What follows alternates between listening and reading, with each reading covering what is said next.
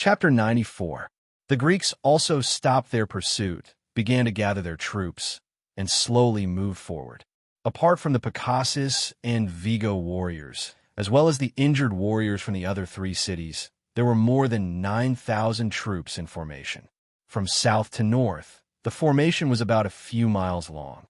They belonged to the tribes under Gramentum, Nudum, and Laos, so the formation was slow. In front of the behemoth of the Lucaria tribal coalition, the Greek mercenaries of only 2,000 people appeared too weak. However, when they slowly moved to 100 meters away from the enemy's formation, they suddenly accelerated to the left. Before the Lucanian leaders could react, the Greek army had already approached the right flank of the allied army. The Lucanian soldiers who were still in a disorderly formation watched in horror as the Greek army threw javelins at them and then launched a fierce attack on them. In the blink of an eye, the right side of the Lucanian coalition army collapsed. The despicable Greeks betrayed their trust and attacked without waiting for us to finish our formation. Sevilla cursed angrily. Acapairu realized that he had made a mistake. Sending a huge army to face the small and capable Greek army was like a fierce bull facing a nimble mouse, bloated and not efficient. Sound the horn, let the soldiers attack immediately. While the Greek army continued to attack the left side along the right side of the right, Acapairu quickly gave an order, surround them, don't let them escape. At the same time, the other leaders also gave similar orders. The Lucanian warriors, who were freed from their restraints, quickly rushed toward the Greek army like hounds that had let loose. They wanted to tear this group of Greeks who had repeatedly made fun of them, humiliated them, and made them hate the most into pieces. The Greek army immediately turned and ran east. As they ran, they threw away their shields, bayonets, and swords to ensure that they would not be caught by the Lucarians who ran like crazy.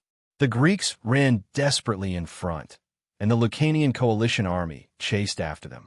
Gradually, they formed a dense line of several miles long. The Greeks turned over the ridge and followed the gradual descent of the mountain to the east. After they had run about 10 leagues, the soldiers were a little out of breath, and when they looked back, the Lucarians were still at their heels. At this time, the Greeks left the mountain road and approached the Tino River. Then, they ran down the gentle slope and came to the large riverbank on the other side of the famous hot spring swamp.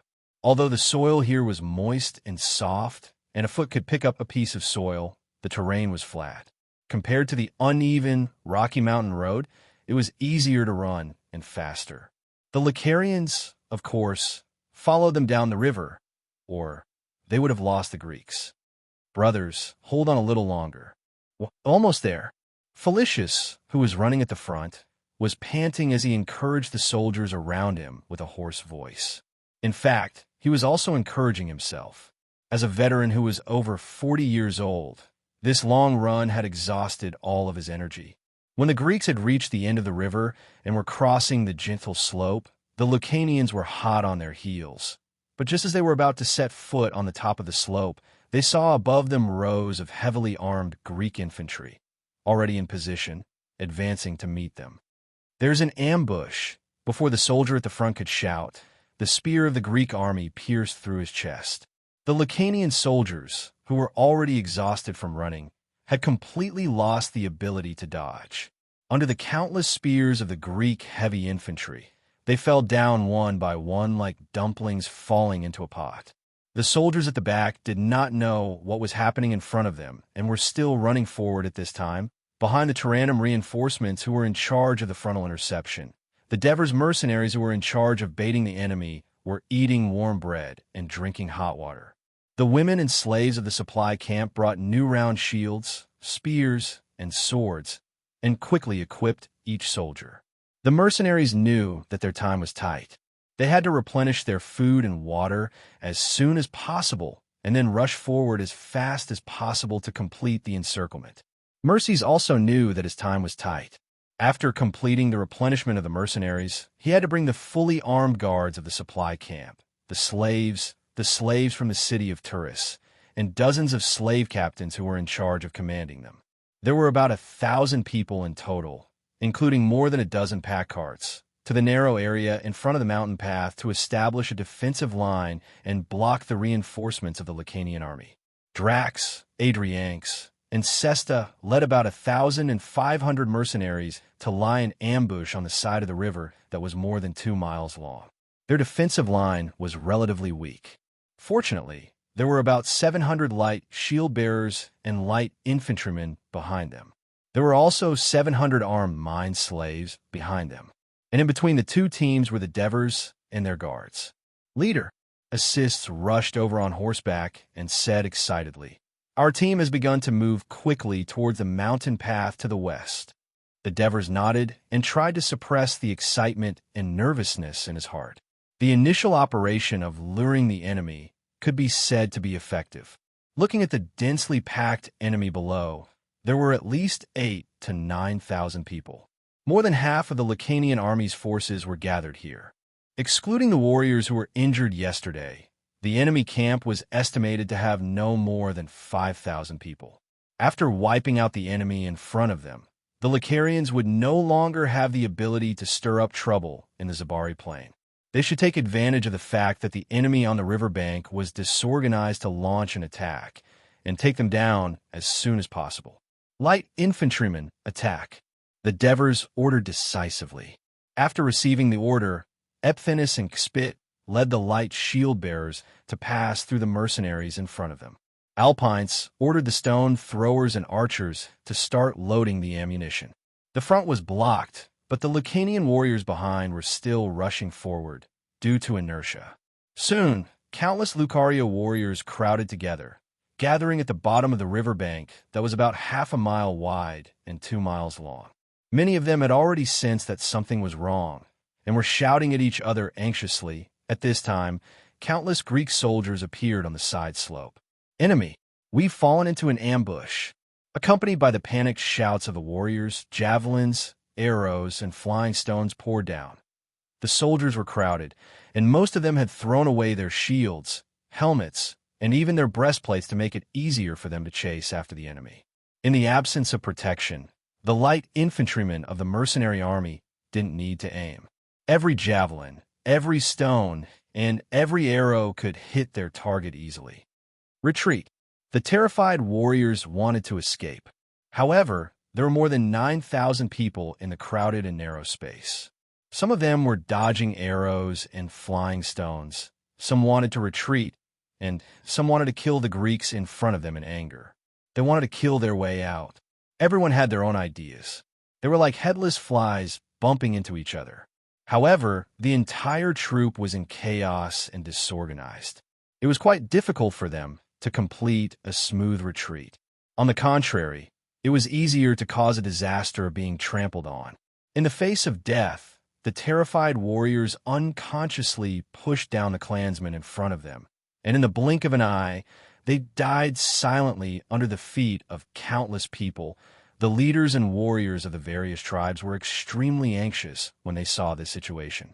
However, in the turbulent and noisy crowd, any shouts or attempts to stop them were futile.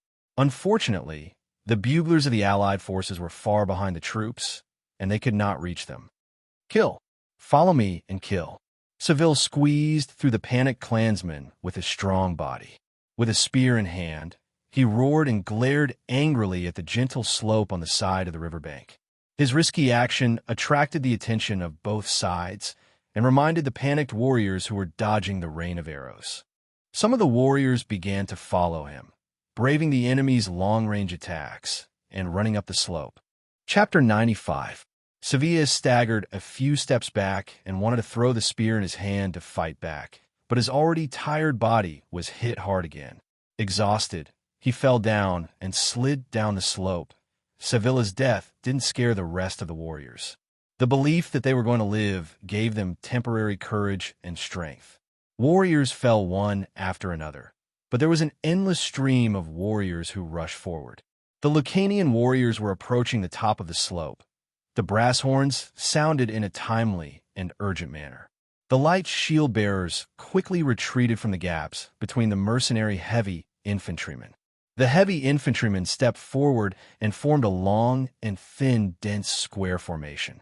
They stood on the top of the slope and wanted to use the long steel wall to destroy the enemy's hope of escaping. The light infantrymen behind them ignored the numbness in their arms and continued to shoot javelins, arrows, and flying stones, making them pass the heavy infantrymen in a perfect arc and fall down the slope. They continued to kill the enemies behind them and prevent them from forming a continuous attack. The slaves at the back had already brought bundles of arrows and javelins for the light infantrymen to replenish their long-range weapons. Draco stood at the forefront of the line of defense, facing the enemies who were gradually beginning to rush up the slope. Not only did he not feel nervous or afraid, but he was full of fighting spirit. "Brothers, drive the enemy down! Roar!" The soldiers were influenced by him. They raised their shields and spears and roared in unison. As the great leader of the Grimentum and the leader of the Lacanian tribal coalition, Acapo, who was over 50 years old, certainly could not impulsively throw himself into the pursuit like the young warriors. He did not chase. There were 400 Grimentum warriors who were responsible for his safety. Of course, they would not leave him behind to pursue the enemy alone. Nudum and Laos were in the same situation. The three teams combined had about 700 warriors. After they met up, they moved forward at a faster speed. When they were about to reach the hot spring swamp, they heard the deafening sound of fighting and screams in front of them. The faces of the great leaders changed. "Hurry up and get there," Akapiru hurriedly ordered. The fast-moving team encountered the Devers mercenaries who were also rushing over to complete the encirclement. When Felicius saw the enemy on the mountain path, his heart skipped a beat. Fortunately, he was experienced and quickly made his own arrangements. The 1st, 2nd, and 3rd companies were under Capus's command to block the enemies who were surrounded. The 4th, 5th, 6th, and 7th companies would follow him to attack the enemies in front. At the same time, Felicius called for a messenger.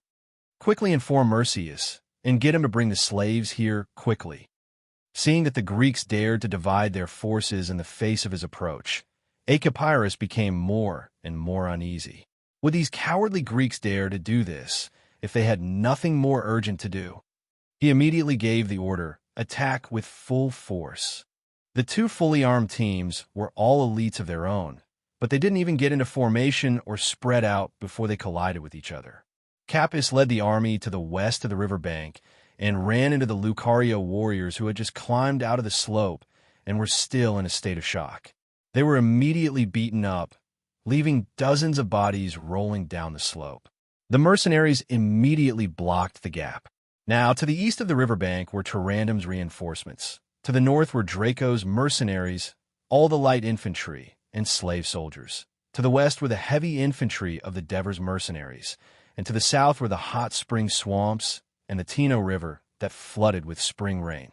More than 9,000 Lacanian tribal coalition forces were surrounded in a narrow, low-lying area about 2 miles long and half a mile wide, and the total force of the encirclement was only about 7,000, including the slave soldiers.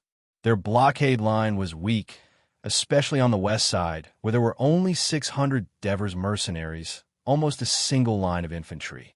Draco's mercenaries, which extended to the north, were like dumplings with thin skin and many fillings, in danger of being squeezed at any time.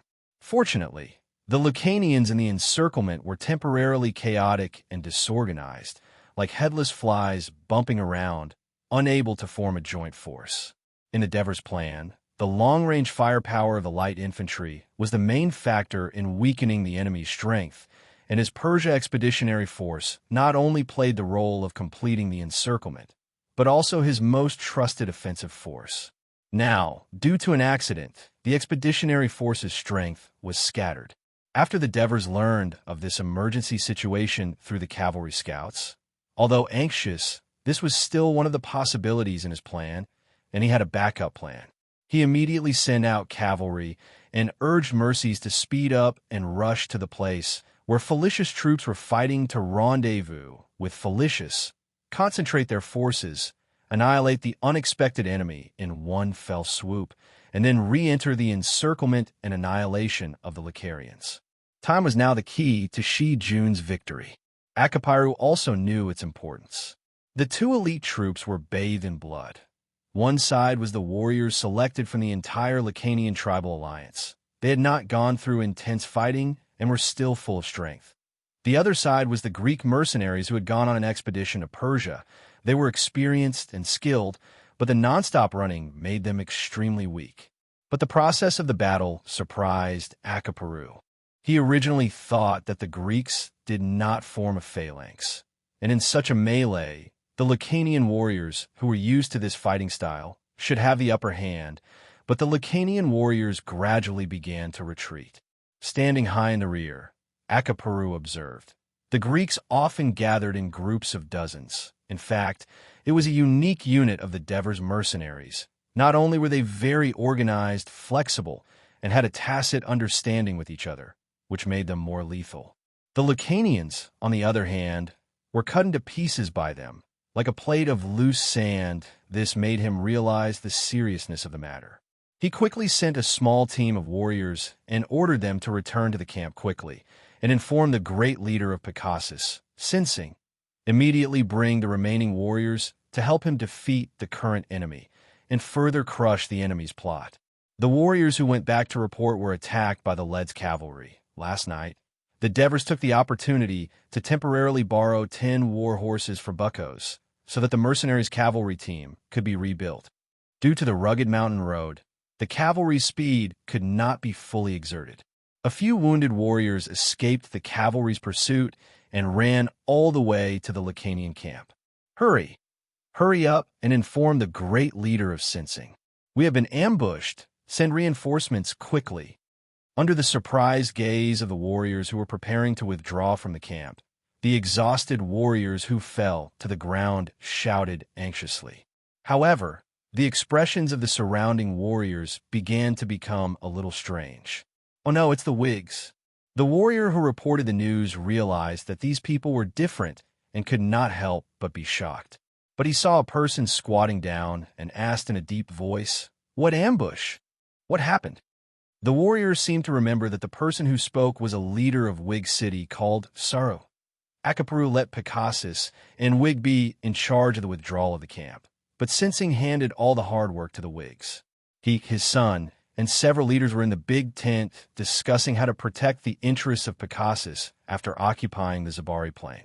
The guards suddenly rushed in and shouted in panic, "Great leader, it's not good. The Whigs have suddenly attacked us." "What?" Sinsing was shocked and immediately cursed angrily. "Those damn Whigs. Do they not want to live anymore?" He hurried out of the military tent, and the scene in front of him was far beyond his expectations. Thick smoke was billowing everywhere in the camp.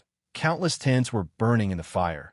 The Whigs were holding spears and divided into countless teams, chasing and killing the unguarded Picassus warriors everywhere. The Picassus people were fleeing in panic. Sinsing's ears were filled with the shrill screams of his people, which almost drove him mad. I've said it before, these despicable, broody people should be killed, but Akaparu just did not listen. "Ninath, hurry up. Quickly organize the warriors to counterattack. Counterattack.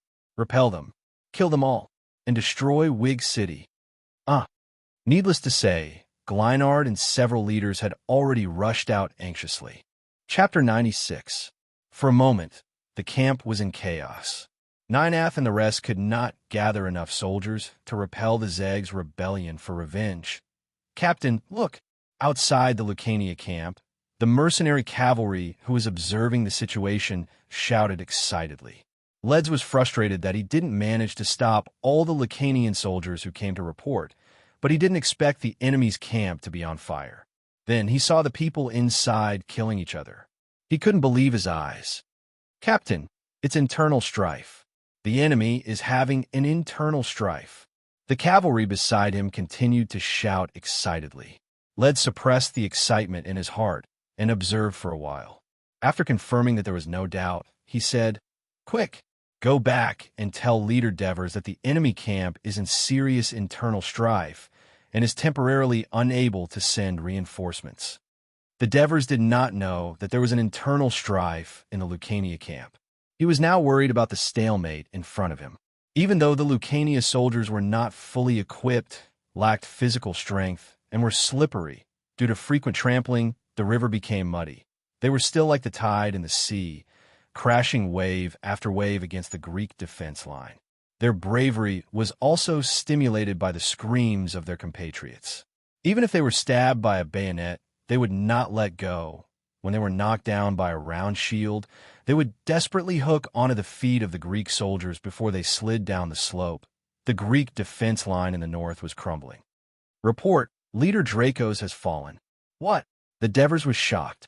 At the back of the heavy infantry line, he could already feel the commotion of the mercenaries in front, and this commotion was spreading.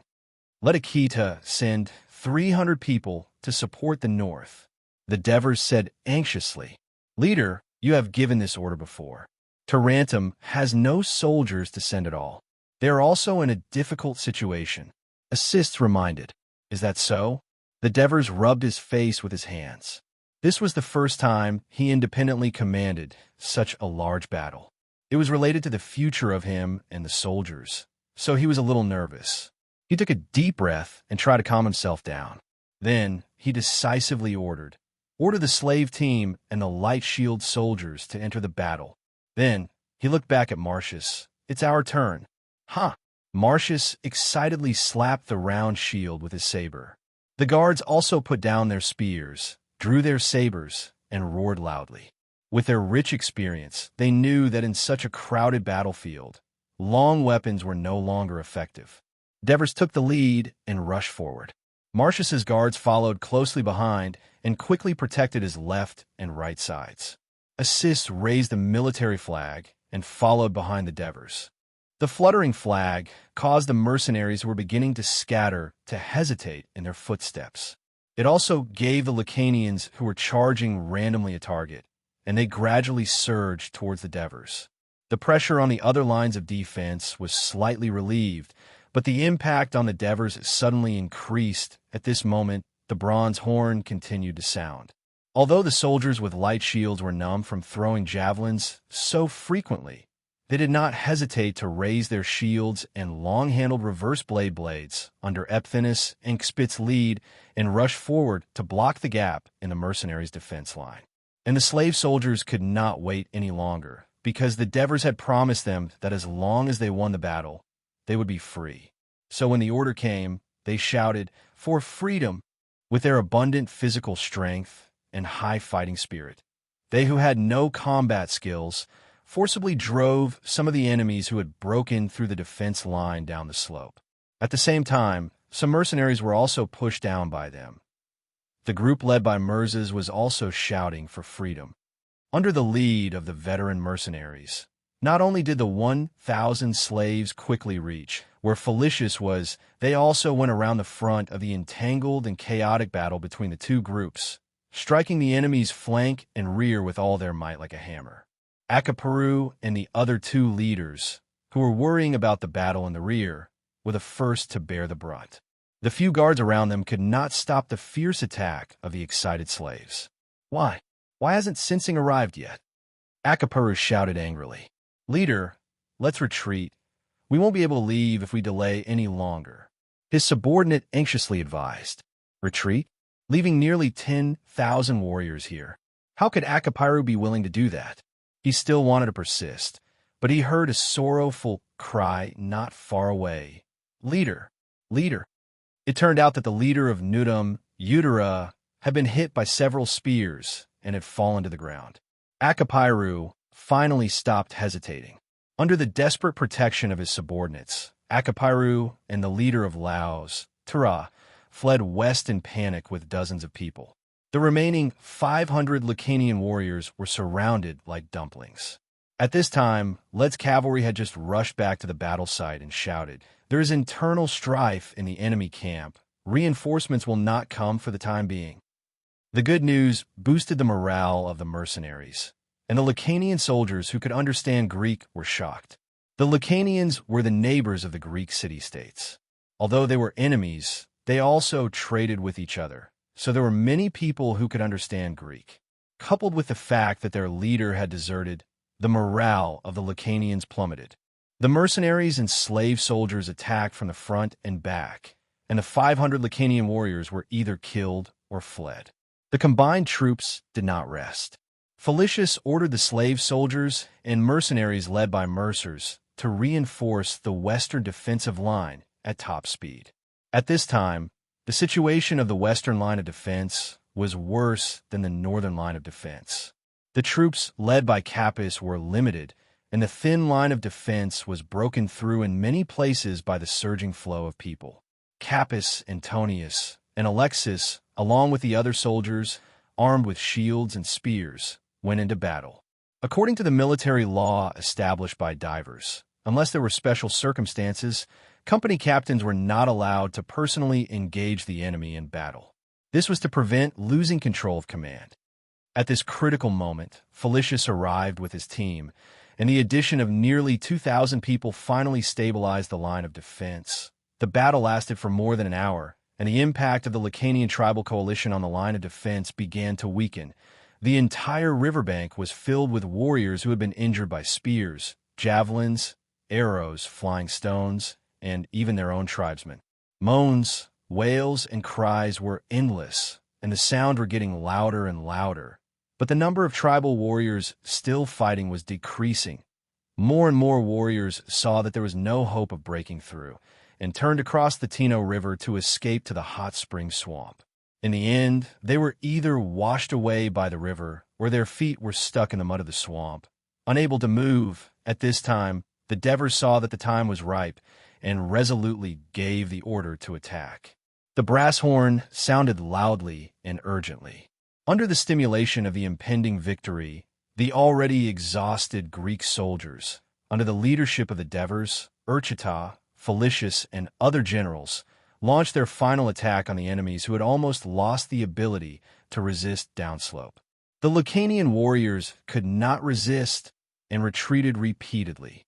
In the end, other than a small number of warriors who surrendered, the rest were either killed or forced into the Tino River and the hot spring swamp, dying under the long-range attacks of arrows and javelins. The Devers independently commanded the first large-scale battle in their long military career, the Battle of the Great River Beach, later known as the Battle of the Hot Spring Swamp. With about 7,500 mixed troops, including slaves, against more than 9,000 people of the Lacanian tribal coalition, the final result was that the Greek army suffered more than 1,000 casualties. Half of them were slaves, and the Lacanian tribal coalition of more than 9,000 people, except for more than 400 who surrendered. The Devers obtained a complete victory. The corpses of the entire Great River Beach were piled up like a mountain, and blood flowed like a river. The efforts of Sinsing, Ninath, and the others were ultimately in vain. Picassus's defeat was irreversible. In the end, they took more than 200 people and fled from the camp in a sorry state. They watched helplessly as the fire burned the camp that stretched for several miles into ashes. Chapter 97. Great leader. When Akbala comes back and sees this, he will probably go crazy. Saru stood at the entrance of the mountain and looked at the camp that was still burning. He was indescribably happy. So what? Even if Akbala goes crazy, he can still command the army and break through Vegas City. Sidorum said worriedly. He was angry that Saru had taken the initiative to attack Picassus and forced him to take action. Vegas City is not that easy to attack. As long as we build a defense on the mountain path, they will attack from above. It's hard to say if they can reach Vegas City. Saru also complained. We shouldn't have given in to their threats and joined this damn alliance. Saru, it's easy for you to say. The Laos are very familiar with our terrain, and we don't have any backup. We don't have enough food, and we can't afford to fight this war. Sidorum expressed his helplessness. Great leader, don't worry. I don't think the Lacanian tribal alliance will be able to come back. Saru comforted Sidorum confidently. Didn't you hear what Akbala said before? The Lacanians were ambushed and even had to come back to call for backup. It's obvious that the situation is very bad. I hope that's the case. Sidorum sighed and said solemnly, what we need to do now is to immediately return to Vegas City and gather the tribesmen to strengthen the defense. At the same time, send people to Kazinsa and ask for help. Ask for help from Kazinsa. Saru was very surprised. These days I've thought about it. If the Briti still fight with each other like before, the Lacanians and Greeks will always bully us. Sidorum said in a low voice. Yes, we should join forces with Kazinsa, just like the Lacanian tribal alliance. Saru was still young and did not have a deep hatred for the other tribes of Briti. Sidorum did not speak. He was thinking about something. At this time, Saru said excitedly, Great leader, since we have become enemies with the Lacanians, when we pass by Laos, shouldn't we take the opportunity to rob them? I think you've lost your mind. If you don't cherish the lives of your people, do you still deserve to be a leader? Was Laos Avanoges so easy to provoke? It's already a problem for us to cross the lower reaches of the Lao River without arousing their suspicion, and you're actually thinking of robbing them. Sidorum scolded and finally made the excited young leader lower his head. After walking for a while, he couldn't help but say, I didn't expect that the defeated Turii would still be able to ambush the allied forces of the Lacanian tribes. Could it be that they received reinforcements from Tarentum or Clotho? Sidorum did not reply. Instead, he turned around and looked at the billowing smoke in the sky. He could not help but think excitedly. If the Lacanian alliance really suffered heavy losses in the ambush of the Greeks, then the situation in this area will change greatly. What should the Whigs do? Sinsing led his remaining clansmen and retreated eastward. In his grief and indignation, he only had one thought in his mind: find Akpalu and lead his army to exterminate Vig City and avenge his dead clansmen. On the way, they met Akpalu's defeated troops. Akpala hoped to return to the camp quickly and get reinforcements to salvage the situation. When he heard the bad news from Sinsing that the Whigs rebelled, Picassus suffered heavy casualties, and the camp was burned to ashes by fire. He was so anxious that he fainted on the spot. Sinsing also heard that more than 9,000 soldiers were ambushed by the Greeks, and it was still unknown whether they were dead or alive. He was stunned on the spot. The generals in the Turii City Hall received a report from the sentries on the city wall in the morning. A large army was suspected to be on the move outside the city. When the morning fog dispersed, the scouts went out to investigate and soon came back with a report. There was nothing unusual around Turii City, but the mercenary camp was almost empty. The generals were shocked. Last night, Burkos came back and said that the mercenaries were willing to stay. For this reason, Turii City was busy for the night, preparing the materials for these greedy mercenaries. Who would have thought that these untrustworthy mercenaries would escape in the middle of the night? The generals scolded the mercenaries, and some even suggested that warships should be sent to the sea to search for traces of them and give them a heavy blow to urge them to return. At this time, the scouts that went to the west returned. What? The mercenaries joined forces with the Tarantamu reinforcements to attack the Lacanian army? Cunagurata couldn't believe his ears. The generals in the city hall were in an uproar. Neonesis cursed. The Devers are crazy, trying to destroy Turii's hope. Yes, after losing the protection of the mercenaries, Turii City will face the attack of the Lacanians alone. What should we do? Polixus said worriedly. Cunagurata said decisively, send out Burkos immediately and persuade the mercenaries to return at all costs. Turii will not allow them to mess around. However, Burkos returned without success. Daves, who had always been kind to him, firmly refused his request. He even sent people to chase away Burkos, who was still begging bitterly, and let him return to the city to wait for the news of victory. I think the Devers are very confident in defeating the Lacanians. Should we believe in them? Burkos comforted the generals, but in fact, he himself was very doubtful. His words immediately caused the generals to scold him. Cunagurata criticized him for not being a good judge of character. Because of their friendship, Polixus didn't directly criticize him, but complained that the mercenaries were untrained wolves and didn't keep their promises. Neonesis angrily accused him of wasting the national treasury's money and resources and found a group of mercenaries, but they didn't do anything. He threatened to propose a trial in the council. The Turii general spent the whole morning complaining, cursing, and feeling uneasy, but they didn't have the courage to send out the only 2,000 soldiers in Turii to help in the battle. In the afternoon, the sentries on the Turii walls heard the rumbling of footsteps again. The scouts sent out saw the mercenaries returning. Although they looked like they were in tatters, covered in blood, and were supporting their injured comrades, they didn't look defeated. Instead, they were full of energy, talking and laughing loudly all the way. In the team, there were more than a dozen carts full of armor and weapons, and many slaves were holding several sets of armor, shields, spears, and helmets. They also held their heads high and looked proud. At the back of the team, there were hundreds of naked men under the escort of the soldiers, walking obediently towards the mercenaries' camp. With one look at their messy long hair, it was obvious that they weren't Greeks.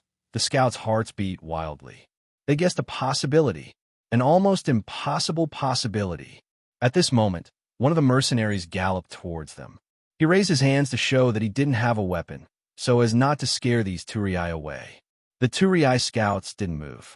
The mercenaries came in front of them, reined in the reins, raised their heads, and said proudly, "Our leader, the Devers, wants you to tell the Turii generals that our mercenaries and the reinforcements from Tarentum have wiped out the main force of the Lacanian army at the Big River. They have been driven out of Turii territory by us."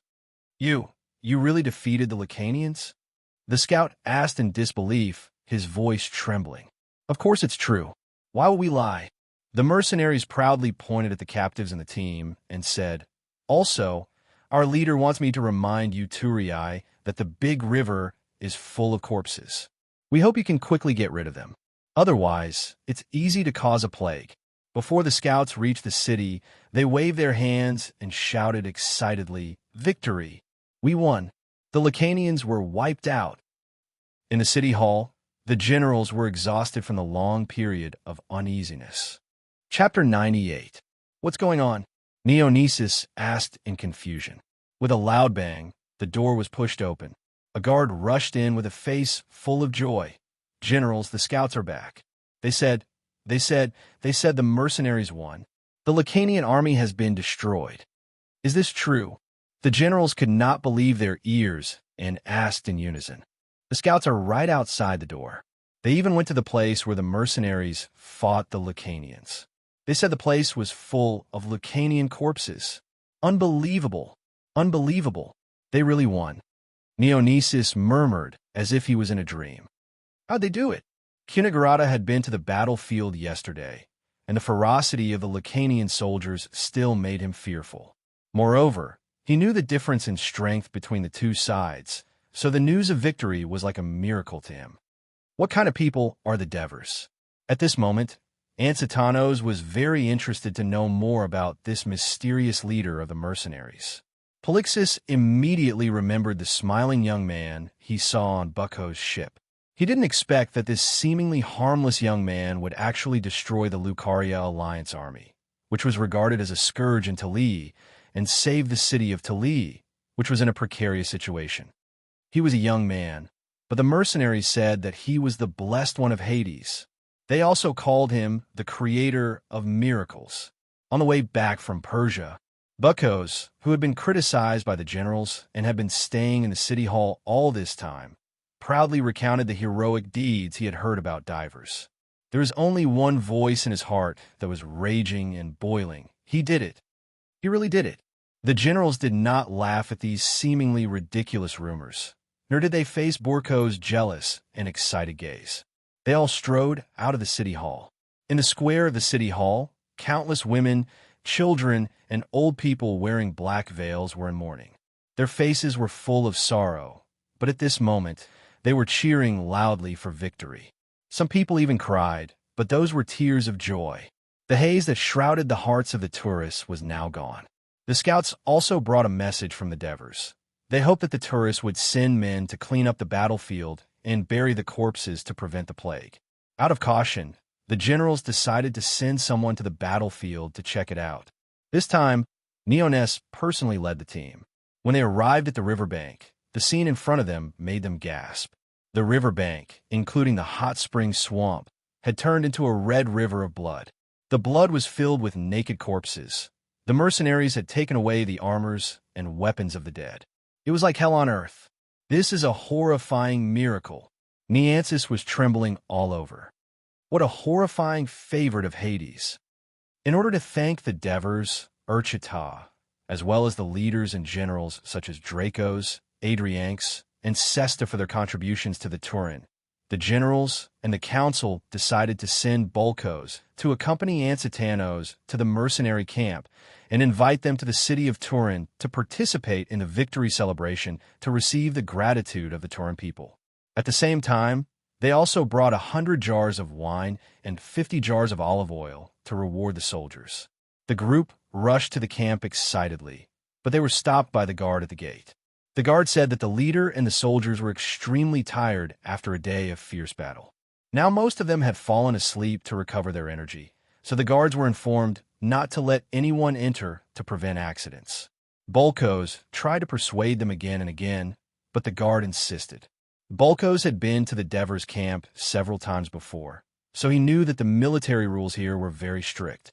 In addition, the camp was indeed unusually quiet, so the tourists had no choice but to leave. Then they found Urchita. Urchita received them happily, but when they explained the purpose of their visit, Urchita looked troubled and said, "To tell you the truth, this victory is entirely due to the genius planning of the Devers. The reinforcements from Tarentum only assisted from the side. If the Devers don't go, of course, I can't go myself, lest I be ridiculed." Ansitanos had no choice but to invite them tomorrow. The mercenary soldiers were indeed ordered to rest, but the mercenary officers, as well as Adrianx and Cesta, were now gathered in the Devers' big tent. After receiving the report from the guard, the Devers smiled and said, "The tourists were wary of us like thieves before, and now they want to please us. Isn't it a little too late?" "Yeah, I hate the tourist faces. We didn't annihilate the Lacanians for them," Amintas said contemptuously. "It's just a pity to miss the tourist celebration. Maybe there are many beautiful tourists who are looking forward to the leader's visit." Oliver's words made everyone laugh. The Devers looked at him amusedly. "Why don't I give this opportunity to you?" "I can't." Oliver shook his head vigorously. "The tourists invited the famous Devers of the Lacanians, not a nobody like me. I'd better continue sleeping in the camp." Oliver's pretentious comical appearance caused everyone to burst into laughter again. "Leader, we still need to maintain a good relationship with the tourists. After all, they will be our neighbors in the future," Felicius reminded. The Devers nodded. His eyes fell on Adrianx and Cesta, and he asked with concern, "How is Drax?" "He's much better under herpes treatment. He even told us to listen to your command," Cesta said gratefully. Adrianx also nodded. The Devers, of course, could tell that Cesta was using Dracos to express his obedience to the Devers. He immediately said, "That's great. We don't want to lose a warrior like Dracos." If it wasn't for him standing at the front of the defense line, blocking the enemy's attack and boosting the morale of the soldiers, the northern defense line would have been broken. After praising Dracos, he looked around and said in a deep voice, "I'll reiterate tonight's battle plan." Everyone immediately stopped joking and focused on the Devers. The Devers picked up a wooden stick and pointed at the wooden table. On the wooden table was a model of a city made of mud. "Tonight at 2 o'clock, the entire army will break camp and head to Amendola. After crossing the Cislino River, Helos. Yes, don't let us build that stone wall for nothing. I hope your 10 days of training will be effective." "Leader, don't worry," Helos said confidently. "The soldiers will use hooks and ropes to climb up the wall and open the gate in the shortest time possible." The Devers nodded and then said, "If we are discovered by the enemy, our sneak attack will be blocked. Capus, Antonio, your 2 companies will carry ladders. Alexis, your company will carry truncheons. Rush to the bottom of the city as fast as possible and attack." "Yes," the 3 of them answered without hesitation. "After the gate is opened, Amintas, your company will be the vanguard. Break through the enemy's defense line as fast as possible and kill your way into the city. Finally, it's my turn." Amintas grinned. "After entering the city, all troops will follow my previous plan.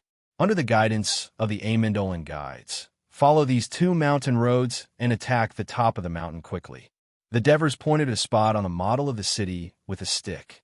According to the Amindolans, there aren't many large and flat places in this mountain city.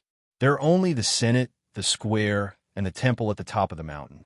So, these three places are most likely where the Lacanians imprisoned the Amendolan people in their own barracks. You must occupy these places as fast as possible. Is everyone clear? Yes. Everyone shouted in unison. At this moment, Alexis asked, "When can we light the torches?" Good question. The Devers realized that he had missed an important detail. After some thought, he said, "When the gate is open, or when the sneak attack fails, we can light the torches when we attack by force." Everyone, the Devers emphasized, tomorrow, the Turii may ask for our help to take back Amendolan, or the Lacanians may escape from Amendolan. So, we can only do it tonight. Only when we take back Amendolan from the Lacanians will it become our trophy. Only then can we save ourselves a lot of trouble and become the true masters of Amendolan. So, we can only succeed tonight. Chapter 99. Vespa did not expect things to turn out this way. Yesterday afternoon, when his messenger arrived at the Zabari Plains, the Lacanian alliance had already retreated. Fearing an attack by the Greek army, they had no choice but to retreat to the city. Today, Vespa was waiting anxiously for the Lacanian alliance to arrive at the Zabari Plains, but they did not come. Unexpectedly, in the afternoon, the spy hurriedly reported that the Greek mercenaries had completely wiped out the Lacanian alliance at the big bank of the Tino River. Vespa was stupefied and terrified. He wanted nothing more than to run away from this terrifying mercenary army, as far away as possible. The powerful tribes of Lucania had suffered heavy losses, and their control over the surrounding tribes would inevitably weaken. Vespa's tribe should not be oppressed for the time being after returning to the Lacanian mountains. However, he could not bear to leave the city empty-handed. His people were so poor that they were afraid of losing the mountains of supplies. At this time, the spy's other words calmed him down. The Greeks had also suffered heavy losses, at least 1,000 casualties. Yes, after such a big battle, did the Greeks not need to rest and reorganize? Vespa scolded himself for being foolish. He ordered his people to start packing their luggage and loading supplies. Depending on the situation, they would be transported in batches. After a busy afternoon, the clansmen were so tired that they fell into a deep sleep at night. This delay was one of the little regrets of Vespa's life. But decades later, when his people and descendants talked about this day, they would all be glad that they did not leave immediately. Late at night, a full moon hung in the sky, bringing a glimmer of light to the dark night. The moonlight was like water, quietly shining on the Zabari Plains. A long line of people silently advanced north of the coast, crossing the Zabari River, the abandoned vineyards, and the Saraceno River. Not only did they not slow down, they even picked up speed. Only when they crossed the Sisnu River did the entire army suddenly stop. Every warrior looked at the silhouetted city of Amendrara in the distance, feeling very excited. The Devers took a deep breath to calm themselves down, then waved at Helos. The attack had begun. That night, Vespa had a good dream. He dreamed that he had not left Amendalar, but had lived there for many years. Every day, he would patrol his herds of cattle and sheep, wander among the olive trees full of fruit, and drink sweet wine. Great leader, this is bad. The Greeks have entered the city. The guard rushed in panic. What did you say? Vespa was startled. Early the next morning, Akita, who had just woken up from his sleep, received a strange news from the guards. The mercenaries who lived next to them had disappeared. He immediately went to check, and sure enough, there was no one there. Immediately, Akita felt that something was wrong. Then he went to the Devers camp. There were people in the camp, but they were all the Devers supply camp, medical camp, wounded soldiers, women, and a large number of slaves, mainly from Turii. They were all loading their luggage and preparing to leave. Urchita strode forward and grabbed Mercies, who was shouting and commanding the slaves. Mercies, where did the Devers and his soldiers go? Mercies stammered and did not respond, which made him even more suspicious. At this moment, a familiar voice came from behind. Akita, I'm really sorry. I came late and made you worry. Akita turned around and saw the Devers smiling. They looked a little tired but seemed to be in a good mood. Where did your soldiers go? I have good news for you. The Devers dismounted and handed the reins to assistants. Then, he said calmly, we took back a Mindler. When? Akita was shocked. Last night. They took down a mountain city in one night. Looking at the Devers' expression, they did not seem to be faking it. Attacking a city was a big problem for any city-state army. Yesterday's battle had already amazed Akita with the Devers' grand spirit, creative battle plans, extremely strong commanding ability, and the ability to combine different troops. The fact that they took down a mountain city in one night made Akita, who had many battle experiences, completely convinced. He smiled bitterly and said, Devers, you have completed another difficult mission. I'm really jealous. Akita's straightforwardness made the Devers laugh. In fact, we also relied on the blessing of the goddess of fate. The Lacanians' defense was lax and completely defenseless. Oh, I see. Akita was curious and wanted to listen to what he had to say. Unexpectedly, the Devers changed the topic and said solemnly, there's something I want to get the support of you in Tarantum. What is it? Akita looked at the serious expression of the Devers and was stunned. The Devers stared at him and said word by word, we mercenaries want to become citizens of a Mindler. Akita was stunned again. He asked with uncertainty, all mercenaries? Are you serious? This is the wish of all mercenaries, the Devers said loudly in an unquestionable tone. Akita's expression became serious. He looked around. Whether it was Merz's, assists, or the busy guards, they all stopped what they were doing and looked at him with expectant eyes. Akita hurriedly turned his head and looked at the Devers. He said in a deep voice, it seems that taking down a Mindler was not a spur-of-the-moment move. Daphis did not answer directly. Instead, he said emotionally, Akita, you were born into a noble family in Tarantum and live a good life. You can't understand the situation of us mercenaries who wander around and have no control over our life and death. Having a home is our greatest desire. Akita was silent for a moment before asking, does Archon Marchers of a Mindler agree? The day the Lacanians occupied a Mindler, he was seriously injured and died a few days later. The other Archon, Glat Baffler.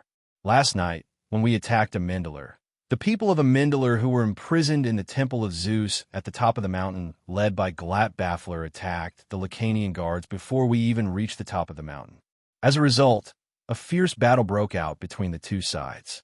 When we arrived, Glat Baffler was already dead, along with some members of the Senate. The Devers said in a heavy tone. Akita looked at the Devers, and the Devers continued calmly. According to our statistics, there are about 1,000 people who survived in a Mindler, and they are not in good health. Nearly half of them are old, and many of them are injured. Even if we leave, I'm afraid they won't be able to maintain the normal management and labor of a Mindler, let alone protect this mountain city. Akita understood. The Devers not only wanted the mercenaries to become citizens of a Mindler, but they also wanted to become the masters there. He was surprised by the Devers' ambition and said, you should ask for Turiai's opinion first. After all, a Mindler is their ally. Akita, to be honest, Turiai has suffered 2 crushing defeats and has lost a lot of strength. I'm afraid they don't have the ability to take care of a Mindler. Although the weak Mindler is not rich, its position is still very important. I'm afraid it will also attract the attention of other forces. At least in our hands, we can defend it and are willing to become allies with Tarantum to maintain the security of this area and ensure that Heraclea will no longer be threatened by the indigenous people. The Devers solemnly promised. Akita was a little moved when he heard that. After all, Turiai's performance in the war with Lucania was too poor and almost caused a disaster in this area. Therefore, he cautiously said, I don't have the right to decide whether you can have a Mindler or not. This needs to be approved by the Senate of Tarantum. I will immediately send someone to rush back to Tarantum by boat. I hope you will also send someone to go with you and express your wishes to the Senate of Tarantum. Thank you very much, Akita, the Devers said excitedly. My only regret is that you can no longer be a citizen of Tarantum, Akita said sincerely. The Devers was greatly moved and quickly said, but we will be allies. Maybe one day we will fight side by side again. Chapter 100. Although the Devers, Urchita, and the others did not participate, the tourist victory celebration was still held.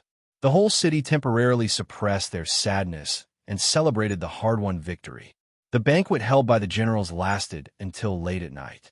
Ansitanos, who had drunk countless bottles of wine, slept until the sun was high up in the sky. When he left the city, it was almost noon. When he arrived at the empty Devers camp, he was dumbfounded. Fortunately, they saw the reinforcements from Tarantum who were still stationed at the mercenary camp. Only then did they know that the mercenaries had gone to Armandalara. The mercenaries had taken over the city of Armandalara. The shocking news shocked Ansitanos and Buckos again. They immediately sped up and headed north, eager to see the Devers.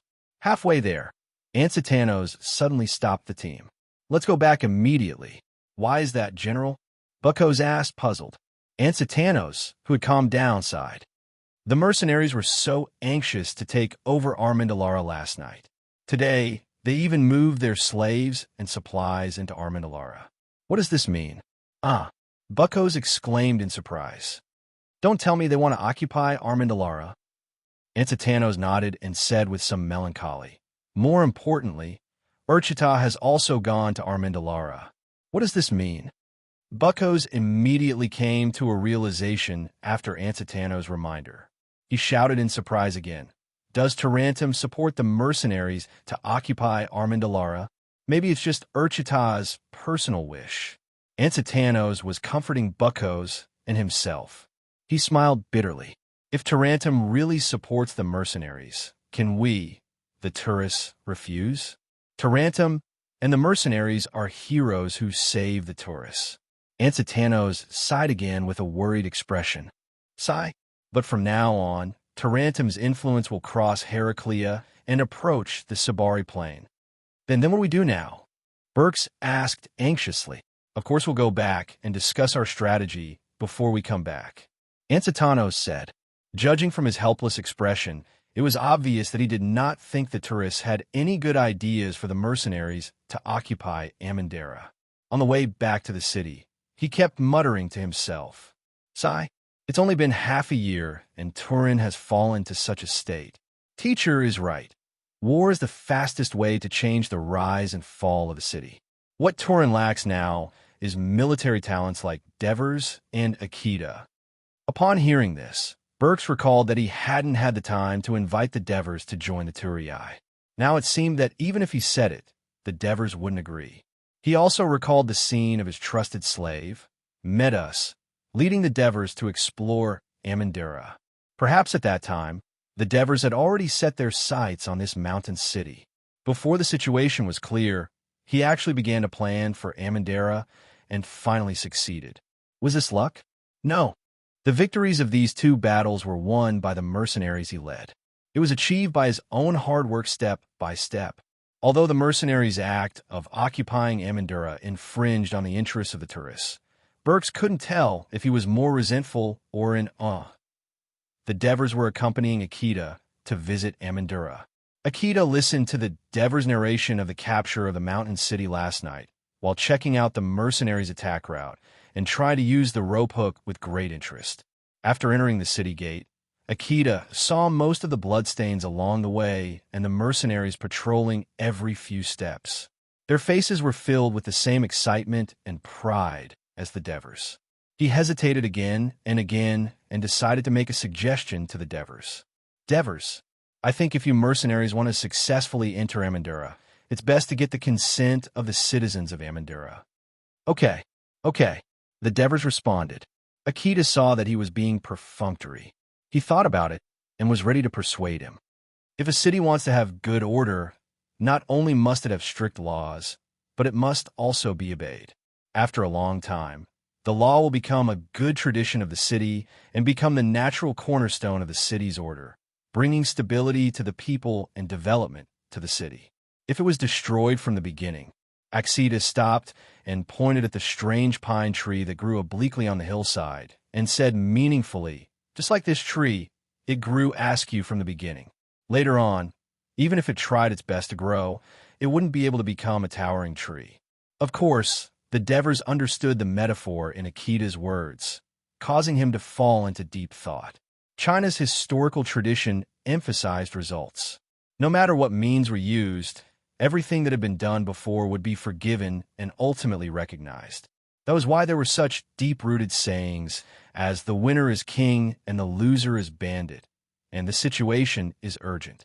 However, the Devers, who graduated from the University of Political Science and Law in his previous life, knew that in the Republic of Rome, which was known as the Son of Law, the hundreds of years of inheritance had caused its laws and traditions to restrain the excesses of those in power. Even if there was a series of upheavals, it would not cause the country to be greatly shaken. For example, when Caesar crossed the Rubicon River, he did not allow his army to enter the city of Rome because it was a tradition. Antony, who doted on Cleopatra, did not agree to her request to incorporate the Jewish kingdom into Egypt because it was the duty of every citizen of Rome not to harm the interests of Rome. It was a tradition. Octavian, who held great power, did not turn the Republic of Rome into an empire because it was a deep-rooted tradition that the Senate and the citizens' assembly were the centers of power in Rome. He could only slowly change the institutions of power in Rome bit by bit over the decades. However, when the commander of the imperial guards assassinated the extreme Emperor Caligula of Rome, whom he had been protecting since he was a child, it was a bad tradition that the imperial guards frequently assassinated the Emperor of Rome. It would have been fine if the Devers was just a leader who only cared about immediate benefits and seeking temporary pleasure, but his ambitions were not limited to the small Amendola. Urchita's advice was like a blow to his head. The actions of the mercenaries not only had to consider the feelings of the people of Amendola and be beneficial to their future rule, they also had to consider the feelings of the mercenaries as outsiders who had taken root in Great Greece and the feelings of the surrounding city-states towards them. Forceful actions were obviously unwelcome and could easily lead to isolation. The Devers decided to change his previous method of seeking quick success and instant benefits. At the same time, this reflection also changed his behavior and began to think from the perspective of a true Greek. Urchita, thank you for the reminder. Out of gratitude to Urchita, the Devers decided to immediately put one of his ideas into action. I heard that the Pythagorean school of thought is not in a good situation in Great Greece. Hearing this, Urchita's face darkened slightly as he said with a complicated expression, "Yes. The people of many city-states in Great Greece do not agree with the philosophy of our school and use various means to suppress the members of the school, causing most of the disciples to have no choice but to leave Great Greece and settle down in Greece's mainland, Phelios. Now, only Tarentum remains tolerant of the school. I agree with your school's philosophy of all things are numbers. I think that if we use numbers to manage the city-states, it will definitely be more detailed and efficient. Also, your school encourages self-control, abstinence, purity, and obedience, which I also agree with very much. At the same time, you also dare to break the customs and allow women to participate in the study. That's a pioneering move." The Devers said sincerely, "If the mercenaries become the masters of Amendola, I will definitely invite the members of the Pythagorean school to come here to train students and establish an academy, with the city-states providing funding." The reason why Urchita was so frank about the current situation of the Pythagorean school was because everyone in Great Greece knew about the Pythagorean school. Moreover, the Devers had also expressed his good impression of the school before, but he did not expect the Devers to have such a good impression of the school. For a moment, he could not believe it. "Is what you said true? Do you want me to swear to the gods?" Chapter 101. When Cornelius was led into the Senate by the soldiers, he was both excited and nervous. Ever since Amendola was occupied by the Lacanians, Cornelius's life had been like hell for the past 6 months. During the day, he was held captive by the Lacarians, herding cattle and sheep, chopping trees, and carrying supplies. If he slacked off, he would be scolded, beaten, and even denied food. At night, He would be locked up in the temple of Zeus with the others.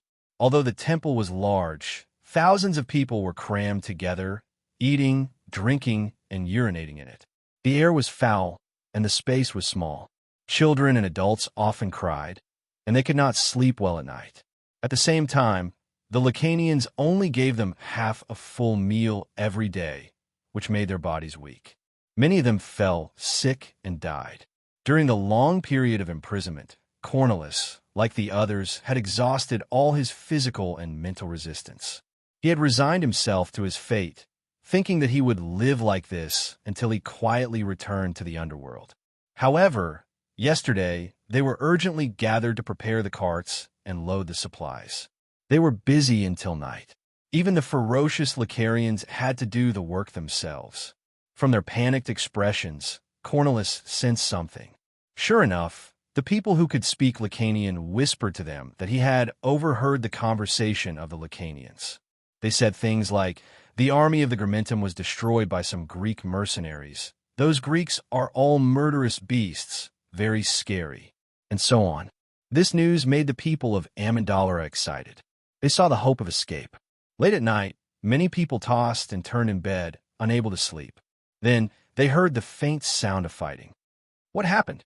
The sensitive people of Amandalra got up and went to the entrance of the temple, peeking out through the crack of the door. The guards of Lucania panicked and shouted at each other in panic. The people in the temple could hear, clearly, "The Greeks have entered the city." The people were excited. When the usually decisive consul, Great Baffler, saw the guards leaving, seemingly to reinforce the enemy fighting at the foot of the mountain, he immediately organized the people to fight back. The people of Amandalra who hated the Lacarians worked together to break open the gate. They swarmed in and used stones and fists to knock down the few remaining Lacanian guards who had lost their will to fight. As soon as the people left the temple, they ran into the Lacarians who had returned to reinforce them. In fact, the Lucanian warriors could not resist the attack of the mercenaries at all. In a moment of desperation, Wespa thought of the more than 1,000 Greek people imprisoned in the temple. Perhaps they could be used as hostages in exchange for the survival of his tribe. Unarmed and weak, the people of Amandalra were no match for the Lacarian warriors. However, they had just broken out of the cage, and reinforcements were coming. Filled with anger and hope, the people of Amandalra were unwilling to surrender again. In the end, Magistrate Gratbaffler was the first to die in battle.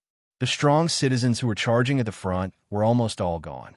Just when the Lacarians could no longer control their bloodthirst and were about to kill the remaining trembling citizens of Amandalra, the Greek mercenaries arrived. In front of the people of Amandalra, these strong and burly soldiers showed their might. In an instant, they killed the ferocious enemies and forced them to kneel and surrender. When these murderous soldiers walked towards the people of Amandalra, the people of Amandalra could not help but tremble. They didn't expect that these soldiers would help them up with concern, prepare clean beds, and serve them steaming hot oatmeal. There was also a doctor who carefully examined their bodies and treated their wounds. It was like entering Elysium from hell. Cornelius shed tears of gratitude more than once. Like the others, he began to inquire about the origins of this team that fought valiantly and were full of love for their compatriots. The soldiers, doctors, women who were called nurses by the soldiers, and slaves did not shy away from telling the people everything about themselves. Therefore, Cornelius knew that this Greek troop came from Asia Minor. Under the leadership of Prince Cyrus the Younger of Persia, they went deep into Persia and fought against the army of the king of Persia.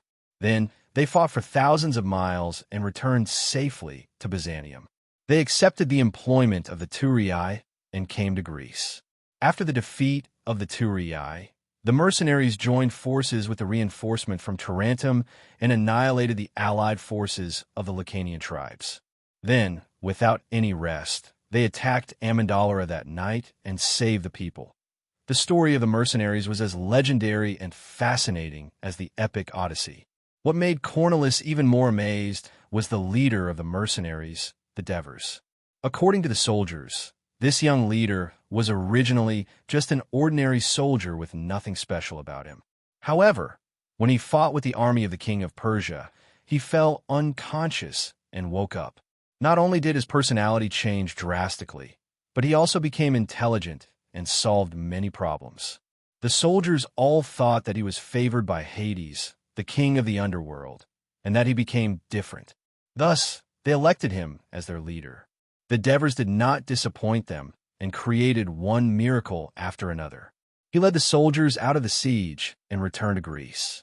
He also went against everyone's opinion and accepted the invitation of the Turii. When they lost the battle and everyone was pessimistic and lost, he resolutely attacked the powerful Lacanian army and annihilated the enemy with a great disparity in strength, creating an almost impossible miracle. Then, when everyone thought that the mercenaries needed rest after the war, he launched another attack on Amendolara within a day. Therefore, when a mercenary told Cornelius that the leader of the Devers wanted to see him, he could not wait to see this young leader who led such a unique army and was respected and admired by the soldiers. He was called the Blessed One, the Child of Miracles, and our Devers. As soon as he entered the hall, a young man with a smile on his face greeted him warmly. "Lord Cornelius." Cornelius was stunned. "You are," the guard who led the way said proudly. "This is our leader of the Devers." Although he knew from the mercenary that the Devers were young, when he stood in front of him in person, Cornelius was still surprised by how young and easygoing he was. He was not at all like the experienced mercenary leader that he had imagined. He momentarily lost his composure. The Devers were also sizing up the elder of the Senate of Amendolar. It was said that his family was one of the founders of Amendolar more than 200 years ago. It had continued to this day and had produced countless consuls and elders. It could be said to be a prestigious family in Amendolar. Although Cornelius was only an elder, he was kind and willing to help others. He had a high reputation among the people, which was why the Devers chose him first. Looking at the middle-aged man who was emaciated because of the long period of imprisonment, the Devers asked with concern, "I heard that you were injured last night. Are you feeling better now?" Cornelius touched the bandage on his abdomen and said gratefully, "Much better, much better. Your doctor's medical skills are very high. Leader of the Devers, thank you for coming in time last night. Otherwise, we would all be dead." The Devers' heart skipped a beat. They looked at Cornelius carefully. His sincere expression did not seem to be fake.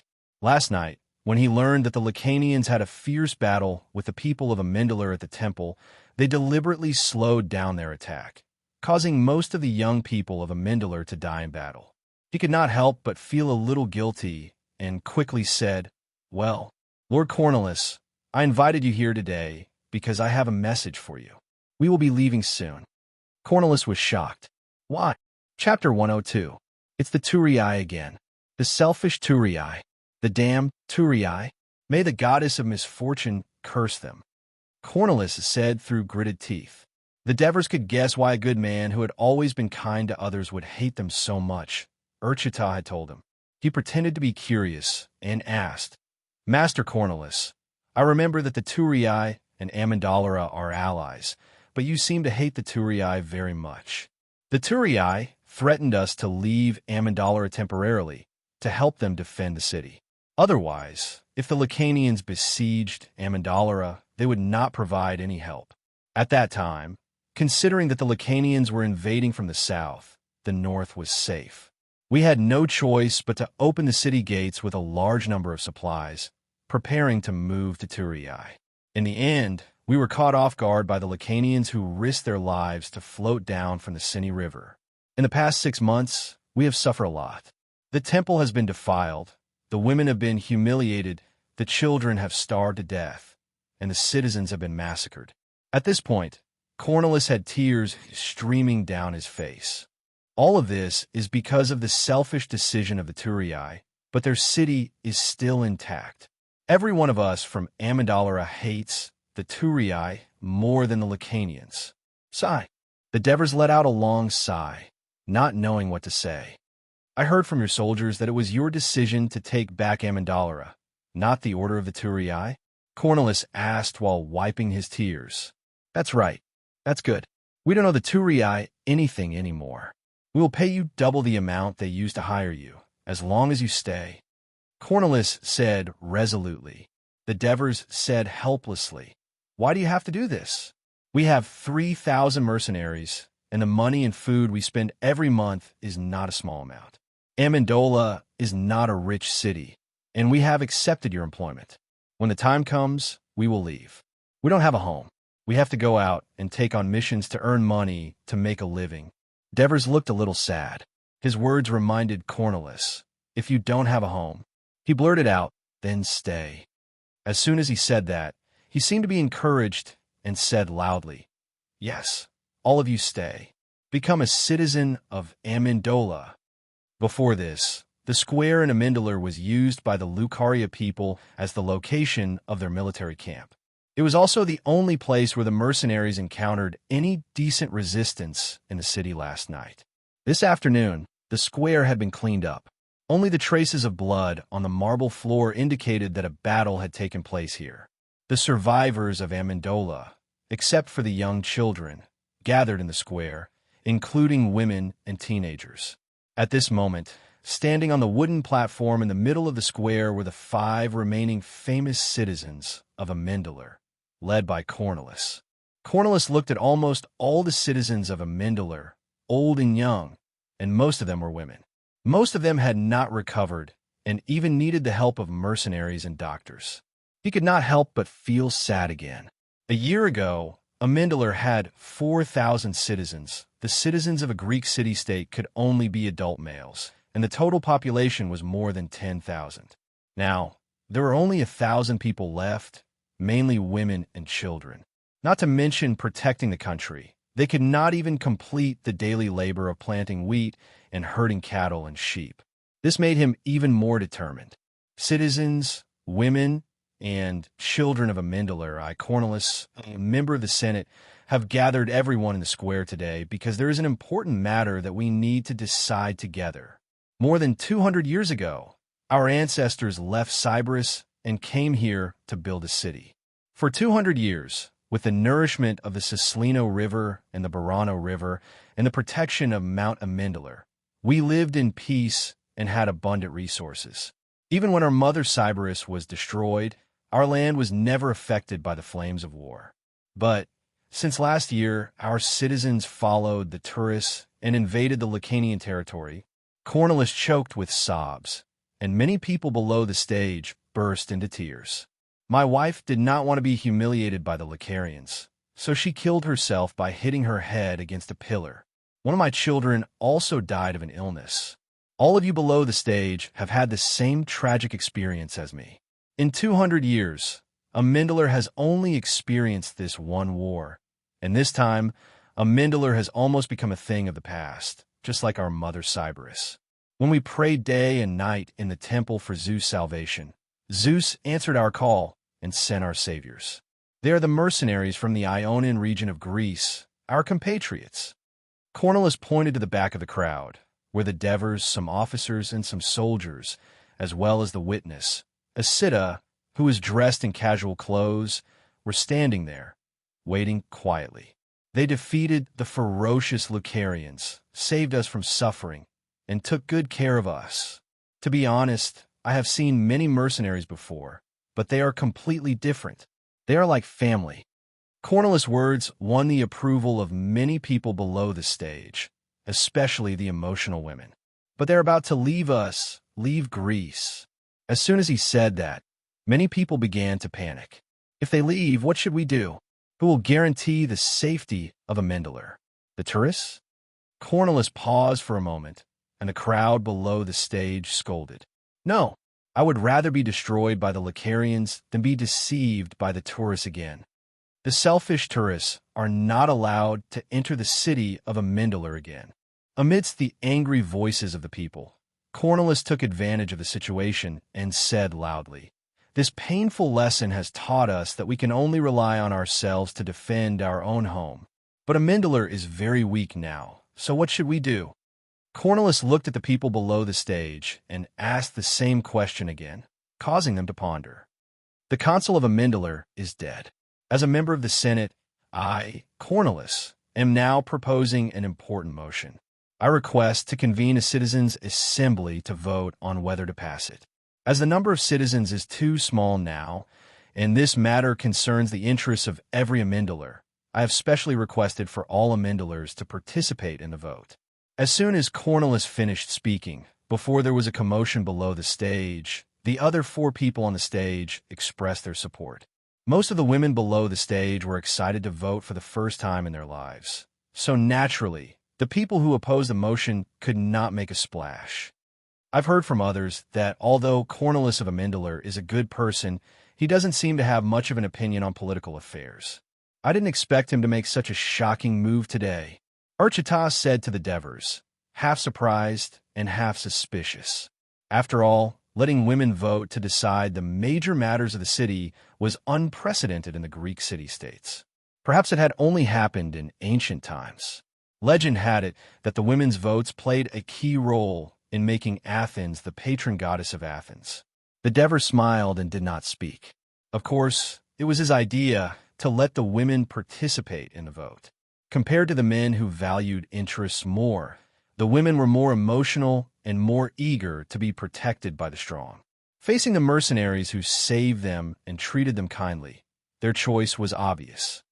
Since everyone has agreed to this, then my next suggestion is Cornelius's gaze swept towards Divers and the others in the distance. Accept our benefactor, the mercenaries who saved Amendalera, as citizens of Amendalera. Then, we won't have to worry about the safety of the city anymore. The people below the stage were in an uproar. After all, it was not easy for a free person to become a citizen of a Greek city-state, let alone accepting more than 3,000 people as citizens at once.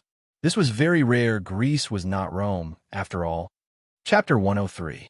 Looking at the countless raised right arms in front of him, Urchita was both happy and regretful. Devers, your wish has come true. Congratulations. The Devers breathed a sigh of relief and said sincerely, "Thank you. I also sincerely hope that the Tarentum Senate will agree to my proposal. Then we can become allies." There were a total of 1,382 people who voted on this motion. 1,076 people agreed, and 306 people objected. The motion is passed.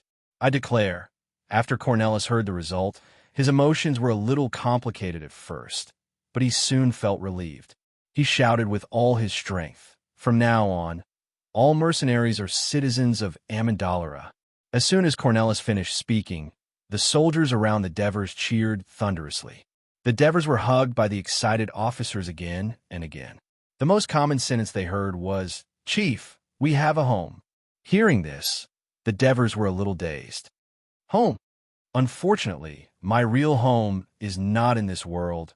While the Amendalera Citizens' Assembly was being held, the Turii emissary group, still led by Ansetanos, arrived at the city gate of Amendalera. "We are the emissaries of the Turii. We want to see your leader. Please open the gate." Burke shouted at the sentries on the city wall.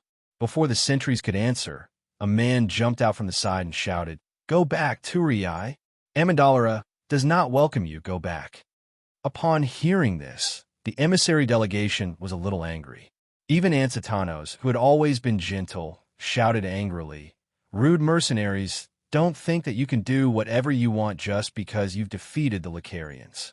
Ignore the laws of the Greek city-states and forcibly occupy their cities." The man sneered. What a selfless tone, as if you really care about the life and death of the Amendalera people. Open your eyes and look clearly. I'm an Amendalera citizen who has lived here since I was a child. Ansetanos was stunned, but Burks recognized him. After all, he was a merchant who often came to Amendalera to trade and knew many people. "It's you, Antichrist. You didn't expect me to still be alive, did you?" Antichrist's words were full of resentment. "Thanks to you, Turris, the Lacanians chopped off my right hand, but fortunately I survived. Most of my neighbors, my comrades in arms, are dead because of your selfish demands and compulsions to move to that accursed city of Turii, only to be ambushed by the Lacanians when they were unprepared. The suffering of Amendola is due to the Turii. From now on, the tourists are not welcome here. This is not my personal wish, but the common wish of all the surviving Emendarans." Buckos was stunned, Ansetanos was stunned, and the emissaries were stunned. They did not expect the citizens of Amandara to treat them like this. Although Amendola and the tourists were allies, there was a huge disparity in their strength. The tourists had more than 20,000 citizens, and the total population was about 100,000. Including the freedmen, there were close to 140,000, and this did not include the slaves. Amendola's population was only about 10,000 people at most. Therefore, the tourists treated Amendola more like their own city and rarely considered the feelings of the other. When the tourists received the news that Amendola had been conquered by the Lacanians, other than expressing regret, they were also worried about whether it would threaten the northern part of the Sabari Plains. When the citizens of Amendola who had just escaped asked the tourists to reclaim their lost land, the tourists ignored them because they were preoccupied with defending against the Lacanians' attack. Now, when they realized how deep the resentment of the citizens of Amendola was, they were shocked beyond words. Don't even think about asking for anything from Amendola, and Amendola will never listen to you. Did you hear the cheers? Antichrist laughed maniacally and patted the sentry's shoulder with his left hand. The people of Amendola have voted to accept all the mercenaries as citizens of Amendola. Therefore, they did not take over Amendola by force. They have legally become citizens of Amendola. I heard that the Lacanian army that defeated the tourists twice was annihilated by the mercenaries. I think anyone who wants to invade Amendola in the future will have to have a taste of our new citizens' shields and spears first. The threat in Antichrist's words made the emissaries' expressions turn ugly. As Antichrist laughed, the tourist emissaries returned angrily. Antichrist stopped laughing and turned to look at the sentry beside him in a good mood. When the sentry felt his hair stand on end, Antichrist showed a satisfied expression and asked, "What's your name?" "Trotitus." "Where are you from?"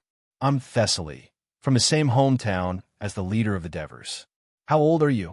28. After asking a series of questions, Antichrist went straight to the point and said to the confused sentinel, "I have 2 daughters. One is 21 years old, good-looking. Her husband is dead, and she has a 2-year-old son. The other is only 16 years old, and she's not engaged. Choose one to be my son-in-law. Make your choice tonight, and I'll bring you to my house to get married tomorrow." Trotitus was instantly dumbfounded. The other sentry went up to congratulate him, and one shamelessly said, "Antichrist, you have 2 daughters. Why don't you let me be your other son-in-law?" The people on the city wall laughed. The tourist emissaries groaned. "Who's that Antichrist?" Ansitanos asked in a low voice. "A noble of Amendola. He used to be the captain of the patrol team and the captain of the fire brigade," Buckos answered. Ansitanos replied with an "oh," and did not say anything else. "General, although the Amandorians have a problem with the tourists, I know the leader of the mercenaries, the Devers. Although he's young, he's very steady and has a good impression of the tourists. Besides, we have an employment agreement with him, so he won't be easily instigated by the Amandorians. I believe that after some time, when the Amandorians have calmed down, we can still have a good talk with them," Buckos comforted. "I hope so." Ansitano sighed. "The mercenaries are now legally citizens of Amendola, and our protest is ineffective. Given the current situation, we have to go back and discuss a new strategy." "Sigh. Buckos, do you know what I'm thinking?" "I don't know. My teacher once said, after the Greco-Persian War, Sparta was arrogant and treated its neighbors harshly and inhumanely. Therefore, the Greek city-states distanced themselves from Sparta and went to deal with the kinder Athens, which eventually led to the formation of the Tino alliance." As Ansitanos pondered, he blamed himself painfully. Is Artali's method really too overbearing? It's not a good sign to pretend to be arrogant when we don't have powerful strength, right? After the referendum, the women and children left the square, and Cornelis asked Urchta to leave because the real citizens' assembly of Amendola was about to begin.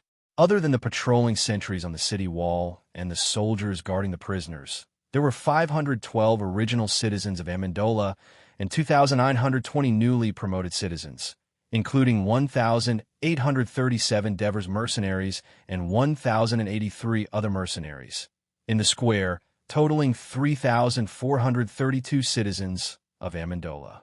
Chapter 104. The highest authority in both Athens and Amendola is the General Assembly, which allows all citizens to participate. It decides on the laws, military affairs, foreign affairs, and other important matters of the city-state. Athens has the 10 general system, and Amendola has 2 archons, who manage the internal affairs of the city-state and serve as the commander of the army during wartime. They are elected by the General Assembly every year. Athens has a council of 500 people, and Amendola has a senate of 100 people. The members of the Senate are also elected by the General Assembly every year. They propose bills and are responsible for the execution and trial of the city-state's laws. They also assist the Archon in managing the city-state, as well as ordinary foreign affairs. Originally, the election of the Archon was held in June every year. The Archon was applied for by the Archon, nominated by the Senate, and elected by the General Assembly. But now, Amendola has gone through war, and there are many things waiting to be done.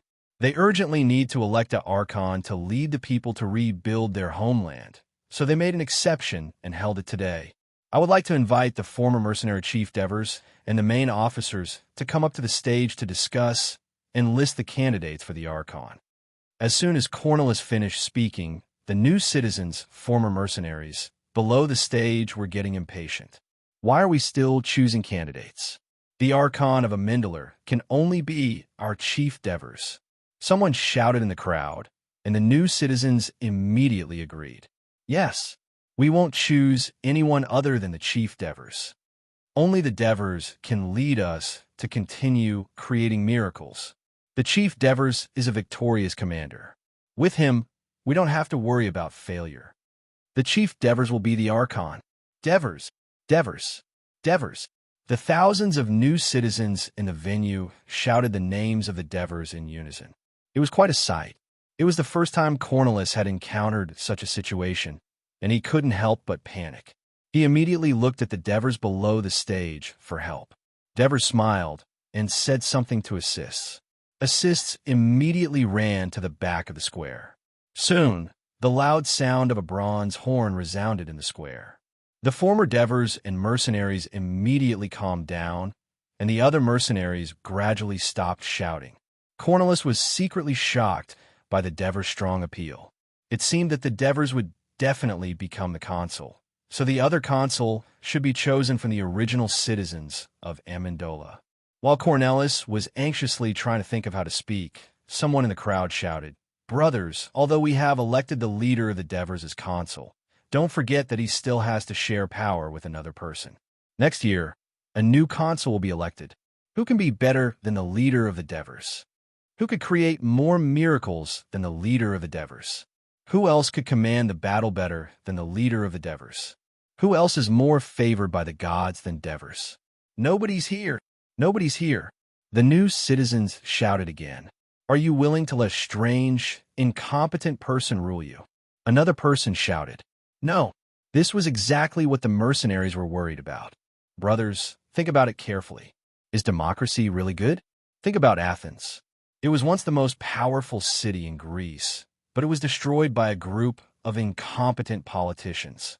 Think about the city-states we pass through in the Yolkstar Ocean. They are also democracies, but their governance of the city-states is terrible. An army must listen to the command of a wise general to win a battle. If a city wants to be strong, of course, it should follow this principle. Brothers, in the past year, we have experienced many difficulties, but we have also gained a lot of knowledge. We have seen the vastness of Persia, the tyranny of Sparta, and the bullying of Turris. Do you want to enjoy freedom under a democratic system and live a life of bullying? Or do you want to become strong under the leadership of the leader of the Devers? Soldiers, tell us your choice. Looking at Olivers, who was waving his arms and shouting in the crowd, the Devers nodded slightly. The Devers as king. A shout came from the crowd. Cornelis and the other 5 people on the stage, as well as the native citizens of Amendola, were all shocked. Sesta and Adrianx turned to look at the Devers not far away, as well as Antonio's, Capus, Amintes, and the other senior officers of the mercenary army. All of them looked calm. If they were more familiar with the Devers, they would realize that the people leading the soldiers in the square were Helos, Matones, Olivers, and the other members of Helos' team. Sesta and Adrianx looked at each other and then fell silent. Following that shout, the entire square suddenly fell into a terrible silence. But soon, the new citizens also began to shout, "The Devers as king." At first, it was sparse, but in the end, it became more and more uniform and loud. Cornelis and the other 5 people looked at each other. One of the old men wanted to rush out, but was held back by his left and right. In the end, he gave up. Facing the pressure of thousands of people below the stage, no one dared to summon the courage to step forward and shout, "You are wrong.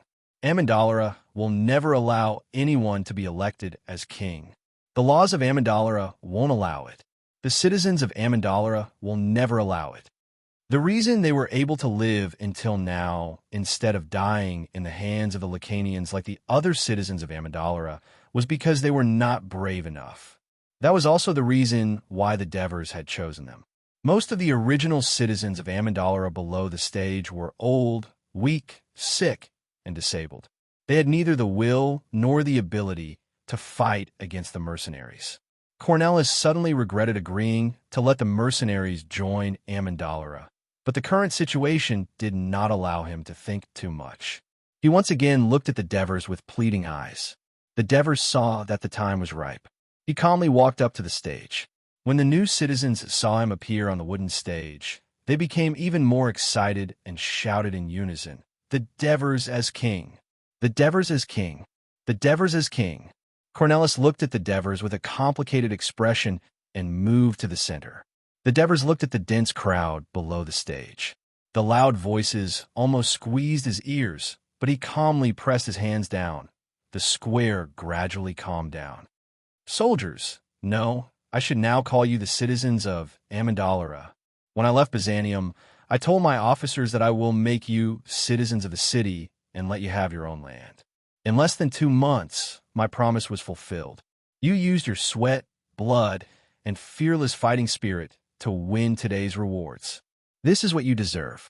Congratulations, new citizens of Amyndalara. Victory!" The new citizens below the stage cheered excitedly, and some even shed tears. "Thank you very much for your trust in me. You want to elect me as the king of Amyndalara.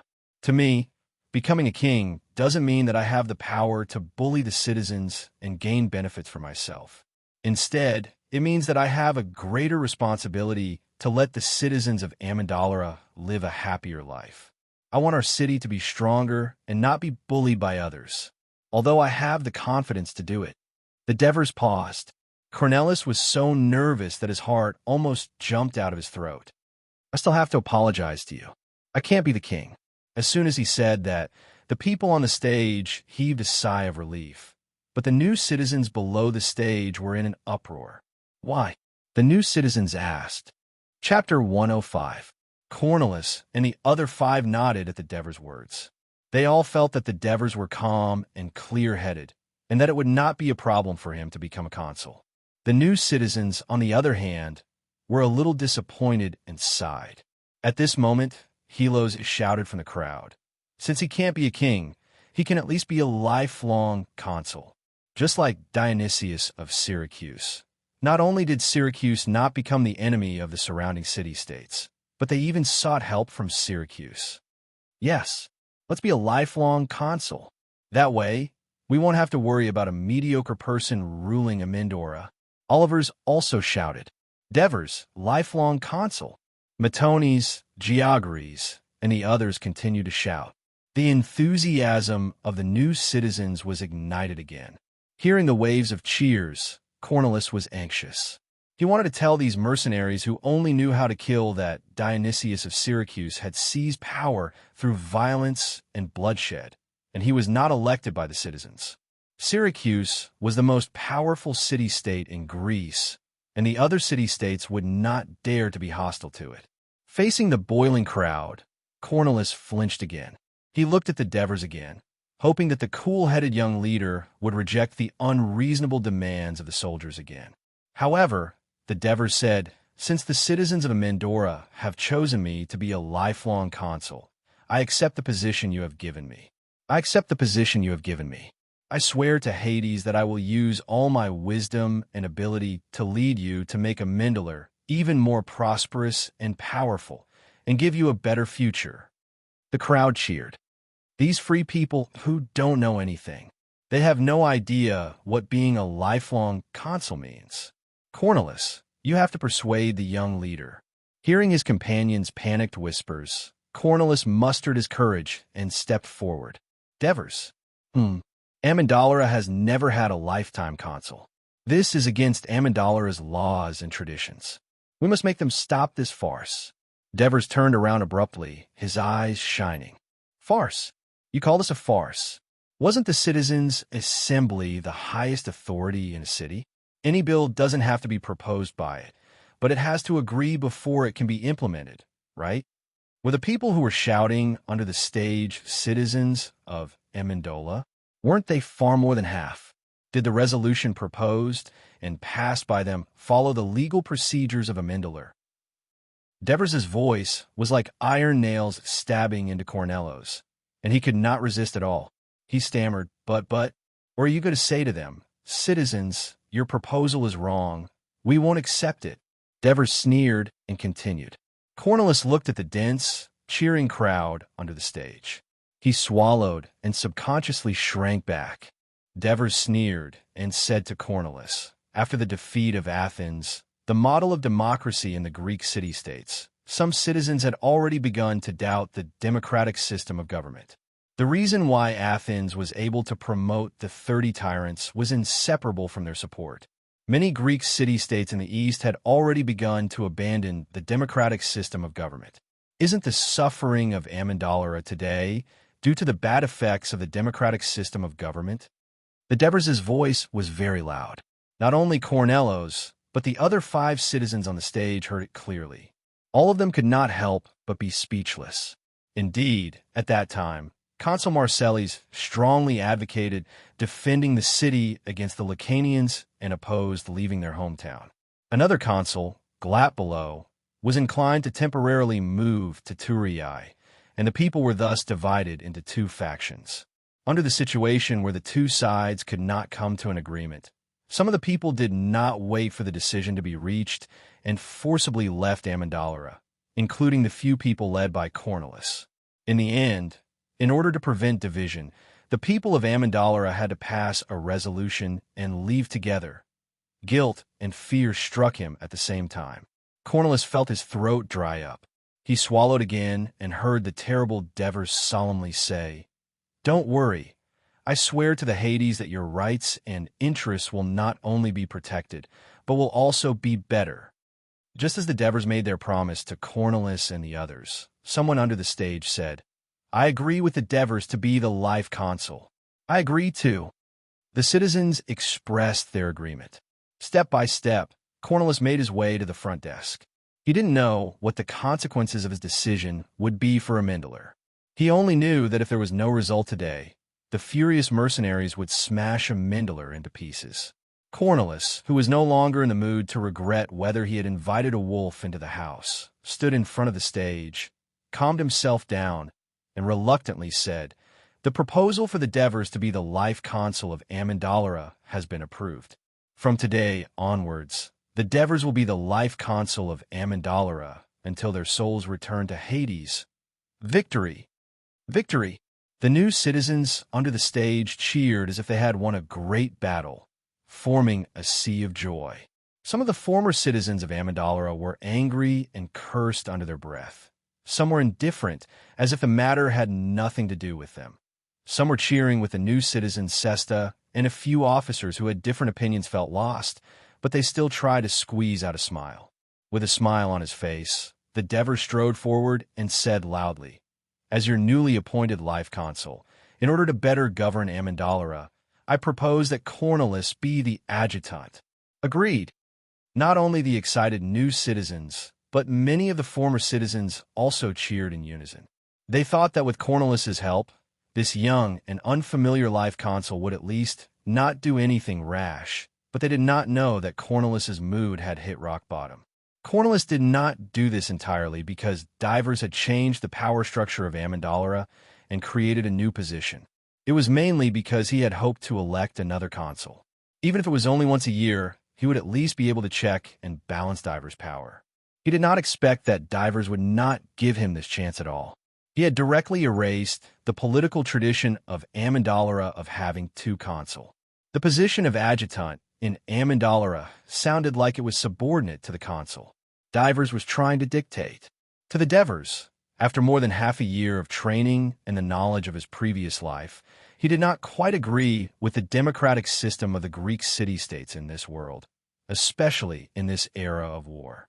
He was confident that ruling with himself as the leader and the others as his assistants was more effective than ruling with many people separately, and more powerful.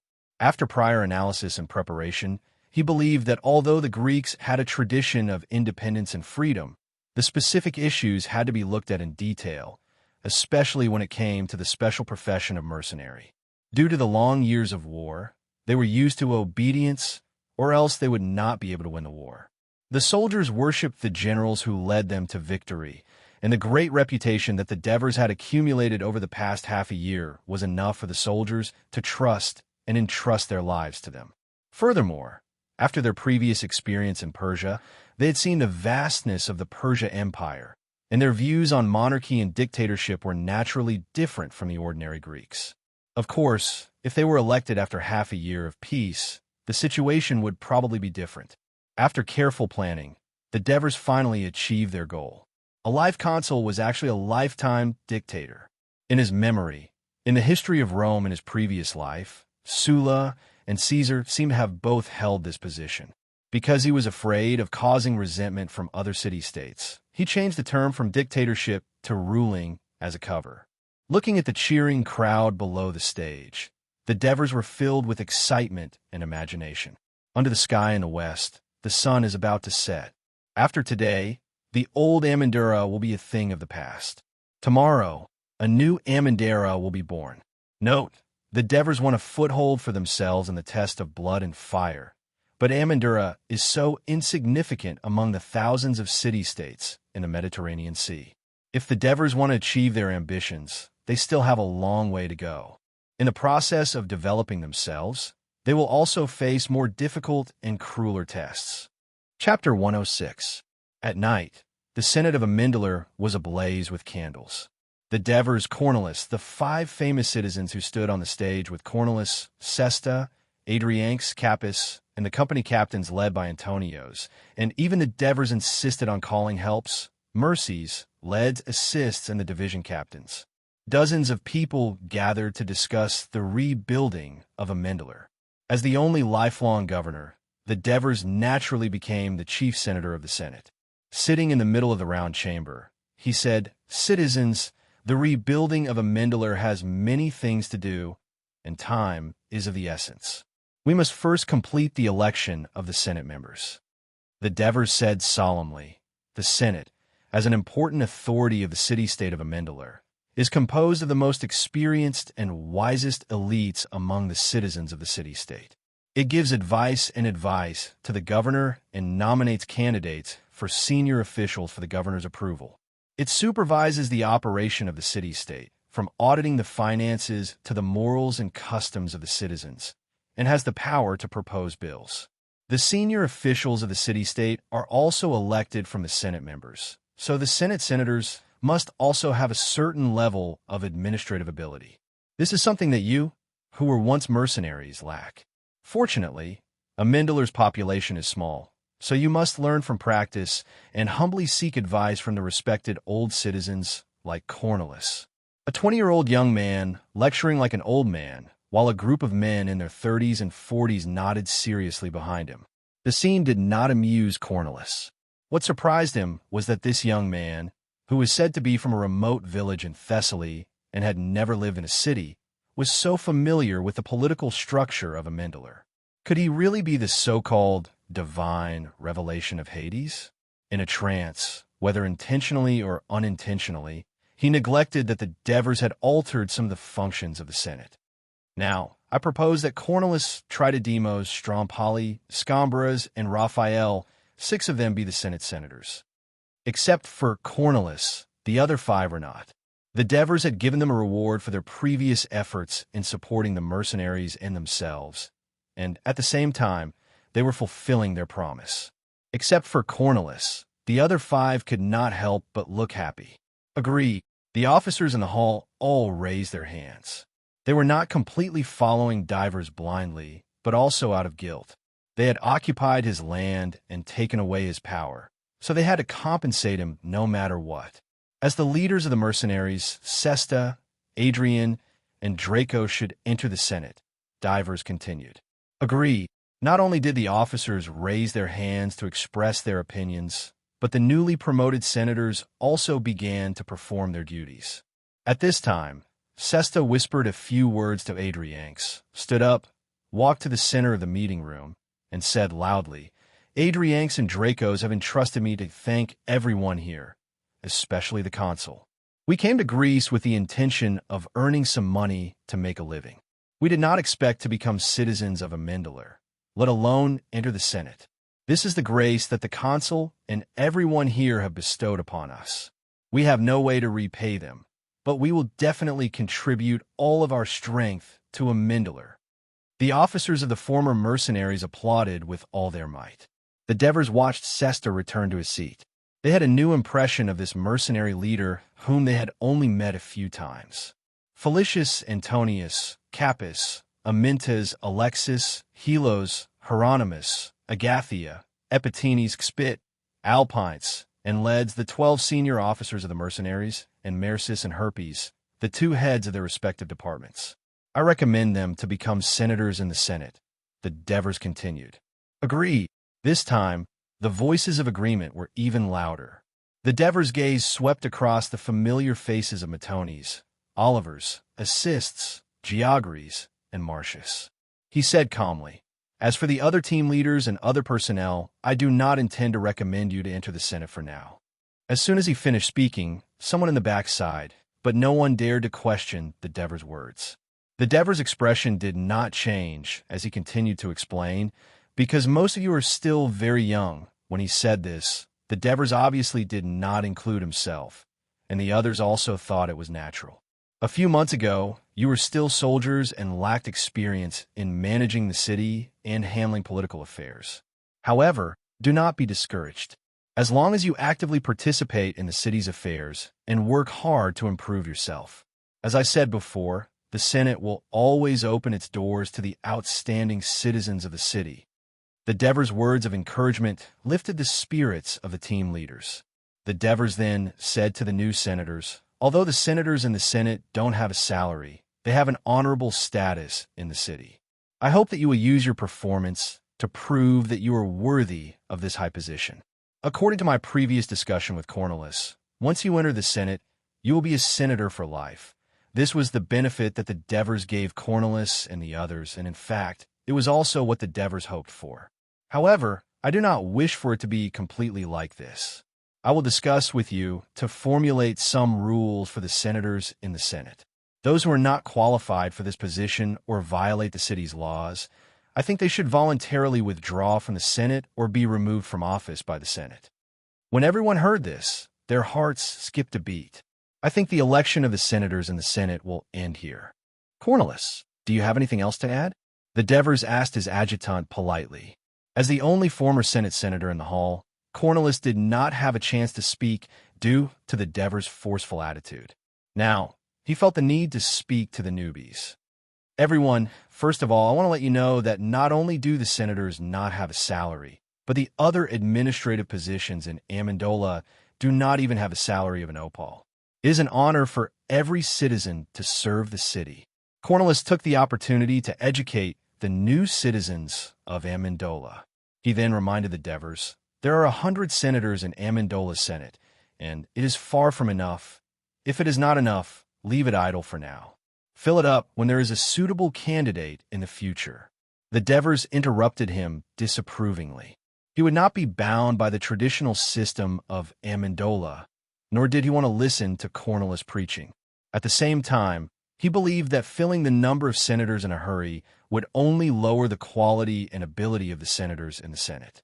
Moreover, there were more than 20 senators in the Senate, which was more than enough for Amendola's population of nearly 5,000. Cornwallis opened his mouth, but he did not say anything else. What administrative positions are there in Amendola now? The Devers continued to ask him. The city governor. He is responsible for assisting the consul in managing the affairs of the city, maintaining order in the city, and in charge of litigation.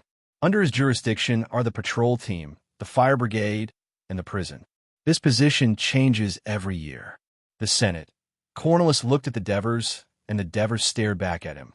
He hesitated for a moment before changing his words. The Senate proposes candidates, and the consul makes the final decision. Chapter 107. Everyone agreed with the Devers' proposal, especially the new citizens. They were completely unfamiliar with Amendora's laws, so how could they be in charge of lawsuits? Now that mercenaries were pouring into Amendora in large numbers, there would definitely be conflicts with the locals. As a candidate approved by both sides, Cornwallis should be able to mediate these conflicts. Cornwallis smiled bitterly in his heart. It had only been less than half a day, and he had already been removed from his position as the adjutant. Although the jurisdiction of the city governor was larger than the newly appointed adjutant, the adjutant was still the assistant of the consul, and he still had some sense of checking and balancing the consul. The city governor, on the other hand, was completely under the consul. However, the Devers now had complete control of the Senate, and from the looks of it, although he was young, he seemed to be familiar with politics. Even Raphael and the others thought that he was more suitable for this position. What else could he say? I am willing to be the city governor. At this moment, he had completely given in. The Devers glanced at him and smiled.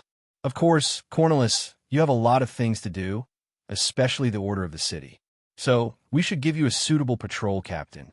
As he spoke, he looked at the others. The next step is to elect a patrol captain. Although this is a low-level position, most of you have not held public office in the city. I suggest that you start from the bottom and accumulate experience. Everyone here, including the Senate elders, can recommend themselves. The Devers' words made everyone think. Consul, the patrol captain is already held by someone else. Cornwallis reminded. Oh, who is it? Antichrist. He is also the fire chief. During his time in office, he was praised by the citizens. His right hand was cut off by the Lacarians, but it has recovered now. Since he is injured, if there is a conflict, he will not be able to intimidate the troublemakers. Let him only be the fire chief. Fire fighting and disaster relief was a huge matter for the citizens of a city-state, especially in Amendola. Fires and mudslides were terrible disasters, so the fire chief had a great responsibility. He really needed experienced and capable citizens to take on a role. I suggest that we add a deputy fire chief. You can also recommend yourselves to learn how to prevent disasters, the Devers said solemnly. Lord Consul, your words make sense. Cornwallis had to admit that Devers had a deep understanding of the importance of the fire department in the mountain city of Amendola. Of course, he didn't know that Devers had been a village official in a mountain village in his previous life. Then, who is willing to be the patrol leader? As soon as the Devers finished speaking, two people immediately stood up. They were Sesta and Helos. Then, a few more people stood up. Devers thought about it and said, Sesta, most of the new citizens are former mercenaries who have participated in the Persia expedition. These soldiers have killed, looted, and done everything in Persia. Fortunately, there are military laws in the military camp, but now that they're back in the city, I'm afraid they won't be able to adapt and will cause trouble. You're not familiar with them, so I'm afraid they won't listen to you. That's why I recommend Helos as the patrol captain. Don't worry, Mr. Consul. I will assist Lord Cornwallis in maintaining order in the city. Helos promised. Devers turned his head and asked, Cornwallis, what do you think? I agree. Cornwallis didn't hesitate. He could tell that Devers was determined to hold the only position in the city that had a little bit of military power in the hands of his own people. Sesta didn't show any disappointment. Instead, he requested again, Then I applied to be the deputy fire chief. Sure, I have no objections. Devers nodded. Being willing to do something was a good thing. Naturally, the appointment of the two people was approved. Will there be a censor next? Devers asked. Yes. Cornelius nodded and saw that most of the people were laughing. Devers explained to Cornelius, who was a little confused. When we were in Persia, there was a Sparta censor who led hundreds of Sparta soldiers to fight alongside us, so they thought they were familiar with this position. However, I think the censors in Sparta and Amendola are very different.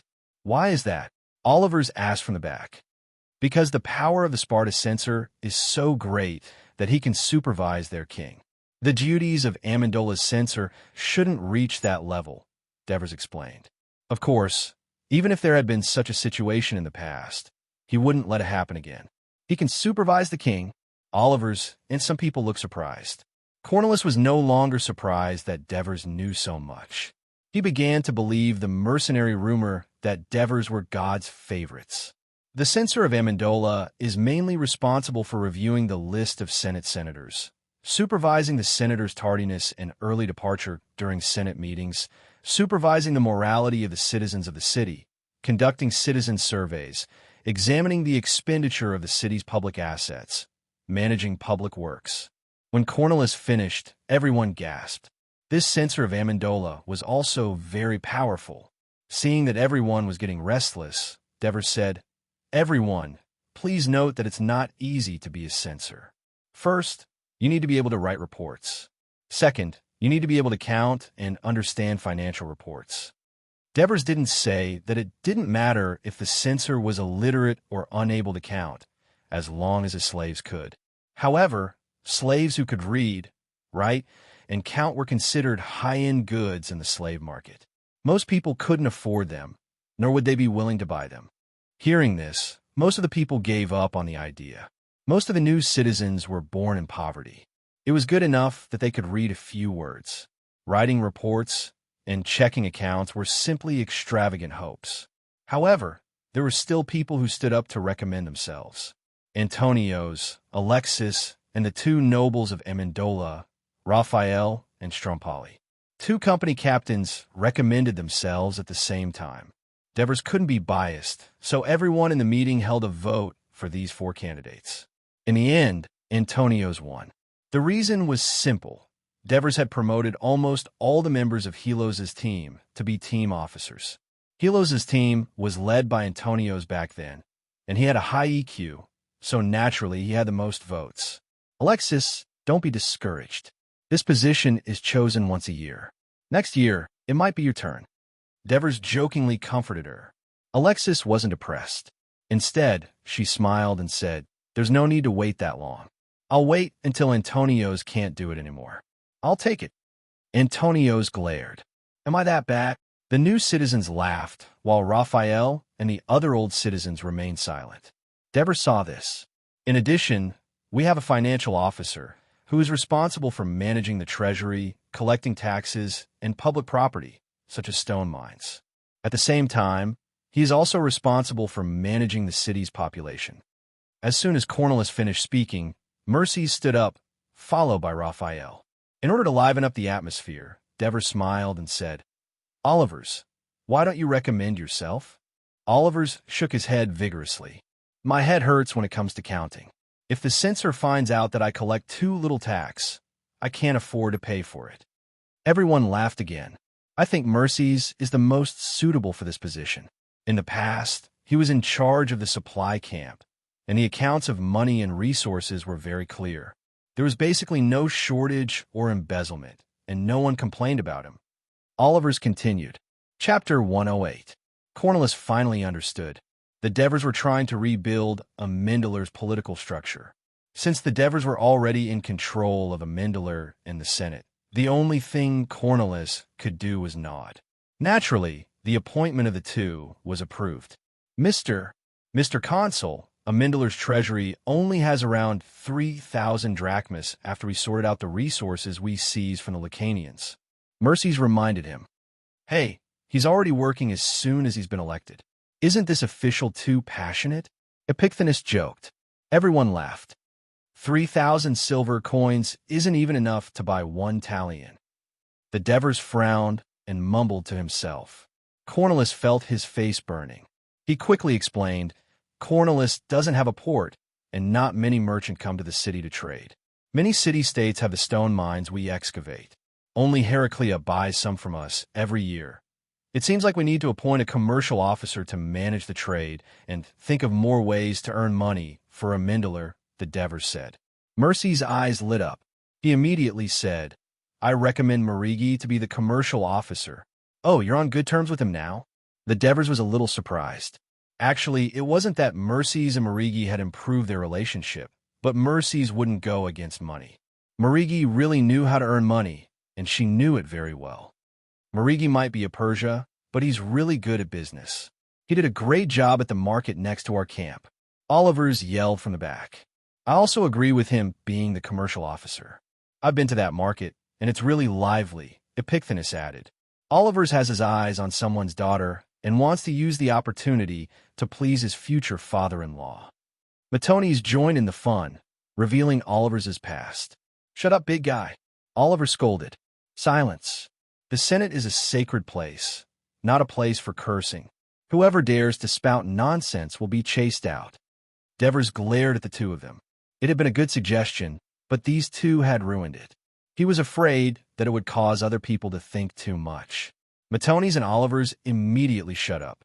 This Marigi is from Persia? Cornelius asked doubtfully.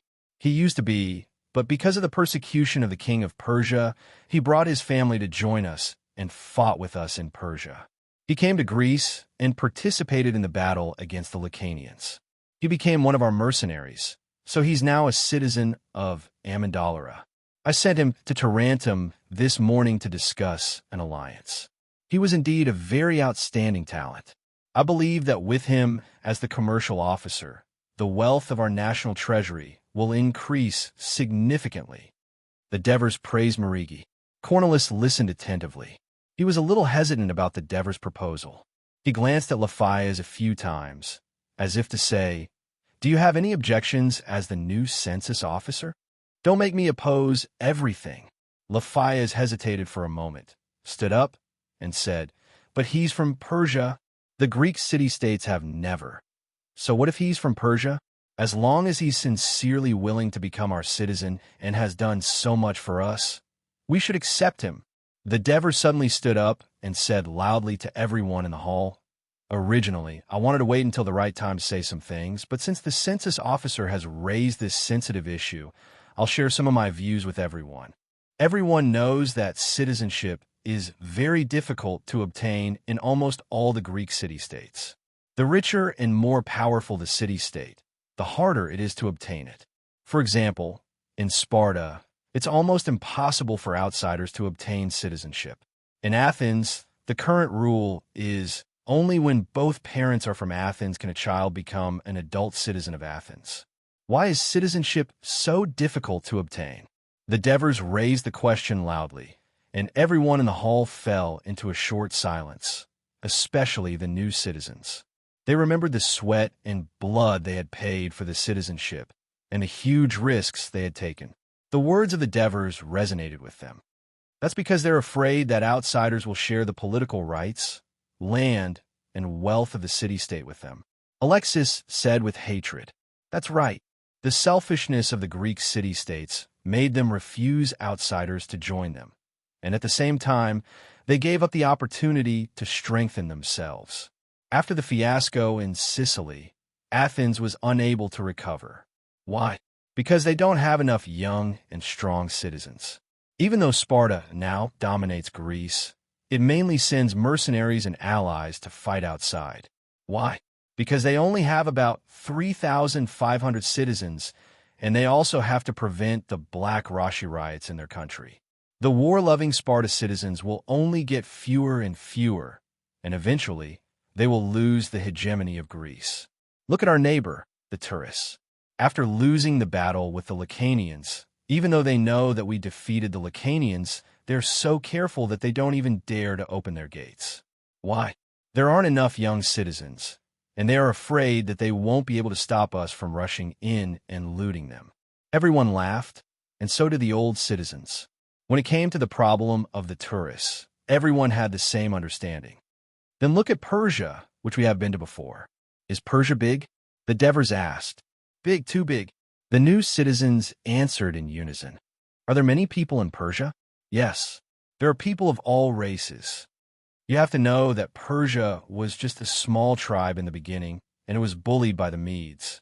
The tribe's leader, Cyrus, was very wise and open-minded.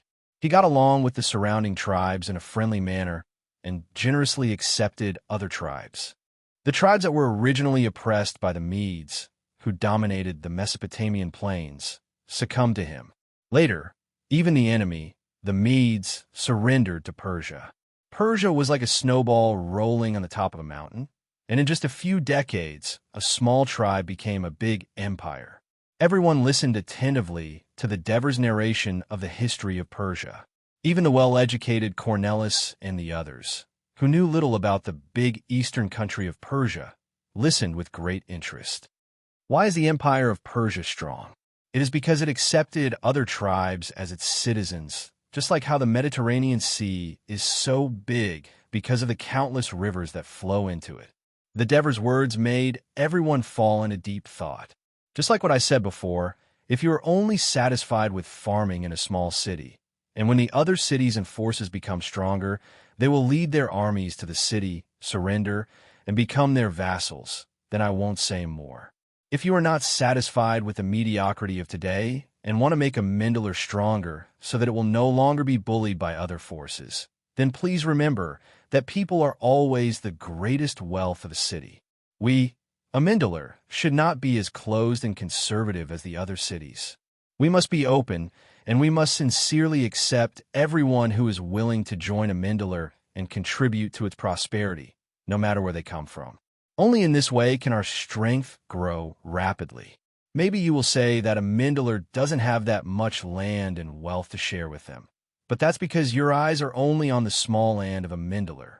The Devers looked around and pointed to the west with his left hand. He said proudly, "Look around us. There are the Lacanians and the Brudi in the west, the Masapi, Pachetti, and Downey in the east, and I heard that there are the Samani in the north. Wait, there are so many indigenous people. Isn't there land and wealth enough to share?" Chapter 109. But people die in war. Amendarara has already died. Too many people. Cornelis stammered. We will only win if we follow the leader of the Devers. Don't you want revenge? To attack the Lacanians? Amyntas looked at Cornelis with slight disdain. Before Cornelis could answer, Protesilaus and Tritodemus, who were behind him, cried out, "Of course we will. We must let these evil barbarians taste the power of Amendarara." Amendarara had been weak for too long, and its people were changing. The Devers were happy to see this change. He immediately said, "Although our goal is to conquer the natives, we can't go to war blindly. We must first strengthen Amendarara's power and wait for the right time. So, do you all agree to submit this proposal to the General Assembly for a vote? Any outsider who wishes to join Amendarara and become a citizen of Amendarara, as long as he is willing to abide by the laws of Amendarara and meets certain conditions, the Senate of Amendarara will accept him as a citizen of Amendarara. As for the conditions to be met, we will discuss and decide." Agreed. Everyone shouted in unison. Cornelis sighed and closed his eyes. He understood that from now on, Amendarara would no longer be the conservative Amendarara that would not change for decades. Based on the current composition of Amendarara's citizens, the majority of the new citizens, and the current atmosphere, the proposal would definitely be passed by the General Assembly. A few days later, the Devers proposal was passed by a large number of votes in the General Assembly. This bill became known as the Immigration Act of Devers in European history. Its promulgation changed the traditions of the Greek city-states, the political ecology of the entire Greek world, and finally, the history of the Mediterranean Sea. This is a story for another time. In that case, I recommend Marigi to be elected as the commercial officer. He will be the first beneficiary of our new bill and set a good example for future generations. Agreed. We have no objections. The new citizens, especially the squad leaders, all expressed their agreement. This was the reason why the Devers insisted on their participation. With their support, the elderly citizens could only remain silent, even if they were dissatisfied. At this moment, the atmosphere in the venue was very different from before. With a new goal, the enthusiasm of these new citizens was obviously higher. The Devers decided to strike while the iron was hot. Do we have a construction manager in Amendola? Construction officer?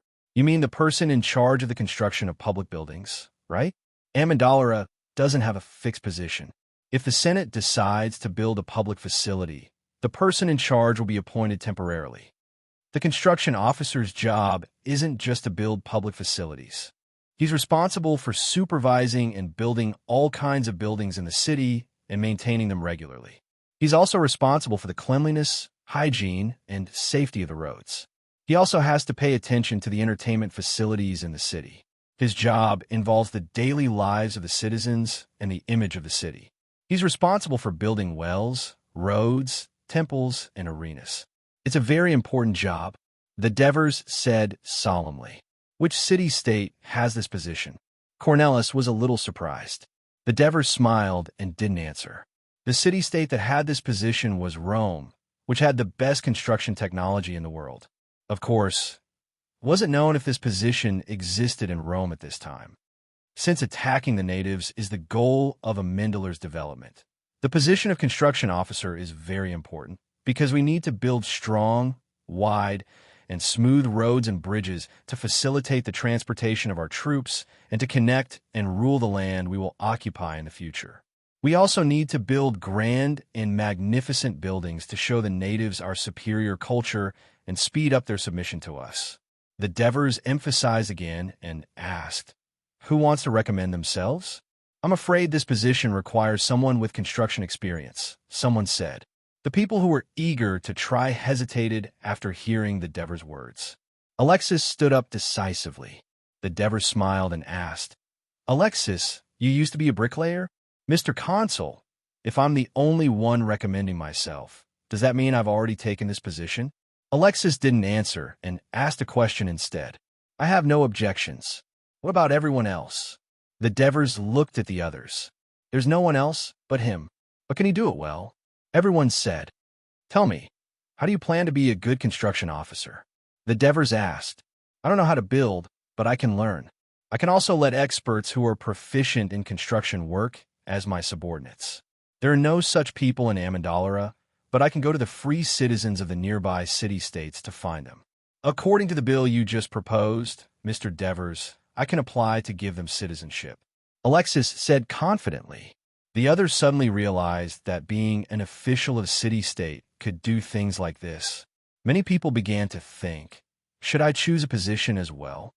It seems like you're already thinking about how to be a good construction officer, the Devers said with admiration. I hope you and your subordinates can study construction techniques well, so that Amendola's construction techniques can be ahead of the other Greek city-states. I'll do my best, Alexis said seriously. Amendola's treasury isn't rich. If we want to do a large-scale construction, I'm afraid, Cornelis reminded her. Of course, we won't do a large-scale construction right now. We'll only take action when we're rich in the future. The Devers comforted Cornelis, then continued. Next, I suggest that we establish a military officer responsible for the city's defense, citizens' military training, research and maintenance of weapons and equipment, pre-war preparations, post-war statistics, and other matters. Agreed. For the combative new citizens, this position was the most important, so they were a little excited. But when the Devers asked, "Who do you think is the most suitable for this position?" the new citizens were speechless.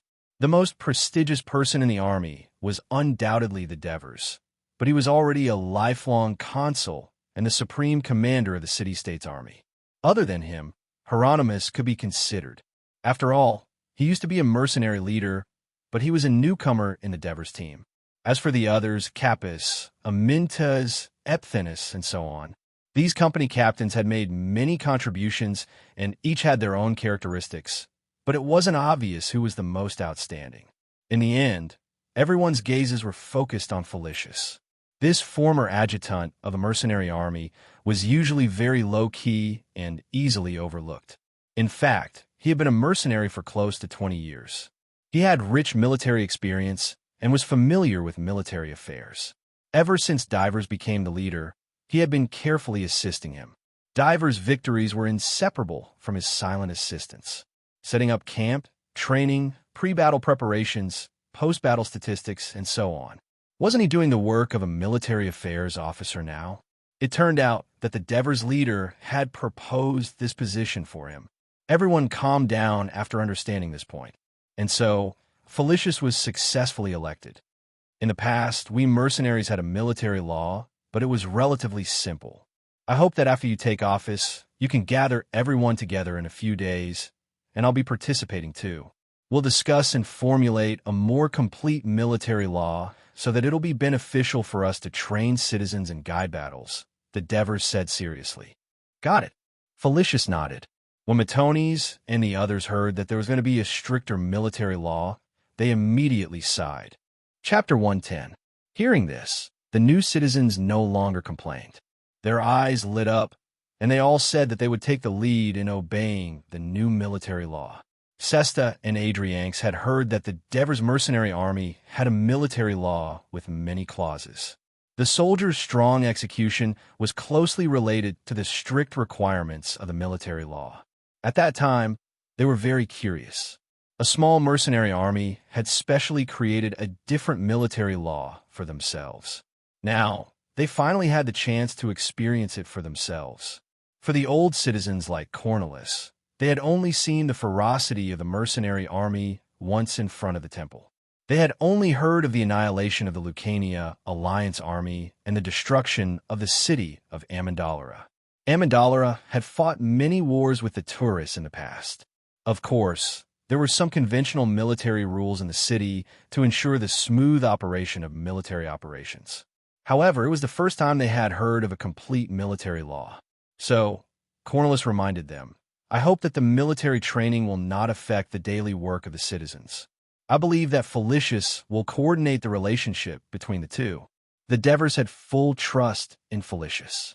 Then he smiled and said to the team leaders, Military officer Felicius will definitely need some subordinates like instructors.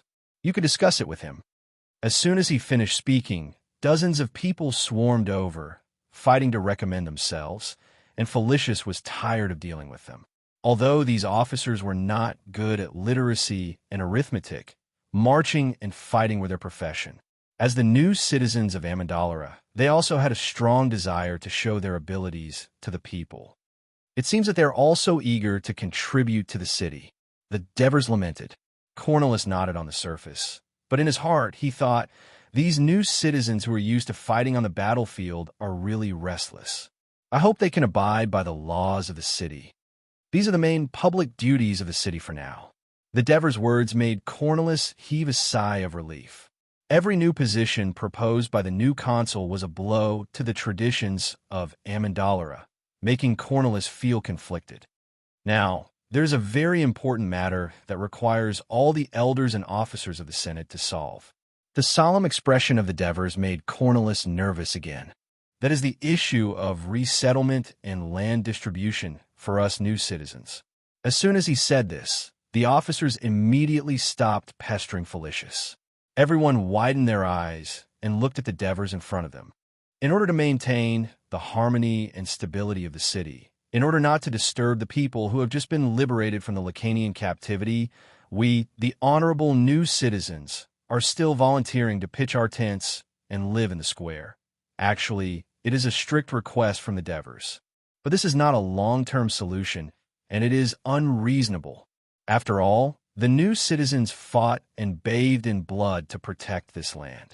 Many of their comrades died on the battlefield in exchange for the peace that Amendola has today. At this point, the Devers were a little emotional. We must help them settle down as soon as possible and allocate them the land they deserve. Only then can we repay them for their efforts and the rights they deserve as citizens. Otherwise, if we continue to delay, it will be hard to guarantee that no problems will arise.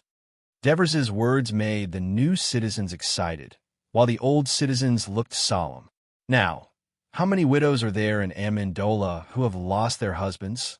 The Devers asked Cornelius. I'm afraid there are more than 1,000. We will only know the exact number after we count them, Cornelius said and looked at Raphael. The new registrar officer Raphael immediately said, when the meeting is over, I will immediately count them. Then tomorrow morning, please summon them to the square. Officers, gather the unmarried soldiers in the square. Both parties will meet each other without the arrangement of the elders or coercion by force. Men and women will be willing to marry based on their own ability and charm. Also, I suggest that all the unmarried girls in Amendola come to the square to participate in this meeting. After the Devers finished speaking, Cornelius and the other old citizens were still fine. On the way here, the Devers had confided in them about this idea and finally convinced them. The new citizens were in an uproar. Apart from a very small number of mercenaries who were married, and a small number who had kidnapped local women in Persia and forced them to be their wives, more than 2,000 of them were still single. Under the leadership of the Devers, not only did these mercenaries become citizens of the city, but they also solved the problem of their singleness. This was great news, because these women with the status of the city were not free citizens, nor were they bought concubines. By marrying them, they would also obtain the land and wealth left by their ex-husbands. Great! There's hope for my brothers now. Martonis, don't be too happy. If your subordinates are like you, it will be a little difficult for them to find a wife. If you want a woman to fancy you, you can't just rely on being strong. Isn't it good to be strong? At least you can give them stronger protection and more farm work. I think that's what they need the most now. And Oliver's, if you dare to go to the square tomorrow, don't be afraid that the Persia girl will ignore you. Hieronymus, you blockhead, this time you have to talk to a woman more. This not only concerns your happiness, but also set a good example for your subordinates. Geogories, why aren't you talking? Don't be nervous.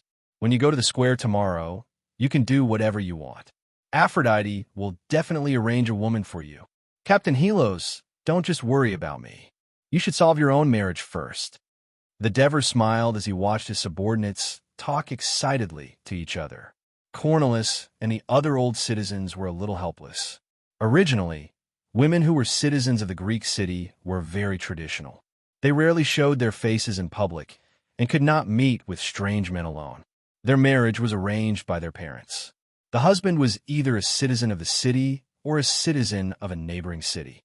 After marriage, she would be controlled by her husband. Her responsibility was to give birth and take care of the house. If the husband died early, it would be fine if he had children. The property would be under the children's name. She could manage the children, raise them, and be controlled by the children in the future. If there were no children, the husband's family would have a reason to kick her out and force her to remarry. Originally, Amendola had about 4,000 citizens. Now, there were less than 500 of them. They lacked the strength to defend the city and the labor force to support so many women, children, and elderly. This was the main reason why Cornelius and the others agreed to accept the mercenaries as citizens of the city. Of course, there was also the factor of gratitude. Similarly, they had no choice but to let the women break the tradition of the Greek city and openly hold such a large-scale meeting between men and women. After all, it was best to settle down these soldiers who were full of murderous auras and assimilate into Amendola as soon as possible to become true citizens of Amendola.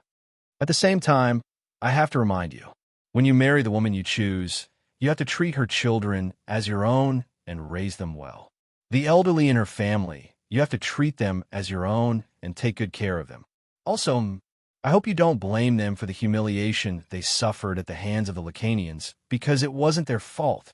It was the men of Amendola who didn't fulfill their responsibility to protect them. We are true warriors of Greece. What we have to do is to protect them and not let them suffer such humiliation again. Then, we will prepare carefully until the day we enter Lucaria and let the natives have a taste of the power of the men of Amendola. The Devers said solemnly. That's right, leader. Kill the Lucanians. Don't worry. We will take good care of the women, the elderly, and the children. The new citizens clamored and made promises. The old citizens, on the other hand, felt that every word the Devers said was like a whip that slapped their faces. After tomorrow's meeting, after every couple is confirmed, I suggest that we pick a good day to hold a grand mass wedding. All the couples who have confirmed their relationships, including those who were robbed in Persia, including me, will have their weddings held together. The hall immediately became lively again. Leader Devers, you finally decided to marry Christoya. I'm so envious. Christoya is such a good woman. The Devers ignored the uproar and asked Cornelis, do we have a priest of Hera? No, Mindalara worships Zeus. The nearest and most famous temple of Hera is in Metapontum. Send someone to Metapontum and invite Hera's priest to preside over this grand wedding and bless the newlyweds. Although Hera was the protector of marriage, the traditional marriage ceremonies of the Greek city-states didn't require the presence of Hera's priest, so Cornelis was puzzled. The Devers looked at him and said, because this wedding means the new life of Amendola, I hope that Hera can bless the newlyweds who represent the future of Amendola, and I remember that the Archons have the right to supervise the ceremony and make the festival. Cornelis wanted to say that it was the power that the Archons had at the end of the era of kings. In the current era of democracy, the right to supervise the ceremony and make the festival belong to the Senate. Chapter 111. I suggest that the day of the wedding be designated as the marriage festival and Goddess Hera celebration. This will let the citizens remember the suffering and new life that Amendolara has gone through. It will also let them realize the importance of marriage and family. This will be more conducive to the unity of the citizens of Amendolara. The Devers said solemnly. Cornelis was surprised by the depth of his consideration and the sincerity of his concern for Amendolara. He nodded in admiration and said, Sir Consul, I think all the citizens will be happy to have such a beautiful festival. Yes, we all agree to establish Goddess Hera's celebration and marriage festival. The old citizens agreed, let alone the new citizens. At this time, Hilo stood up and asked with concern, Sir, what should we do with the soldiers who haven't found a woman to marry? The Devers was prepared for this. He gestured for Cornelis to answer. Cornelis's expression was solemn. Before Amendolara joined the war with the Lacanians, there were 4,000 citizens. Now, there are only 500 citizens and more than 1,000 widows. Therefore, more than 2,000 families have lost their husbands and wives. Therefore, there are enough houses for the new citizens. Of course, if the original owners of the houses have children or elderly, I hope that the new citizens can take care of them. Cornelis's eyes glistened with tears. The other old citizens also looked sad.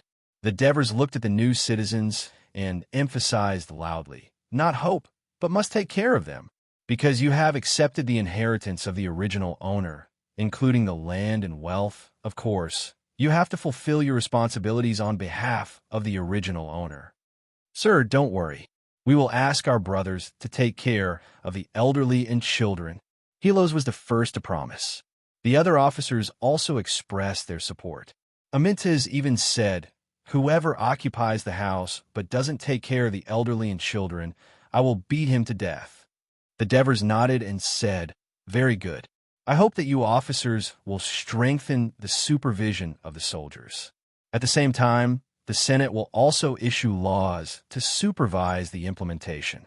The Devers said and looked at Antonios. This is the responsibility of the censor. Antonios, if you find anyone violating the law by not raising or abusing orphans or the elderly, report it to the Senate immediately. We will strip them of their citizenship and banish them from Amendolara. The Devers' stern words made everyone tense up. I will supervise seriously. Antonius promised solemnly.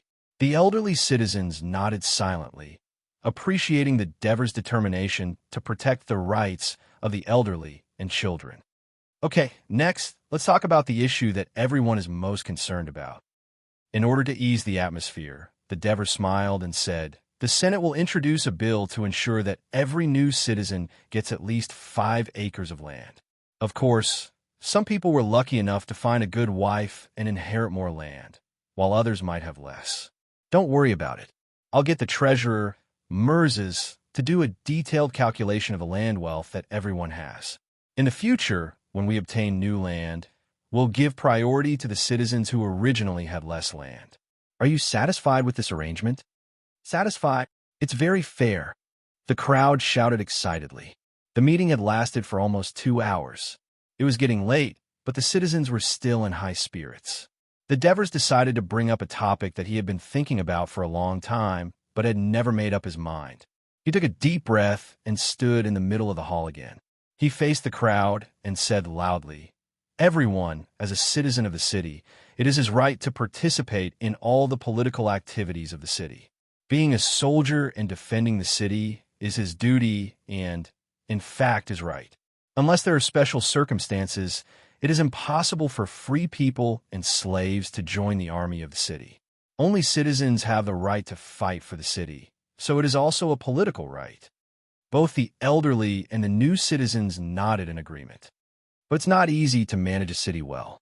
Building all kinds of public facilities requires money. Repairing the city's defenses and equipping them with weapons requires money. Rescuing the people in times of disasters requires money. Even sending troops to war, it's fine if it's only for 4 or 5 days. The citizens can bring their own rations, but after a long time, the city still has to buy the food needed, not to mention hiring carts, boats, labor, and so on. Furthermore, the public servants of our city aren't paid now. Everyone is obligated to contribute to the city. In the future, when the city manages a larger area, there will be more work to be done. As a public servant, he might not have the free time to take care of his family's farmland and pastures. His income will be less than that of the citizens who aren't public servants. This is unfair, and in the long run, I'm afraid that the citizens won't be willing to work for public servants anymore. Therefore, if a city wants to develop healthily, it won't do without enough money in the treasury. Most of the new citizens, who were born in poverty, didn't know how complicated the operation of a city was, so they listened with great interest. The elderly citizens felt that the young, lifelong consul was able to think so deeply about the problems of the city just after taking office. Their worries about his inexperience dissipated a lot. Cornelius, on the other hand, felt his eyelids twitch. He had a hunch that something big was about to happen. The Devers continued. The income of a Mendler's treasury is quite small, and Cornelius has already explained the reason. This hinders the development of the city. In the future, when we occupy more land, more people will join a Mendler. Will they fight to the death for the city like we do? I'm afraid not, because they pay too little and get it too easily, so they won't cherish it too much. You're absolutely right. The elderly citizens shouted first. They were a little dissatisfied with the immigration bill proposed by the Devers. Of course, the Devers knew what they were thinking. He sneered in his heart and said loudly, "Therefore, I suggest that the citizens of a Mendler who own land be levied a land tax of 1% every year." His words were like thunder. Everyone in the hall was stunned, and then like hornets whose nest had been poked, they started shouting. Cornelius's hands and feet tightened. "Oh no, did I hear that right? You want to levy a land tax on the citizens of the city?" Strompoli asked uncertainly. This was considered a polite attitude, but the old Scambras rushed over and pointed at the Devers' nose. "Are you Greek? Don't you know that the Greek city-states will never levy a land tax on the citizens? You've gone crazy thinking about money. Do you think we can still live if you become a lifelong consul?" Although the new citizens were also dissatisfied with the Devers' words, they would never allow anyone to insult their respected leader, especially the captains. With Matones in the lead, they quickly rushed over and pushed the Scambras away. "Hey, old man, how can you speak to a consul like this? I'm going to say it, so what? You ignorant bumpkins don't know the serious consequences of levying a land tax." The Scambra's face was red as he scolded them contemptuously. This infuriated the group of young and hot-blooded team leaders. "What did you say? Say another word, and I'll beat you up." They scolded and pushed the Scambras away. Scombra's weak body could not withstand the strength of these battle-hardened officers. He immediately sat on the ground, panting heavily. Cornelius and a few other elderly citizens hurriedly went forward to support him, while others quarreled with the officers. Both sides were in a mess. Quiet. All of you quiet. The Devers panicked and went over to stop the fight. Finally, both sides separated. The Scombras was still cursing. Matones glared at him, and he lowered his head again, not daring to say another word. At this time, Mercy stood up and said, 1% tax is already very little. In Persia, we all know that their land tax is more than 10%. As the financial officer, he was naturally concerned about the filling of the treasury. That's Persia. Greece has never had a tradition of levying a land tax on its citizens. Strompoli retorted. There was during the reign of kings. That was hundreds of years ago. It's the era of democracy now. The consul Devers personally promised in the square that he would not be a king.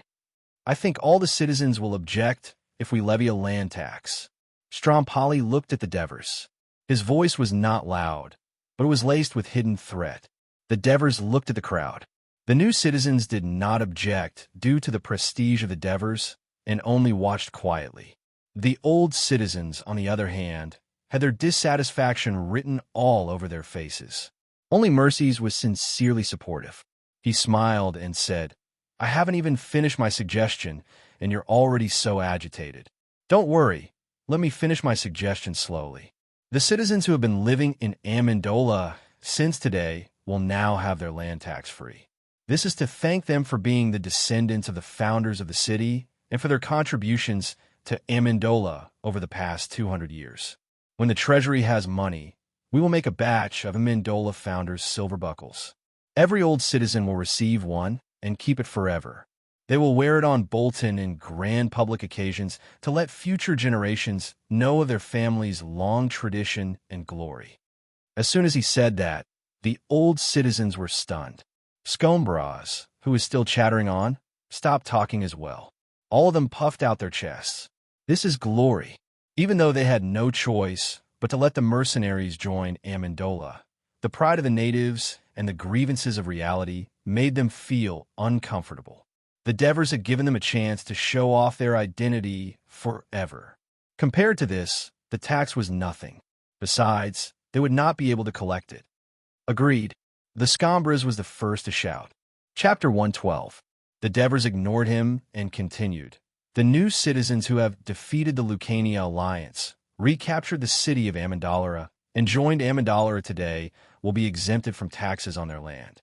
At the same time, we will also forge a batch of Amendola newcomer silver buttons. Every new citizen will have one and will keep it forever. They can also wear it on Bolton in grand public occasions so that future generations will know of their contributions. That's more like it. Matones sat down in satisfaction. Now, the new citizens also straightened their chests. The Devers gave both sides honor, and both sides accepted it with satisfaction. The meeting returned to peace. Cornella saw this and had to admit that the Devers were good at politics. If everyone doesn't pay taxes, why will we mention this bill? What's the use of this law? Merzes was unhappy. Don't you understand, Treasurer? Cornella smiled. All current citizens don't have to pay land taxes, but after becoming citizens of Amendola and owning land, they have to pay taxes. Please note that it's not the land you have now that you don't have to pay taxes, but you still have to pay taxes on the land you own in the future, the Devers reminded. If that's the case, I can accept it. Antonio stood up and said, Amendola was founded by Cornelis and his ancestors, and they have suffered too much for it. We should respect them. We have sacrificed our blood and sweat for Amendola, so we should get something in return. The new citizens will enjoy everything we have done for the city, so of course they have to pay something for Amendola. I think it's a good idea to pay taxes. Antonios, you're right. We agree with this idea. The new citizens all expressed their agreement. Yes, we are the founders of this new Amendola. We must let future generations know what we have done today.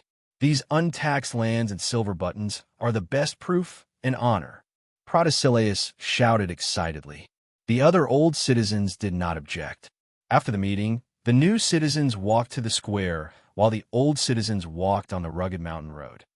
Cornelis, you've been too lenient with that young man tonight.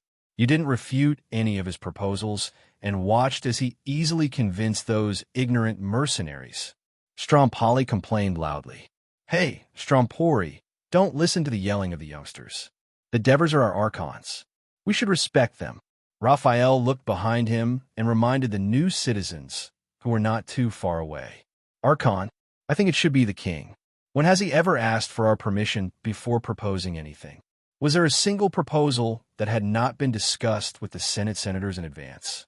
He even let so many brainless mercenaries who only knew how to obey him participate in this meeting. It was obvious that he wanted to let him have the final say. Then what is the use of us? Be a puppet. Strompoli kept on talking, somewhat angrily. Scombres couldn't help but interrupt him. Since you have a problem with the Archons, why didn't you say it at the meeting? Strompoli was speechless for a moment. He rolled his eyes and said, None of you object. Why should I object alone? I'm not stupid. Oh, I know. Cornelis was now the chief executive, and Raphias was now the census officer. They were both big shots. This is a gift from a consul. You're too embarrassed to oppose him, right? Scombres rushed up to him, stared at him, and said, Shut up, Strompoli. Cornelis did his best to protect this mountain city. You can't say that about him. Also, although those soldiers were very rude and even hit me. But to be honest, the bills proposed by this young consul are very interesting, especially the tax bill. I'm a little surprised, but Amendola hasn't changed for hundreds of years. Uncle Scombe is right. We Amendolas have suffered so much and can no longer live as we did before. Whether it's the appointment of the Devers as lifetime archons or his proposals, as long as Amendolas can become stronger and no longer be bullied, I'll accept it even if Amendola's traditions have to be changed. Tritodmos said solemnly. A few of them nodded in agreement. Not only will we not be bullied, but we will also attack Lucania, defeat them, and avenge us. Protesilaus, the youngest of the six, said excitedly. Lucania has a large population and a vast territory, and most of it is mountainous. It's not easy to attack them. The young consul is just bluffing, Strompoli said doubtfully. The Devers led a small group of mercenaries to annihilate the Lucanian alliance, which had a large number of people. That's a fact. Recapturing Amendolas in one night. That's also a fact. There are so many generals and citizens in Greece. Who can do these two things? Tell me. Protesilaus retorted. Strompoli snorted and did not answer. Did you notice the way the new citizens look at the Devers? It's like they're staring at a god. Protesilaus said exaggeratedly. I heard that they call the Devers favored. Maybe he can really create miracles, Tritodmos said with anticipation. Tritodemus said expectantly. I've long heard that there's a beautiful lake in the northwest of Amendola, upstream of the Sini River. The Lucanians call it Dakala, today's Sinise Lake. It seems that not only will I be able to visit it, but I might even be able to get a piece of land there. Strompoli snorted again, but this time he looked less angry. People will eventually die in war. It's better not to fight if we can avoid it. Cornelis sighed. We don't have to fight anyway. I think the mercenaries are very enthusiastic about it, Raphael said indifferently. They are still citizens of Amendolas, Cornelis reminded them. He paused for a moment and sighed. However, we've all underestimated the Devers.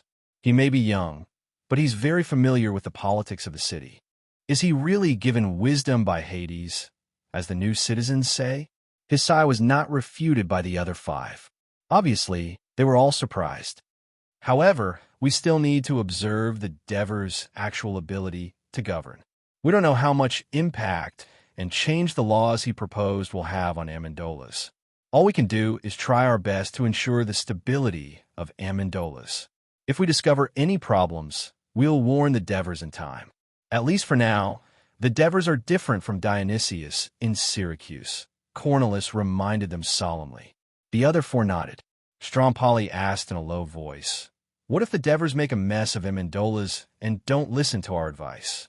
If that's the case, Cornelis did not know how to answer. Then we'll chase them away. Scombres said decisively. For Amendolas, even if we have to work with Turiae again. The others looked at each other and nodded silently. By the time the Devers returned to the square, it was already very late. He returned to his tent, which was still brightly lit with candles. Kristoya, who had been waiting for his return, was already asleep on the mattress. The Devers walked to the mattress and squatted in front of Kristoya. The flickering candlelight illuminated her beautiful and sexy face. Her breathing was light and long, and there was a smile on her lips. She must be dreaming. The Devers stared at her quietly and could not help but feel a little dazed. He came to this strange world alone and lived desperately in order to survive. Although he had a group of comrades whom he could entrust his life to, his lonely, wandering soul had a harbor to anchor because of her. He couldn't help but stretch out his hand and gently stroke Kristoya's long, silky hair. Unexpectedly, she woke up immediately. She rubbed her misty eyes and said lazily, "You're back." The Devers held her hands, put them together, and said gently, "Kristoya of my Letus, will you be the wife of my Devers?" Kristoya's eyes suddenly lit up, and her beautiful face glowed in the candlelight. Running around with the Devers, the thing that she had been most worried about was no longer there. She hugged the Devers tightly and whispered the vow of entrusting her life to him. "I will." After the passionate entanglement, Kristoya lay on the Devers' body and listened to him talk about what happened at the meeting that night. She gradually felt sleepy. At this moment, the Devers said, "Kristoya, I'm hesitating if I should ask you to do something." "What is it?" Kristoya asked curiously. "Have you heard of a bank?" "Yes, it's just lending money. My father also ran this business in Miletus. I heard him say that he admired the Athens banker, Passion, the most because he not only became the richest man in Athens through lending money, but also won the respect of the citizens of Athens." Kristoya thought of the past and felt a little sad. "That's great. I want you to open a bank in Amendola that specializes in lending money to the citizens of Amendola," the Devers said immediately. "Open a bank? Me?" Kristoya was stunned. "Yes, it's you." The Devers raised his head and looked at her, his eyes full of trust. "You can manage the medical camps so well. I believe you can also run this bank well." Chapter 113. You don't have to worry about that. There's a lot of talent silver left by Menon in the supply camp. On the way back to Greece, we obtain a lot of supplies through battles and robberies. After distributing to the soldiers and others, there's still nearly a talent silver left.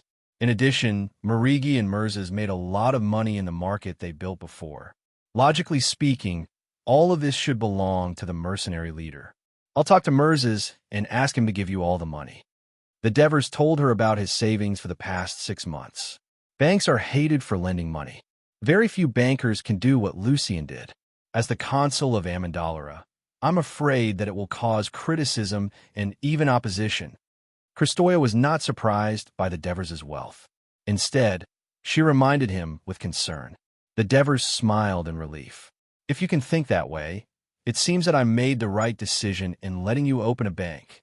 He hugged Kristoya's delicate body and said softly, "Why would lending money be hated? That's because the interest rate demanded by the Greek city-states is generally too high.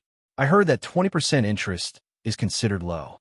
Once the borrower can't pay back the money, the land will be taken away to pay the debt, and the family will be ruined. Of course, that's not what I want. As the lifelong consul of Amendola, I hope that every citizen of Amendola can live a good life, so that our city-state can become rich and powerful. The bank itself can promote the development of the city-state's trade, but the greedy practices of the bankers have tarnished its reputation.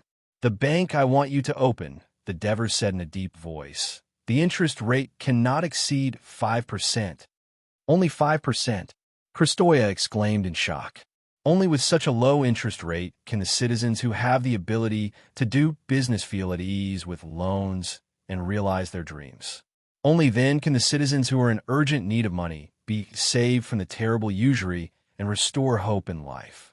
I believe that the bank you're going to build will accelerate the recovery of Amendola's economy after the war and promote the development of Amendola's trade," the Devers said confidently. The next day, these new citizens, who were usually busy with the war and did not pay much attention to their appearance, with messy hair, dirty beards, and shabby clothes, had already cleaned up the tents on the square and tried to make themselves as clean as possible. They changed into Doria-style chitons made of light linen, so that they all looked tall and straight. They waited in the square expectantly.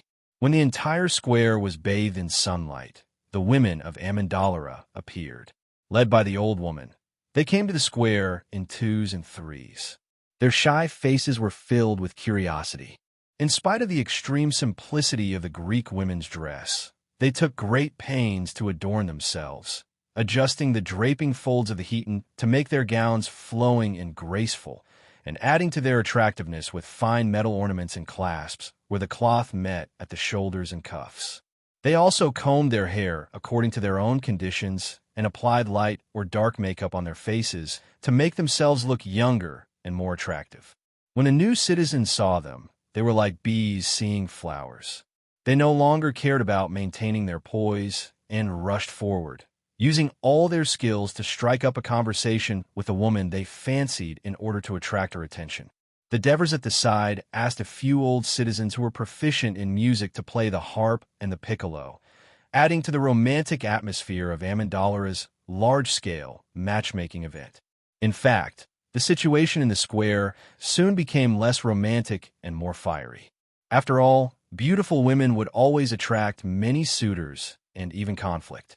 At this time, the Devers would appear with the patrol team in time to warn the two parties of the conflict with his prestige, and then ask the female protagonist of the conflict for her opinion. When the groups of men and women fancied each other, some would leave the venue and walk along the mountain path to continue their conversation to improve their understanding. Some would go directly to the registrar, Raphaelis, who was waiting at the side of the square, and both parties had to show their willingness to marry. Raphaelis would then register both parties' names and allow the woman to bring the man home. In fact, according to Greek tradition, the couple could only consummate their marriage after the ceremony. However, the Devers convinced Cornelis and the others, and they received official confirmation and registration from Amandalera. The man and woman were now husband and wife, and only owed a wedding, which would be made up for later. Men were not the only ones who took the initiative to pursue women. Some women who were slightly older or less good-looking would also take the initiative to talk to men they fancied when few people were interested in them. They would show off their advantages, such as being good at weaving, brewing, producing olive oil, or showing off that they came from a noble family with a lot of wealth and land. In the afternoon, there were only a few women left in the square, but there were still a lot of men. At this time, the Devers found that many new citizens had formed a large circle in a corner of the square. He quickly asked someone about the situation. It turned out that there was a young noblewoman in the circle who ignored all the men who came up to talk to her. She was beautiful, so the men were still very persistent in trying to win her heart. So far, no one had succeeded. The Devers was curious, but because it was not a good idea to drag on like this, it could easily lead to conflict. So, he called Raphaelis, and they squeezed into the crowd. "Hey, girl, our leader, the Devers, is here. If you still don't like him, I'm afraid you can only find a god to be your husband." Someone in the crowd joked. When the woman heard this, she raised her head and opened her eyes. The Devers saw that the woman had snow-white skin, a beautiful face, and a pair of big and bright eyes. Raphaelis recognized her immediately and whispered to the Devers, "Her name is Andrea. Her husband followed the Taurus army to attack Lucania last year and died in battle in Laos, leaving her alone with a 3-year-old son. She seems to be only 20 years old." As the Devers listened, Andrea stepped forward and said, "Are you the Consul Devers?" "That's me. I have something to tell you," Andrea said straightforwardly. The Devers was stunned. "Go ahead." Andrea looked around and asked, "I want to talk to you alone, can I?" The Devers immediately felt that things were not simple. He hesitated for a moment, but when he saw the urgency in Andrea's eyes, he nodded and said, "Come with me." Seeing that the Devers were going to take Andrea away, some of the new citizens said unwillingly, "Leader of the Devers, you already have the beautiful Christoia. Don't fight with us anymore." The Devers smiled and said, "Don't worry, brothers. She just wants to talk to me alone. You all know that I already have Christoia. If I mess around, Christoia won't let me sleep with her tonight." The Devers' dirty words caused the crowd to laugh, so everyone made way for them. The Devers took Andrea to a secluded part of the square, guarded by patrols. Tell me, what's the matter? The Devers asked softly. Andrea bit her lip and hesitated several times. Finally, she gathered her courage and asked in a low voice, I want to know. Bagul. He? How is he now? Who's Bagul? The Devers asked, puzzled. He's a Lacanian. Andrea's voice suddenly became as soft as a mosquito. I saw you beat him down in the temple and then arrested him. How is he now? Seeing Andrea's flushed cheeks and still not understand what was going on, he would have wasted more than 30 years in his previous life. You fell in love with a Lucanian. Why? The Devers' calm tone made Andrea panic. I just... Don't be nervous. I'm not blaming you. Tell me the truth, and maybe I can help you. The Devers' heart stirred, and he immediately comforted her softly. Really? You can really help me? Andrea shouted excitedly, as if she had found a life-saving straw. The Devers made a shushing gesture and said, Tell me why you like him first. Finally, Andrea shyly told her story. It turned out that because of her beauty, Andrea was once called the Rose of Amandura by busybodies, and she had many suitors. Later, her father arranged for her to marry a rich and handsome young Amandura nobleman 4 years ago. Although they did not have any contact before the marriage, Andrea was still satisfied with the marriage. Who would have thought that after she married him, the two of them would spend a long time together? She found out that her husband was a jealous person and did not allow her to have any contact with any men. Because 2 male slaves had died here, Andrea, who was only 16 years old and full of youthful vigor, could only be confined at home. Her husband had an even worse bad habit, which was alcohol. He often hosted banquets at home or attended other people's banquets and usually got drunk. Then, he would come home and abuse her. Andrea, who had just become a young married woman, could not bear it and ran back to her parents' house. However, her father forced her back and warned her, As a woman, you must treat your husband like a slave serving his master. I hope she will not come back, lest the family becomes a laughingstock. Andrea returned to her new home in fear and endured everything her husband did to her. Chapter 114. Last year, when the Turusai army was defeated in Lucania, while other women were mourning for their husbands who had died in the battle, Andrea closed her door and shed tears at home. She had finally escaped from the abyss of misery. Who knew that a few days later, the Lucanians would invade Amandalera and all the people would become captives, including her. The Lucanian warriors took a fancy to her beauty and escorted her to Bagul to please the successor of the tribe's chief. Andrea trembled in fear when she saw this tall and burly man with messy long hair who looked very different from the Greeks. She began to lament her unfortunate fate in her heart. However, the burly man in front of her did not violate her. Instead, he comforted her in Greek and told her not to be afraid. While most of the people of Amandalera were imprisoned in the temple, Andrea and her son lived in their own courtyard. Every day, Bagul would personally bring them a sumptuous meal. He was very concerned about her, but he never touched her. Andrea gradually let down her guard and finally fell in love with this Lucanian man. Compared to her original husband, she felt that although Bagul looked fierce, he was steady, loving, and good at taking care of people. He was 100 times better than her ex-husband. The young woman experienced love for the first time. Finally, one day, she took the initiative to invite Bagul into her room. From then on, whenever Bagul returned home, she would be inseparable from him. She was happy to think that if her previous marriage was hell, now it was the Elysium of hell. Therefore, when Bagul told her worriedly that the Lucanians had been defeated and their tribe was preparing to retreat to the mountains, Andrea hesitated for a moment before agreeing. When he asked her if she was willing to go with him, she only hesitated for a moment before agreeing. The night before yesterday, the mercenaries invaded the city of Amandalera. Andrea and her children retreated to the temple at the top of the mountain with Bagul and his people. When she saw the fierce battle between the Lucanians and the people of Amandalera in front of the temple, for some reason, she did not worry too much for her people. Instead, she focused her attention on Bagul and finally saw him being knocked down by the mercenaries. Devers did not expect to encounter such a melodramatic plot in this world. As a political figure, of course, he would not be moved by Andrea's story and infatuation. Instead, he thought about the problem of how to deal with the Lacanian captives. At the meeting yesterday, he did not mention the Lacanian captives because he was afraid that the grieving elderly citizens and their families would burn the captives to ashes with their anger. Therefore, he was waiting for the hatred of the elderly citizens to fade with time, waiting for the families to build a new family and forget the old grudges. If you don't choose a new citizen to marry, then according to the law now enacted, your land and property will be under the supervision of the city government until you marry again or until your son grows up, and then it will be returned to him. Do you understand? Davers reminded. I understand.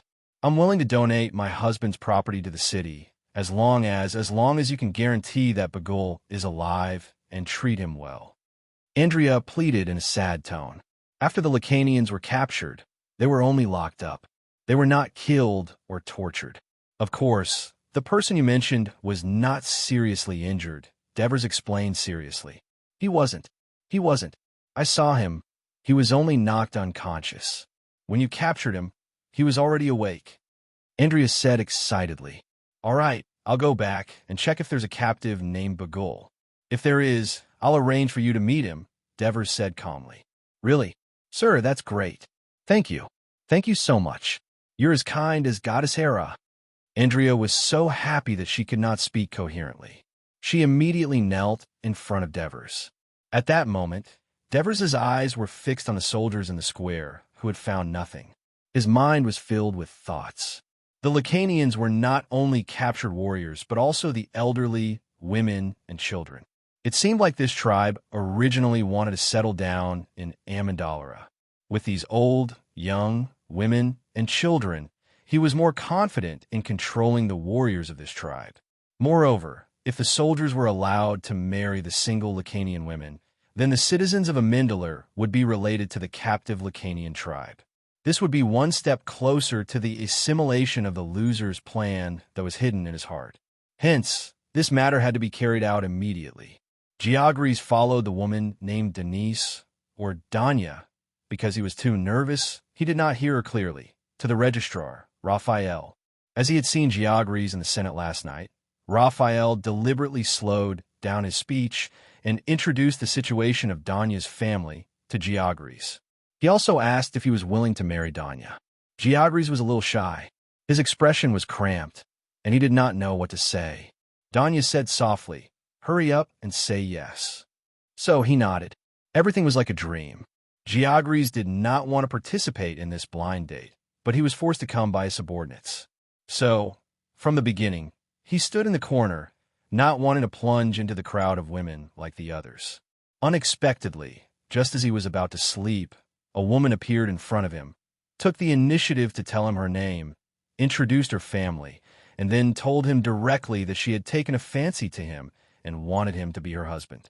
Georges was stunned. Looking at the woman's beautiful face, he did not know what to do. Under the woman's soft pleading, he nodded, and then was brought out of the square by the woman. Walking in front, Danya's face was full of joy. As a 30-year-old woman who had been married twice, she despised girls who were intoxicated by men's flowery words. She believed that the ones who could bring happiness to women were often honest and steady men. So, when she saw Georges in the corner in the square, she took a fancy to him. Danya's house was halfway up the mountain, and it was a relatively large courtyard. Danya opened the door and saw Georges standing outside, still hesitating whether to go in. She smiled and took his hand, saying very seriously, "Come in. From now on, this is your home. You are the master here." Home. The word touched Georges's inferiority complex and lonely heart. Following Danya into the gate, Georges looked around curiously. The outer perimeter was a high courtyard wall made of well-shaped square stones and painted with lime. After entering the gate, there was an open courtyard between the entrance and the foyer. The courtyard was surrounded by a colonnade, forming a central hall. In the middle of the hall was a pool. The water in the pool was mainly rainwater, and it led to an underground reservoir for daily use. This was what Danya told him later. There were many kinds of plants planted around the pool. It was spring, and they were blooming with colorful flowers. In the middle of the pool stood a white marble statue of a girl. She was naked, her figure enchanting, and every hair on her body was exposed. Seeing this made Geogris blush, and his heart beat faster. Danya led him around the pool and into the hall. She forced Geogris to lie on his side on a cushioned sofa to rest, and said with concern, "Are you hungry? I'll go cook first." "I'll go too." Geogris wanted to stand up, but was held down by Danya. "No, this is a woman's business. You go take a bath first and rest for a while." As she said that, she shouted upstairs, "Ibiya, Ibiya." Accompanied by a clear response, a dark-skinned slave girl rushed downstairs. "This is your male master," Danya said with a slightly dignified tone. The girl humbly walked up to Geogris, with some curiosity in her eyes. She respectfully saluted. "Master, go boil a bucket of hot water, then bathe master and change into new clothes," Danya ordered. Lying in a large wooden tub filled with hot water, Georgelis was also jumping with enthusiasm, because Ibiya was only wearing a thin linen shirt, and she was scrubbing his body. Her strong and beautiful body clung to the wet cloth, faintly discernible. It made the young Geogris' mouth dry. Is this the life of a citizen of a city? Amidst his nervousness, he was pleasantly surprised. Dinner was bread and olives. Danya even said apologetically, "Dinner is too simple. There's nothing I can do about it, because Cornelis only allocated this little food to me." He also said that it will be like this for a period of time in the future. Geogris remembered the meeting last night and comforted her. "Don't worry, Chief Devers. His Excellency has sent people to Tarantum to seek help, and fortunately, the Lacanians forced you to plant grain immediately, and you can harvest it by early autumn. After the Senate has settled new citizens like me in these few days, you can get your own land back." Is it true? At the Senate meeting last night, His Excellency Consul made a decision after a discussion with everyone, Geogris said with a little pride. "That's great," Danya said happily. In fact, she was even happier that she did not expect the young Geogris to be able to participate in the Senate meeting of the city. She really picked up a treasure. "But you're wrong, it's not my land that we're taking back, it's your land." That night, Dania used all her skills to serve the Virgin Georgis to the point where he wished he was in heaven. Chapter 115. The Devers and Christoia were given a house that originally belonged to the former consul of Amendolara, Marcaris. It also had two of Marcaris' children, a 6-year-old daughter, Cynthia, and a 3-year-old son, Adoris. When Christoia heard the news in the afternoon, she immediately asked for a few slaves from Merce's and rushed to Marcaris' house. When the Devers returned to their new home, the house was basically cleaned up, but he didn't have time to admire his new home. He only hurriedly took a few bites of bread and met the 2 children he was going to adopt. The 2 children hid behind Christoia nervously and peeked at him. It could be seen that the 21-year-old Christoia had already won the trust of the 2 orphans. Before he could say anything, Assis rushed over and said, "Bagul is here." The Devers hurriedly asked Assis to bring him to the side room. After starving for an entire day, Bagul's hands were tied behind his back and brought to a side room. He simply lay there, motionless on the ground. His body was weak, and his spirit was in despair. He no longer held any hope for survival. At this moment, he heard a low voice. Is this the son of the Lacanian leader, Vespa, the warrior Bagul that the Lacanians speak of? Another voice replied, "Yes, Consul. Why do you look like a dead dog?" Hearing the person's mockery, Bagul still didn't move, not even blinking. And Andrea praised him to me as a brave man. Haha, he doesn't even dare to look at me. The person continued to mock him. This time, however, Bagul opened his eyes. He saw a man younger than the one who had brought him here. He was a little surprised because he had clearly heard someone call him Consul. "And how is Andrea?" His hoarse and weak voice was filled with deep concern. Devers didn't tease him anymore. Instead, she stepped forward and said seriously, "She's fine. She's been begging me to let you go. She wants to be with you." Bagul closed his eyes. His face, which was covered in blood and dirt, showed extreme pain. He suddenly turned over, and his chest began to rise and fall rapidly, After a long time, he opened his eyes and looked at the Devers with tears in his eyes. Go out? Can you let us out? Will you give us freedom? What do you think? The Devers sneered. Think about everything you've done in Amandalora.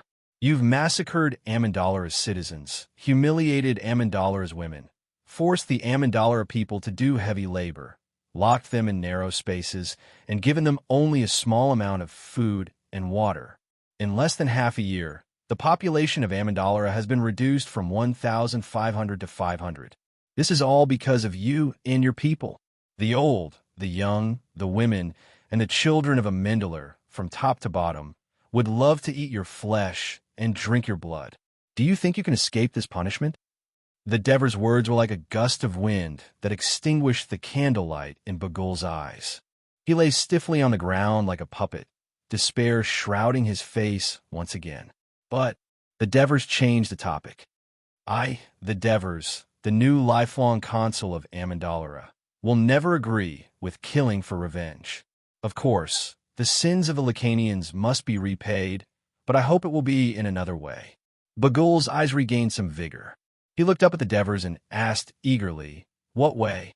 All the men of your tribe will become slaves of Amandalora's city.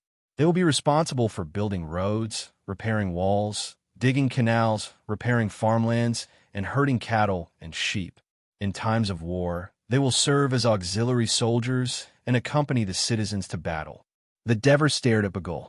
Bagul was silent for a while. In fact, after they occupied Amandalora, they treated the people the same way. God Asanu, this is retribution. But what he was most worried about was not the men of his tribe. What about the women? Of course, they will also be slaves of the city. They can shear sheep, learn weaving, and harvest olives. As for the underage girls and widows among them, my soldiers and the new citizens of Amandalora will marry them. The Devers emphasized the last sentence. Bagul was shocked. He turned over and sat up, looking at the Devers in disbelief. Not concubines. Yes, wives, the Devers said with certainty. This is my sincerity. I ask you and your people to be slaves of Amandalora for 5 years. You must bear the insults of any citizens in silence. Of course, if a citizen of a city tries to attack you, he will be severely punished. But if your people escape or attack the citizens of the city, I will execute 10 Lacanians for each one that escapes. If you injure a citizen, I will also execute 10 of your people. The Devers' expression was a little ferocious. Bagul was silent for a while, then asked in a low voice, What about after 5 years? After 5 years, you will all become free people. If you want to become citizens of Amandalora, you can apply to the city. If you want to return to your hometown, we won't stop you, but I think you might not want to leave by then, the Devers said confidently.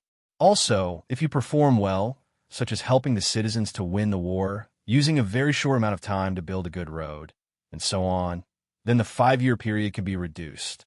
Diver said confidently. At this moment, Bagul's expression was much livelier than the lifeless one he had when he first entered. After all, it was easy to imagine the joy in his heart that he had escaped from certain death to hope for freedom. Moreover, he could sense that the new consul had good intentions for the Lacanians.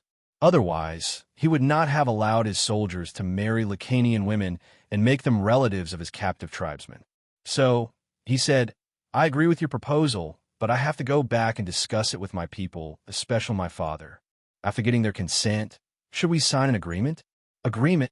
The Devers sneered. There is no agreement here, only an agreement. What? Bagul was shocked. He could only rely on a few words from the other party when it came to the survival of his tribe. Don't you know that all the citizens of Amandalora want you to be executed? Only I don't agree. Actually, the new citizens don't hate the Lacanians. After all, they're not victims, but victors and beneficiaries. Under such circumstances, I can only slowly convince them.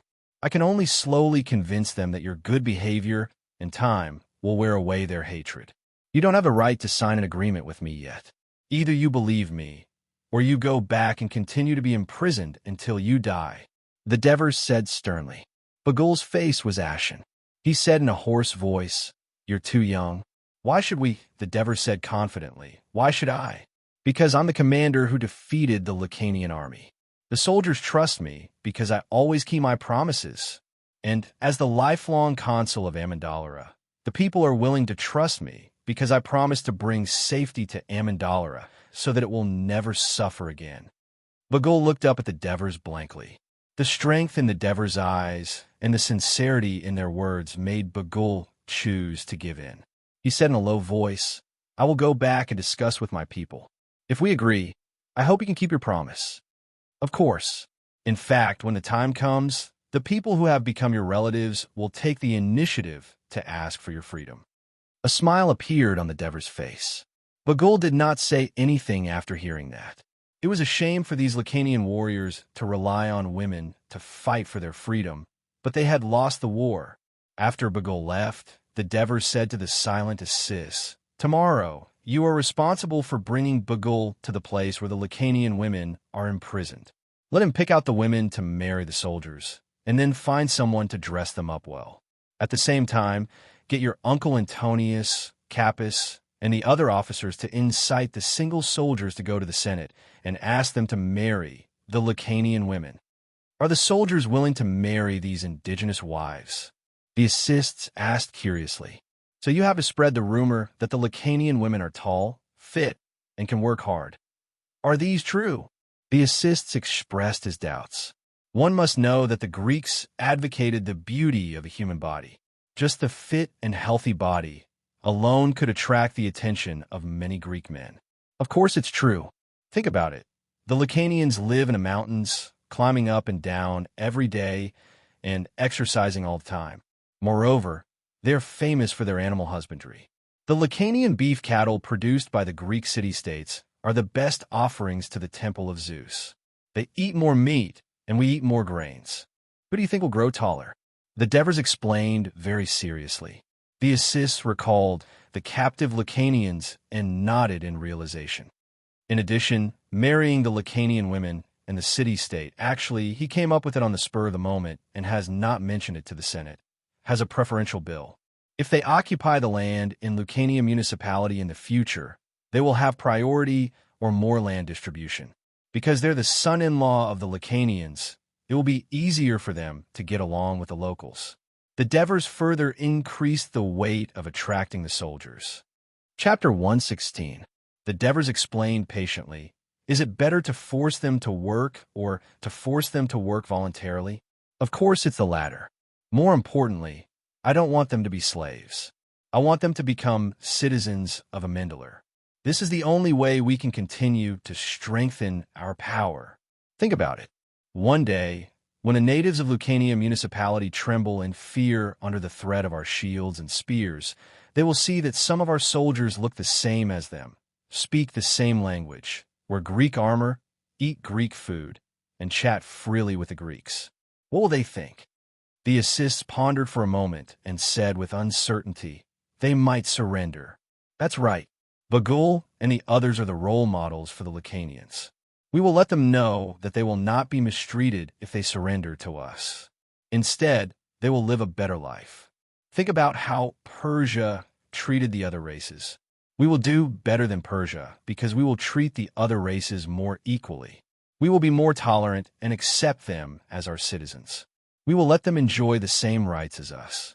Only in this way can we eliminate the estrangement between them and us. Only then will Amendalar quickly become stronger.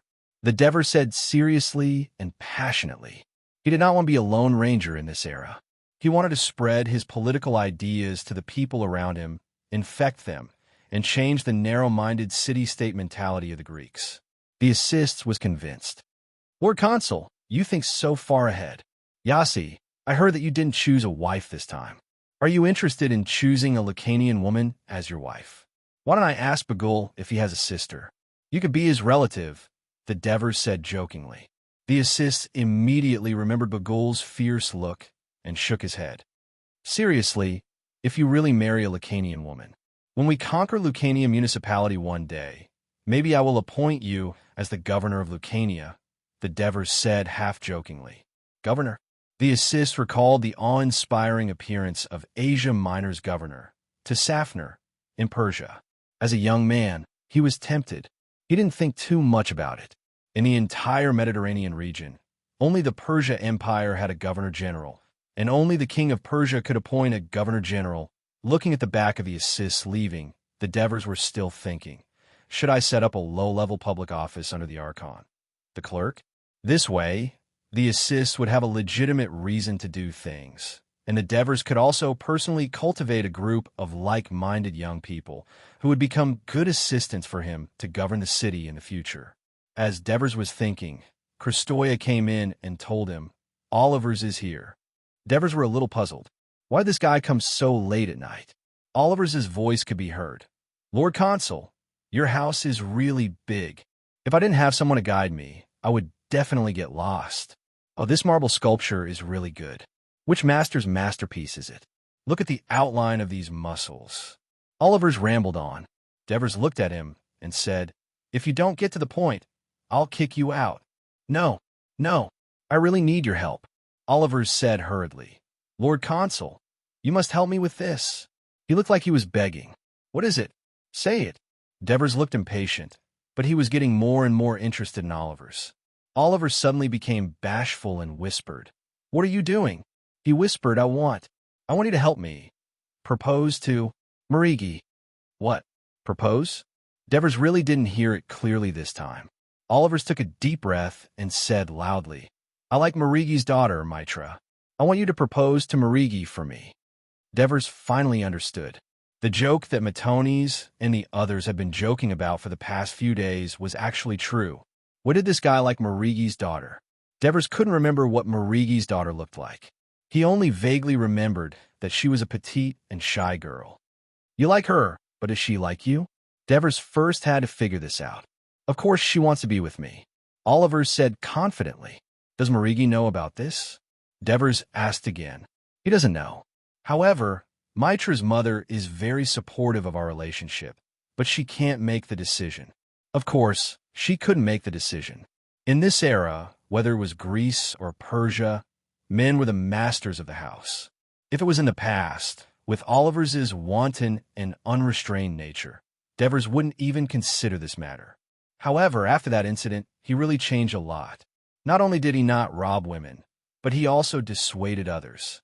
One was his savior, and the other was a talent that he saw as his right-hand man. Devers was happy to see their union. I will propose to Marigi and try my best to matchmake the two of you, but the key still depends on your performance. As soon as Devers finished speaking, Oliver's jumped happily. That's great. That's great. Devers, you're such a good person. Oliver's gave Devers a tight hug excitedly. Watching Oliver's sing and dance as he walked out of the courtyard, Devers couldn't help but laugh. He actually gave him a good person card. The next morning, the single new citizens protested in front of the Senate, asking for a solution to their spouse problem. They also proposed that they could accept Lacanian women as their wives. The Senate held an emergency meeting to discuss the matter. Amidst the continuous protests outside, the Senate elders led by Chief Elder Devers reluctantly passed a resolution. The Devers and the new citizen elders were all acting, agreeing to let the new citizens marry Lacanian women who were once enemies of Amandura. At the same time, the Senate also passed another resolution. All Lacanian captives would be turned into city-state slaves, working without pay until they died. However, no Amandran was allowed to harm these slaves because they were the wealth of the city-state. After that, Devers proposed another motion. Seeing that the Devers were about to propose another motion, Cornelis couldn't help but feel nervous. Because the Devers' proposals repeatedly broke Amandran tradition, Cornelis was a little depressed, but this time the proposal was relatively normal. Before the Devers attacked the Lacanian tribal coalition, they had promised the slaves that they would be granted freedom after victory. After annihilating the Lacanian coalition, the tourists had brought back more than 1,000 slaves they had sent to the Devers.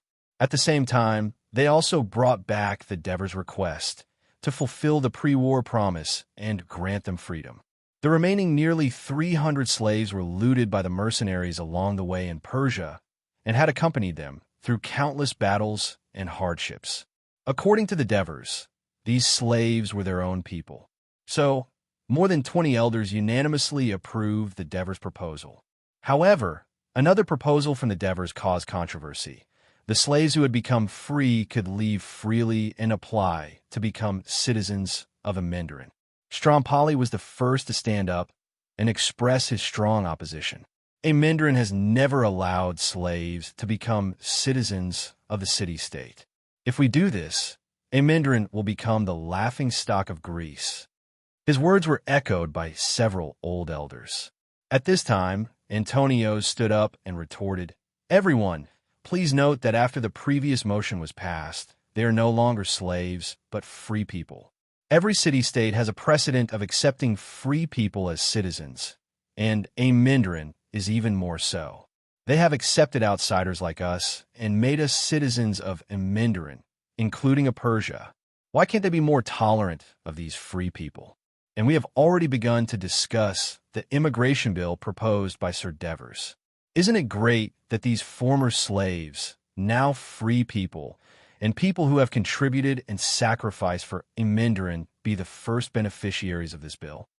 The new citizens all expressed their agreement, while the old citizens were speechless. Amyntas stood up and told the story of how a slave sacrificed himself to save his life during the battle in Persia. Finally, he said loudly, "They're not slaves, they're our brothers. We should give them something in return." Helps briefly describe how the slaves in the medical camp assisted the doctors day and night to save the wounded. Then, Mirzas also spoke in an exaggerated manner about how the slaves under him quickly calculated money and distributed resources without any mistakes, thus providing the best guarantee for the mercenaries to win the war. He proudly claimed that they were the best managers. Even though there were only 21 people in the meeting, the atmosphere gradually heated up. Devers did not even need to speak before the proposal was passed. After a discussion, the decision was reached. After these free people's application to become citizens of Amenderan was confirmed, they would have a 2-year probation period. Within these 2 years, they would have to live in Amenderan territory, learn to speak Greek, be familiar with the laws of Amenderan, and have no record of breaking the law.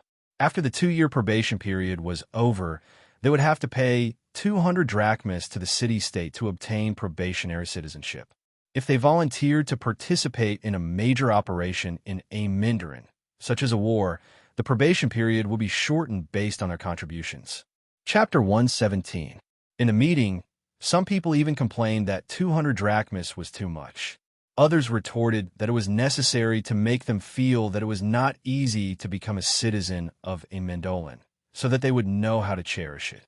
As a result, the next day, news came from the registrar, Raphael, that the consul's wife, Christoia, had paid in advance for 10 freedmen, and at the same time, Mercies had paid in advance for 6 freedmen. Only then did everyone realize the value of this group of freedmen.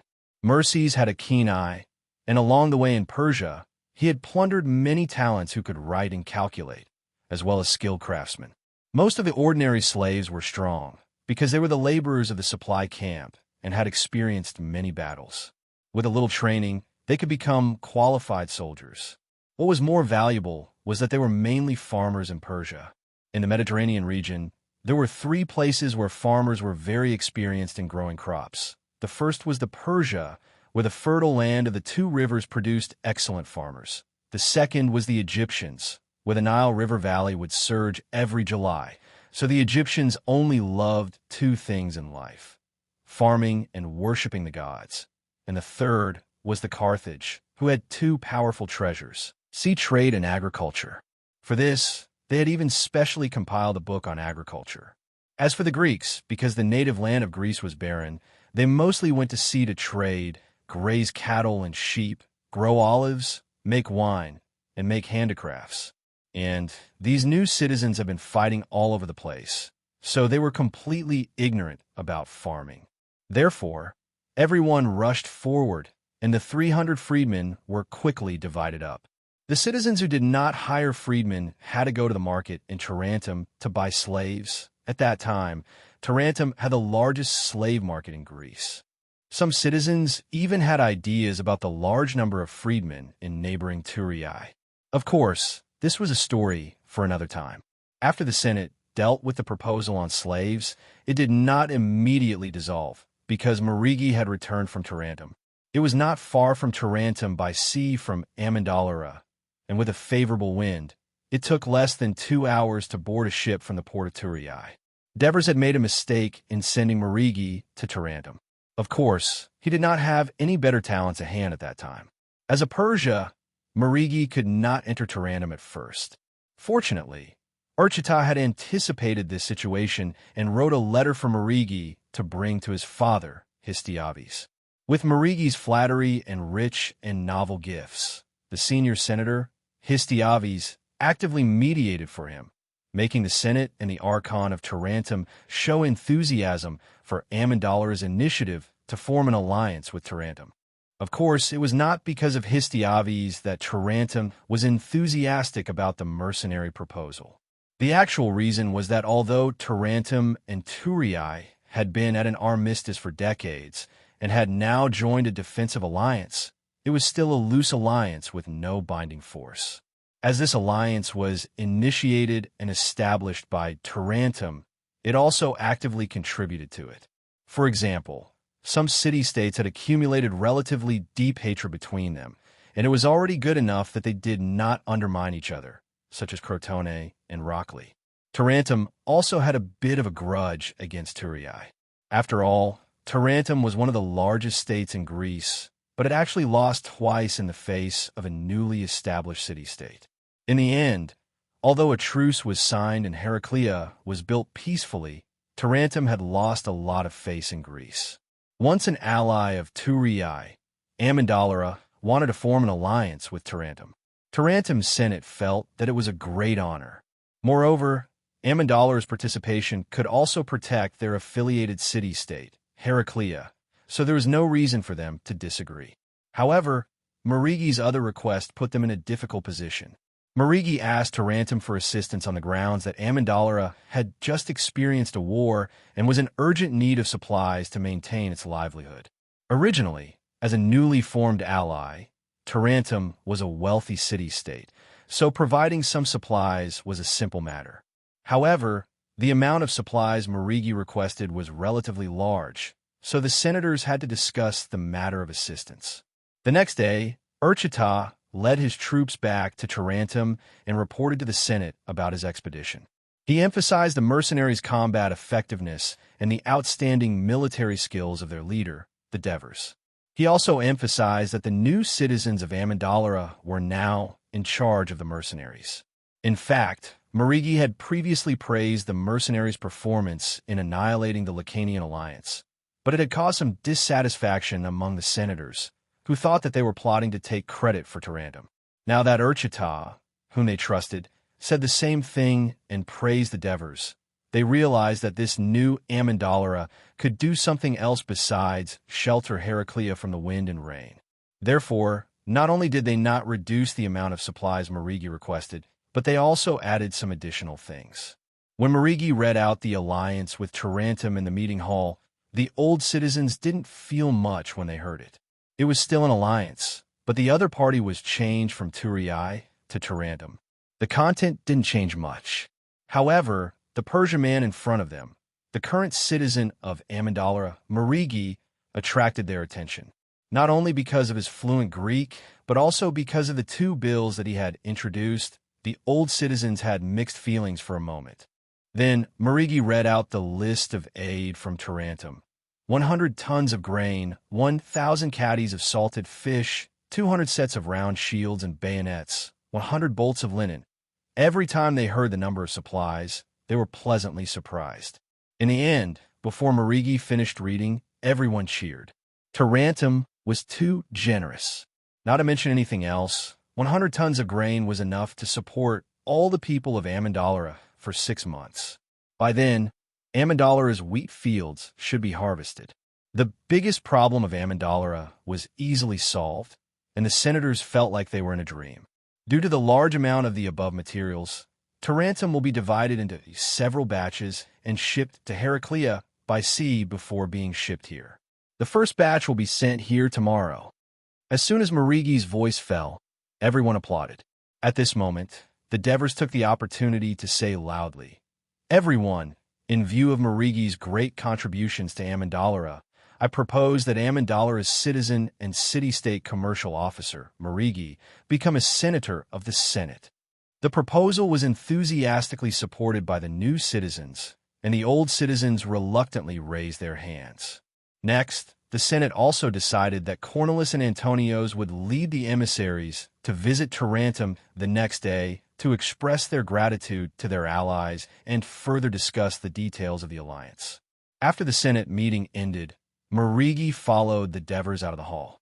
"Thank you for your help, sir, but you made me a citizen of Amandalara, a commercial officer, and a noble senator," Marigi said gratefully. "Looks like I didn't lie to you." The Devers chuckled. "Sir, you've always been a man of your words. How could you lie?" Marigi seemed to have forgotten what he had said when he first came to Greece. "Marigi, you must remember that this wasn't my decision. This is because the senators are thanking you for your contributions to Amandalara." The Devers reminded him, even though he was being humble. Marigi looked around and said in a low voice, "What Senate? I only know that if it wasn't for you, I'm afraid I wouldn't even be a citizen of Amandalara. Marigi will always be loyal to you, Sir Devers." Marigi's words were sincere. The Devers smiled again and said, "It seems like you still have to slowly adapt to life as a citizen of Greece." Marigi wanted to say more, but the Devers patted his shoulder and asked, "How's Tarentum?" Marigi was a smart man, so he didn't say anything else. Instead, he said seriously, "It's too short. I walked around in a hurry, and it feels like Tarentum is huge. There are a lot of people, and many of them are rich. There are many merchant ships at their port, and the market is bustling. The daily trading volume is probably not low." Marigi looked envious. The Devers nodded and asked again, "I heard that the Misapi are invading Tarentum. What's the situation now?" If he hadn't joined the mercenary army, Marigi wouldn't have cared about these things, let alone be able to say anything. After hearing and seeing from the mercenary army, he also had some understanding of military affairs. The Misapi have retreated. Their invading troops are mainly composed of cavalry and light infantry. They won't clash with the heavy infantry of Tarentum at all. They can only invade the land outside Tarentum, but Tarentum can't do anything to them because they can't catch up with the Misapi at all. "Cavalry? Are there many Misapi cavalry?" The Devers asked keenly. "I don't know. However, I heard that the terrain south of Tarentum doesn't have too many high mountains, and there are few rivers. Most of it is flat grassland, so the Misapi graze a large number of cattle, sheep, and horses there." The Devers' heart skipped a beat. He originally thought that on the Apennine Peninsula, except for the Gauls in the north who raised horses on a large scale because of the vast plains and swamps of the River Valley, so their cavalry was strong. The other forces in the Apennine Peninsula were mainly infantry, and a small number of cavalry was just for show. He didn't expect that in the south, at the heel of the Italian leather boots, there was actually a tribe that was mainly cavalry. In fact, this was an error in Marigi's intelligence. The Misapi army was not mainly cavalry. He must get Antonius to visit Tarentum and properly investigate this Misapi force. Note, Messipi. Chapter 118. The Devers suppressed his excitement and said to Marigi, "Now the city is distressed by the lack of money in the treasury. You came back at the right time. As the commercial officer of Amendalar, it is your duty to change the situation of almost no trade in Amendalar and increase the revenue for the treasury. I hope you can study the city and think hard to come up with a good plan." "I'll do my best." Marigi was eager to give it a try. Also, the Devers stopped as soon as he spoke. "Let's talk about the marriage proposal in a few days." After all, Marigi had just returned. Marigi saw that the Devers did not speak again and did not dare to ask. So he said, "By the way, my lord, 2 people from the Pythagorean school of Tarentum came with the ship to Amendalar. They said that they were invited by you." The Devers hurriedly asked, "Where are they now?" "I think they went to look for you," Marigi said uncertainly. It was not long before Dives found himself in his own house 2 Pythagoreans, one called Matacores, the other Mendaticeres, both of whom looked young, probably no more than 30 years of age. Therefore, the Devers who had just returned home said with a smile, You look very young. This annoyed Matacories, who said loudly, mathematics is not judged by age. No one in Tarantum can compare to my speed. Do you think I came to this remote town willingly? The Devers laughed. You see, I became a consul at a young age. If I look down on your youth, wouldn't I be looking down on myself? Matacories was stunned. On the contrary, I'm very happy that the Pythagoreans are all young. Because they are young, they are energetic. Because they are young, they are ambitious. Because they are young, they dare to break the rules and think what their predecessors dare not think of. This is especially important in the academic field, isn't it? The Devers said passionately. Mentodicus, who had been silent before, widened his eyes. Matacories muttered embarrassedly. What you said makes sense. Don't worry. I will greatly support the development of your school in Amendolar. I will provide you with a large house for you to live and teach. As long as you do not violate the laws of Amendolar, you can develop your students in Amendolar without any restrictions. I believe that with your abilities, you will be able to create a glorious career in Amendolar that your classmates in Tarantum could never achieve. To make up for the regret of your ancestor, Pythagoras. The Devers' promise and encouragement had kindled the two young men's enthusiasm. After bowing respectfully to the Devers, they asked the Devers to send someone to take them to the house, where they would rest for a while and then begin their work. Of course, the Devers could not ask for more. When the two of them walked away, he could still hear Matacories' voice. That consul is not bad. Not bad at all. By Tarantum. Keep your voice down, Maticles. We're in someone else's house. Devers listened and could not help but laugh. Are you really going to support the development of the Pythagorean school in Amendolar? Christoia walked out of the side room and put her hand on Devers' shoulder. She said worriedly, I heard that the Pythagorean school has a bad reputation. They are secretive and do not worship the gods. Instead, they believe that everything is made up of numbers. In the past, they had many conflicts with the assembly and council in the various cities of Greece, so no one welcomed them. Devers smiled carelessly. What does it matter? We Greeks are used to the harmony between man and the gods. We will not be completely ruled by the gods like the Egyptians, where disrespect is punishable by death. Moreover, it is not easy to become a disciple of the Pythagorean school. Except for a few highly educated nobles, ordinary people cannot pass their test. This is also the reason why their school has not been able to grow.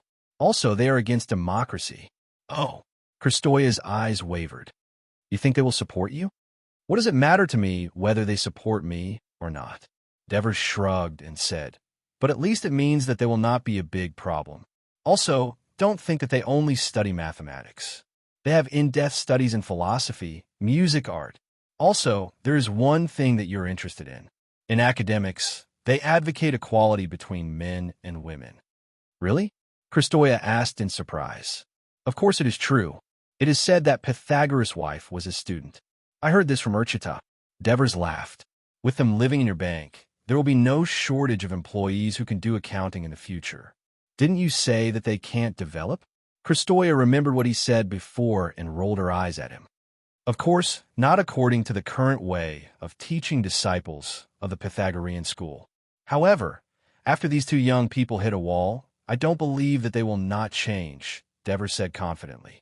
Early in the morning, wildflowers bloomed all over Mount Amendola. They were beautiful purple and red. It was a romantic sea of flowers. Among them, most were purple thyme. They swayed in the mountain wind, spreading a rich fragrance all over the city. Couples dressed to the nines came out of their houses and gathered in the square.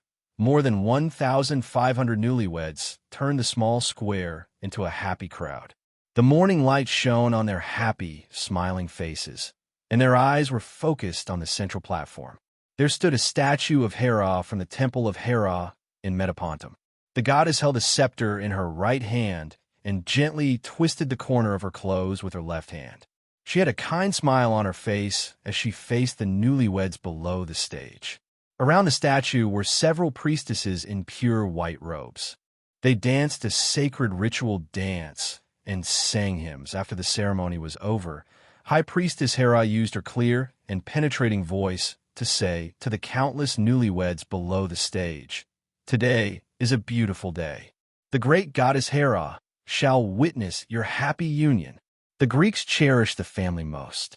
A happy marriage is a sign of prosperity for the family and the foundation of the city. The high priestess took a step forward and leaned forward to ask, "Hera asked me here to ask all the men present, are you willing to shelter your wife from the wind and rain, no matter what difficulties you encounter? Love her until the end of your life." The men, led by Devers, said without hesitation, "Yes." Hera asked me to ask all the women present, are you willing to manage the family for your husband, raise children, respect him until the end of your life? The women, led by Christoia, said sincerely, "I am willing." The high priestess smiled. Now the newlyweds can kiss each other. The Devers and Christoia, Geogres and Dania, Olivers and Mitra, due to the early arrival of Hera's priestess team from Metapontum yesterday afternoon, the Devers hurriedly went to Marigi to propose marriage. They did not expect Marigi to agree readily. In fact, Marigi, who was influenced by the royal system in Persia, did not care much about Oliver's reputation or how much wealth he had. What he cared about was that Oliver's was a close friend of the Devers, and it was the Devers who personally proposed marriage. Countless newlyweds gazed at each other affectionately and kissed each other sweetly. Strompoli, who was watching from the side, could not bear to watch, but he protested in a low voice, "This is against Greek tradition. It's too immoral. The censor should stop them." The censor has already visited Tarentum. Scambra smiled. "I think this Hera ceremony is quite interesting. A happy marriage is the symbol of a prosperous family and the foundation of a stable city." This sentence makes a lot of sense, Raphael said with a sigh.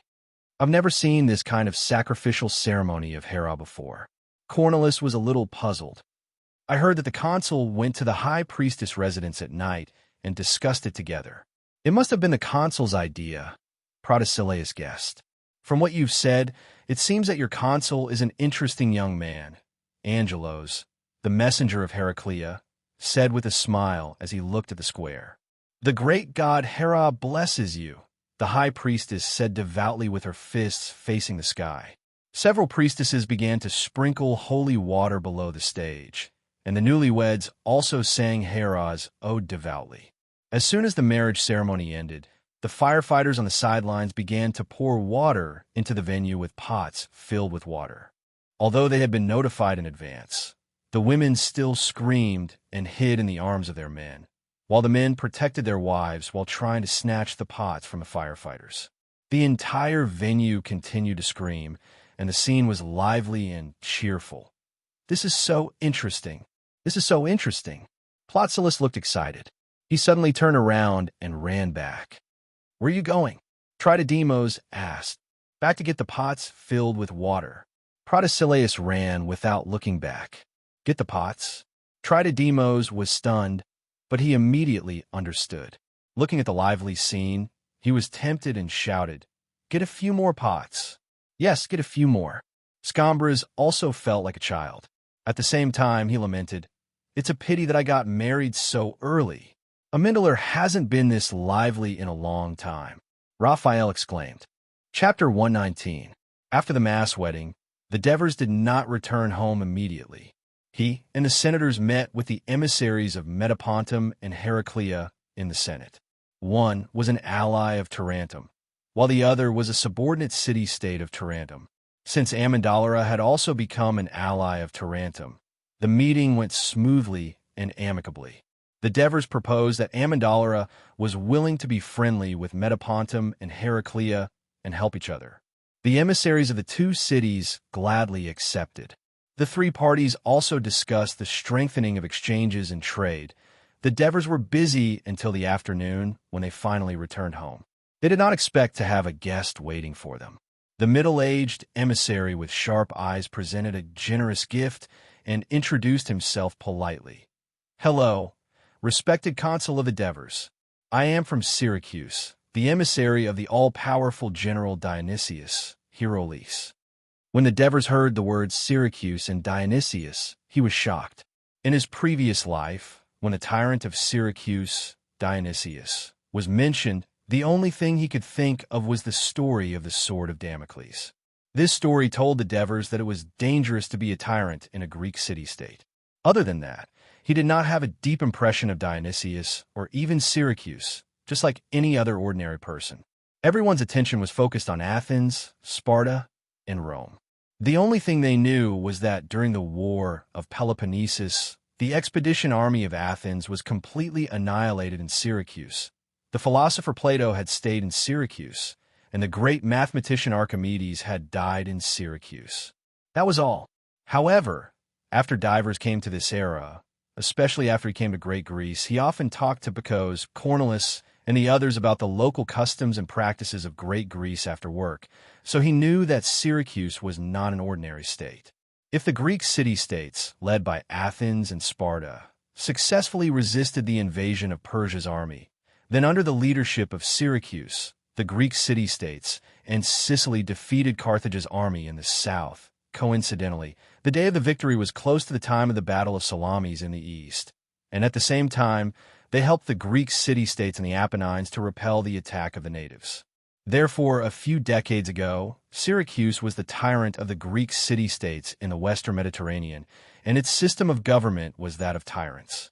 This time, Syracuse once again implemented the tyrant system, and the one in power was the so-called all-powerful general Dionysius. After a brief understanding of Dionysius's experience of usurping power from others, the Devers could see that this person was not only good at using power, but also ruthless in his actions. His military and political abilities were not weak, and he was also lucky. Carthage had taken advantage of the civil strife in Syracuse to attack Syracuse and its allies, and had even started to attack Syracuse city. In the end, a plague broke out and was repelled by Dionysius. Moreover, he knew the principle of political power comes from the barrel of a gun, so he vigorously cultivated and hired private armies to consolidate his power. Devers had already labeled this tyrant of Syracuse as a dangerous person. Although he did not know how this person developed in the history of his previous life, he had read a book in his previous life. There is a sentence in the book that left a deep impression on him. From a moment a rising country is born, it unconsciously wants to firmly grasp the power and land that it once obtained when the country was strong. In the past, Syracuse was the tyrant of Sicily and Great Greece. What about Syracuse now? One had to know that a person without great ambition would not dare to come out and become a tyrant. Devers' mind was filled with thoughts, but his face was full of smiles. Oh, I really did not expect the distinguished guest of Syracuse to come to our small mountain town. Please sit down. When Hercules sat down, Devers asked, "May I ask, Lord Hercules, why did Syracuse send you here? When I received the order and set off for Thurii, I did not know that you had become the consul of Amendolara. The original order is no longer applicable, but I still feel that I should say it first."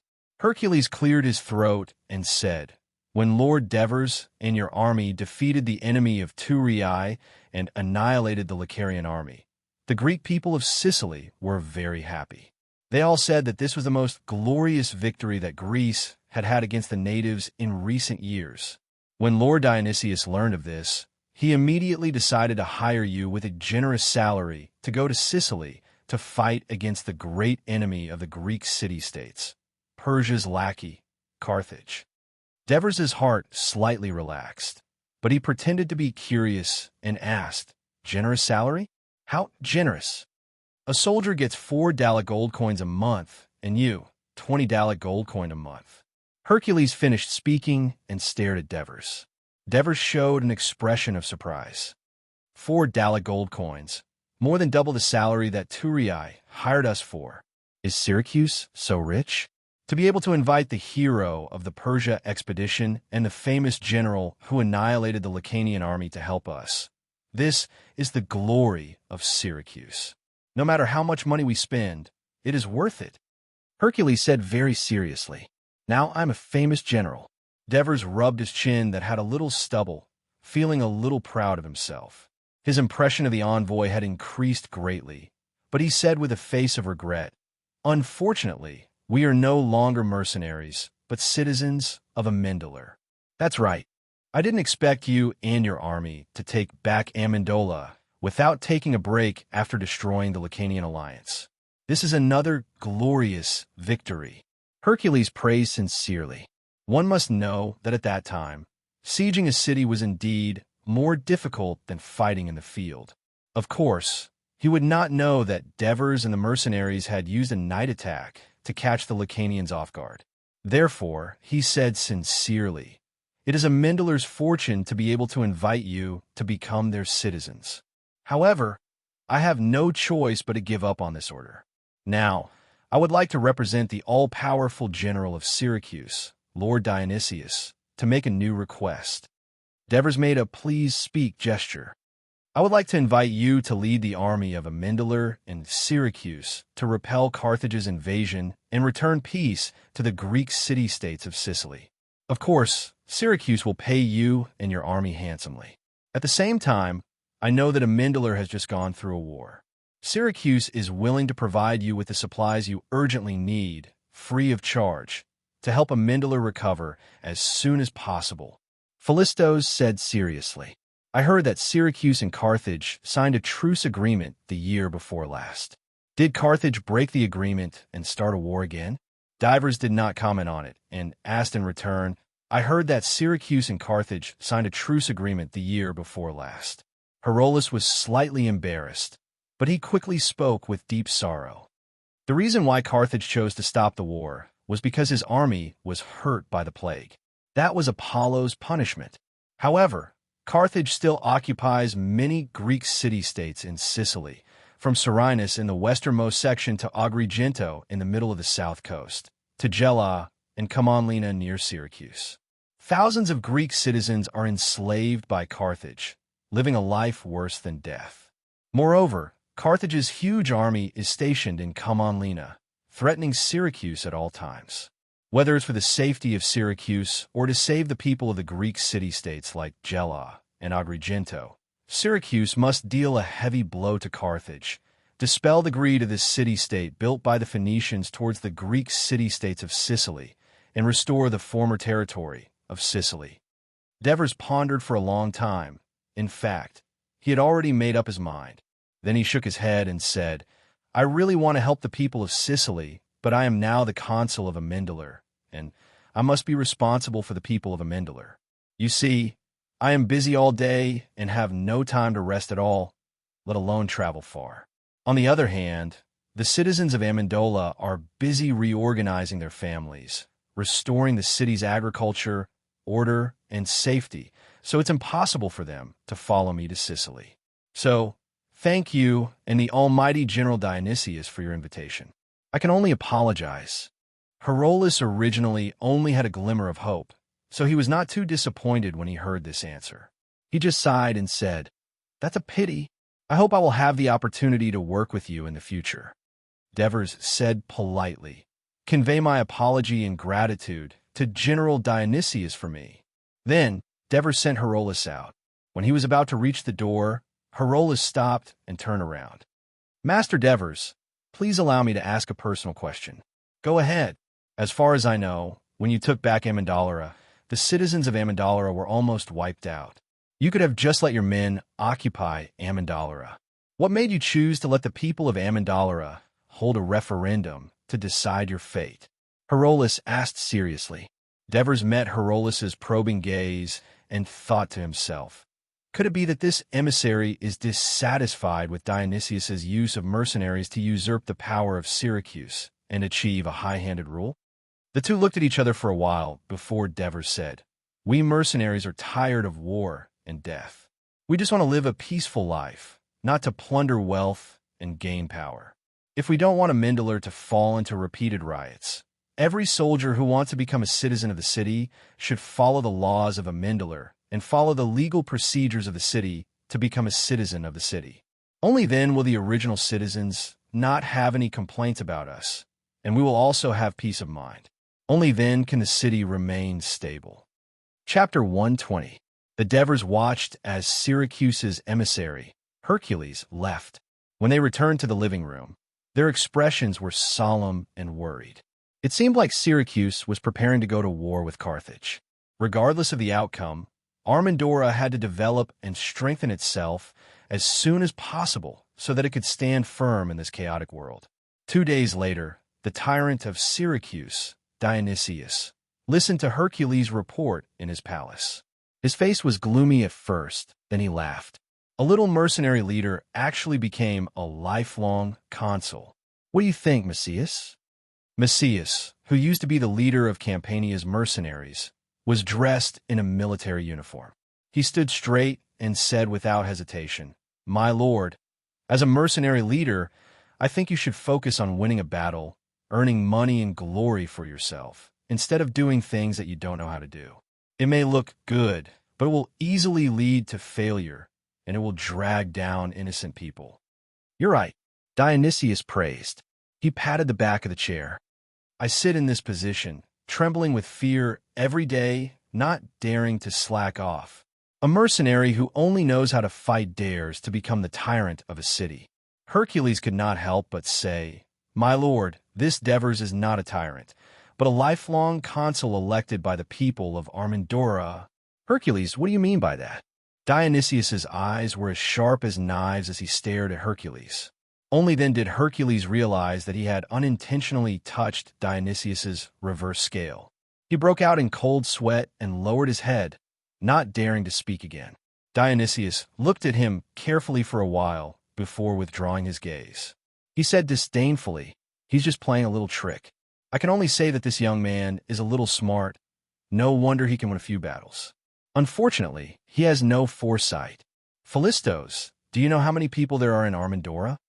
On the left side of Dionysius, a middle-aged man with a graceful bearing said, "Based on what I know, there should be less than 4,000 citizens. Of course, it's far less than that now." Dionysius shrugged and said with slight disdain, "Listen, even before the war, Armandolor only had 4,000 citizens at most. That's less than the number of citizens in a street in Koja city in Greece." Sparse laughter could be heard in the palace. If that mercenary leader called the Devers had come to my place, he could have chosen any city he wanted after defeating Carthage, Marsala, Palermo, Eris, Edgardi, Segesta, and so on. It would have been better than staying in a small city like Amendola. Unfortunately, he won't have a chance. Dionysius said heroically, then looked at Messias. "How are the preparations for our attack on Carthage's army?" "More than 10,000 mercenaries have set up camp outside of Syracuse.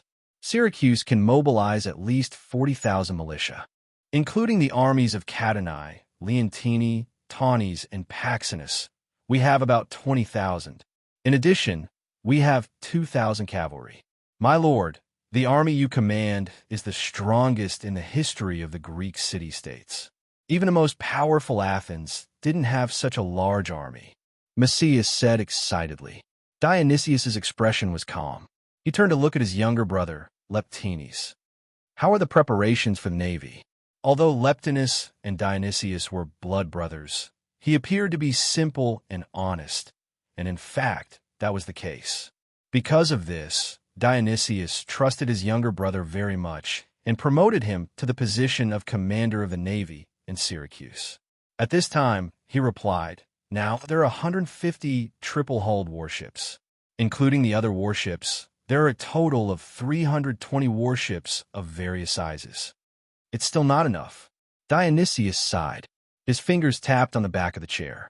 "You have to understand that there are two things that are indispensable in the war against Carthage: warships and cavalry. But we don't have enough of both. Leptines, it seems that you have to urge the other cities to speed up the construction of warships. As for cavalry, Messias, send someone to the Apennines to recruit Celtic cavalry. Philistos, ask Sparta to recruit some Thessaly cavalry. Everyone, we have to speed up. Next spring, we will attack Gela." The three of them immediately responded, "We will do our best to complete the mission given by Dionysius." "Messias, you have to work hard. Even a small mercenary leader can annihilate those barbaric natives with 2,000 men. We have the largest army in all of Greece, but we can achieve even greater glory. That would be too embarrassing." Dionysius still held a grudge against the Devers for rejecting him, and so he encouraged Messias. "My lord, please rest assured, I will not let you down." Messias immediately expressed his stance. "Very good, Messias." Dionysius praised him again, and then he waved his hand.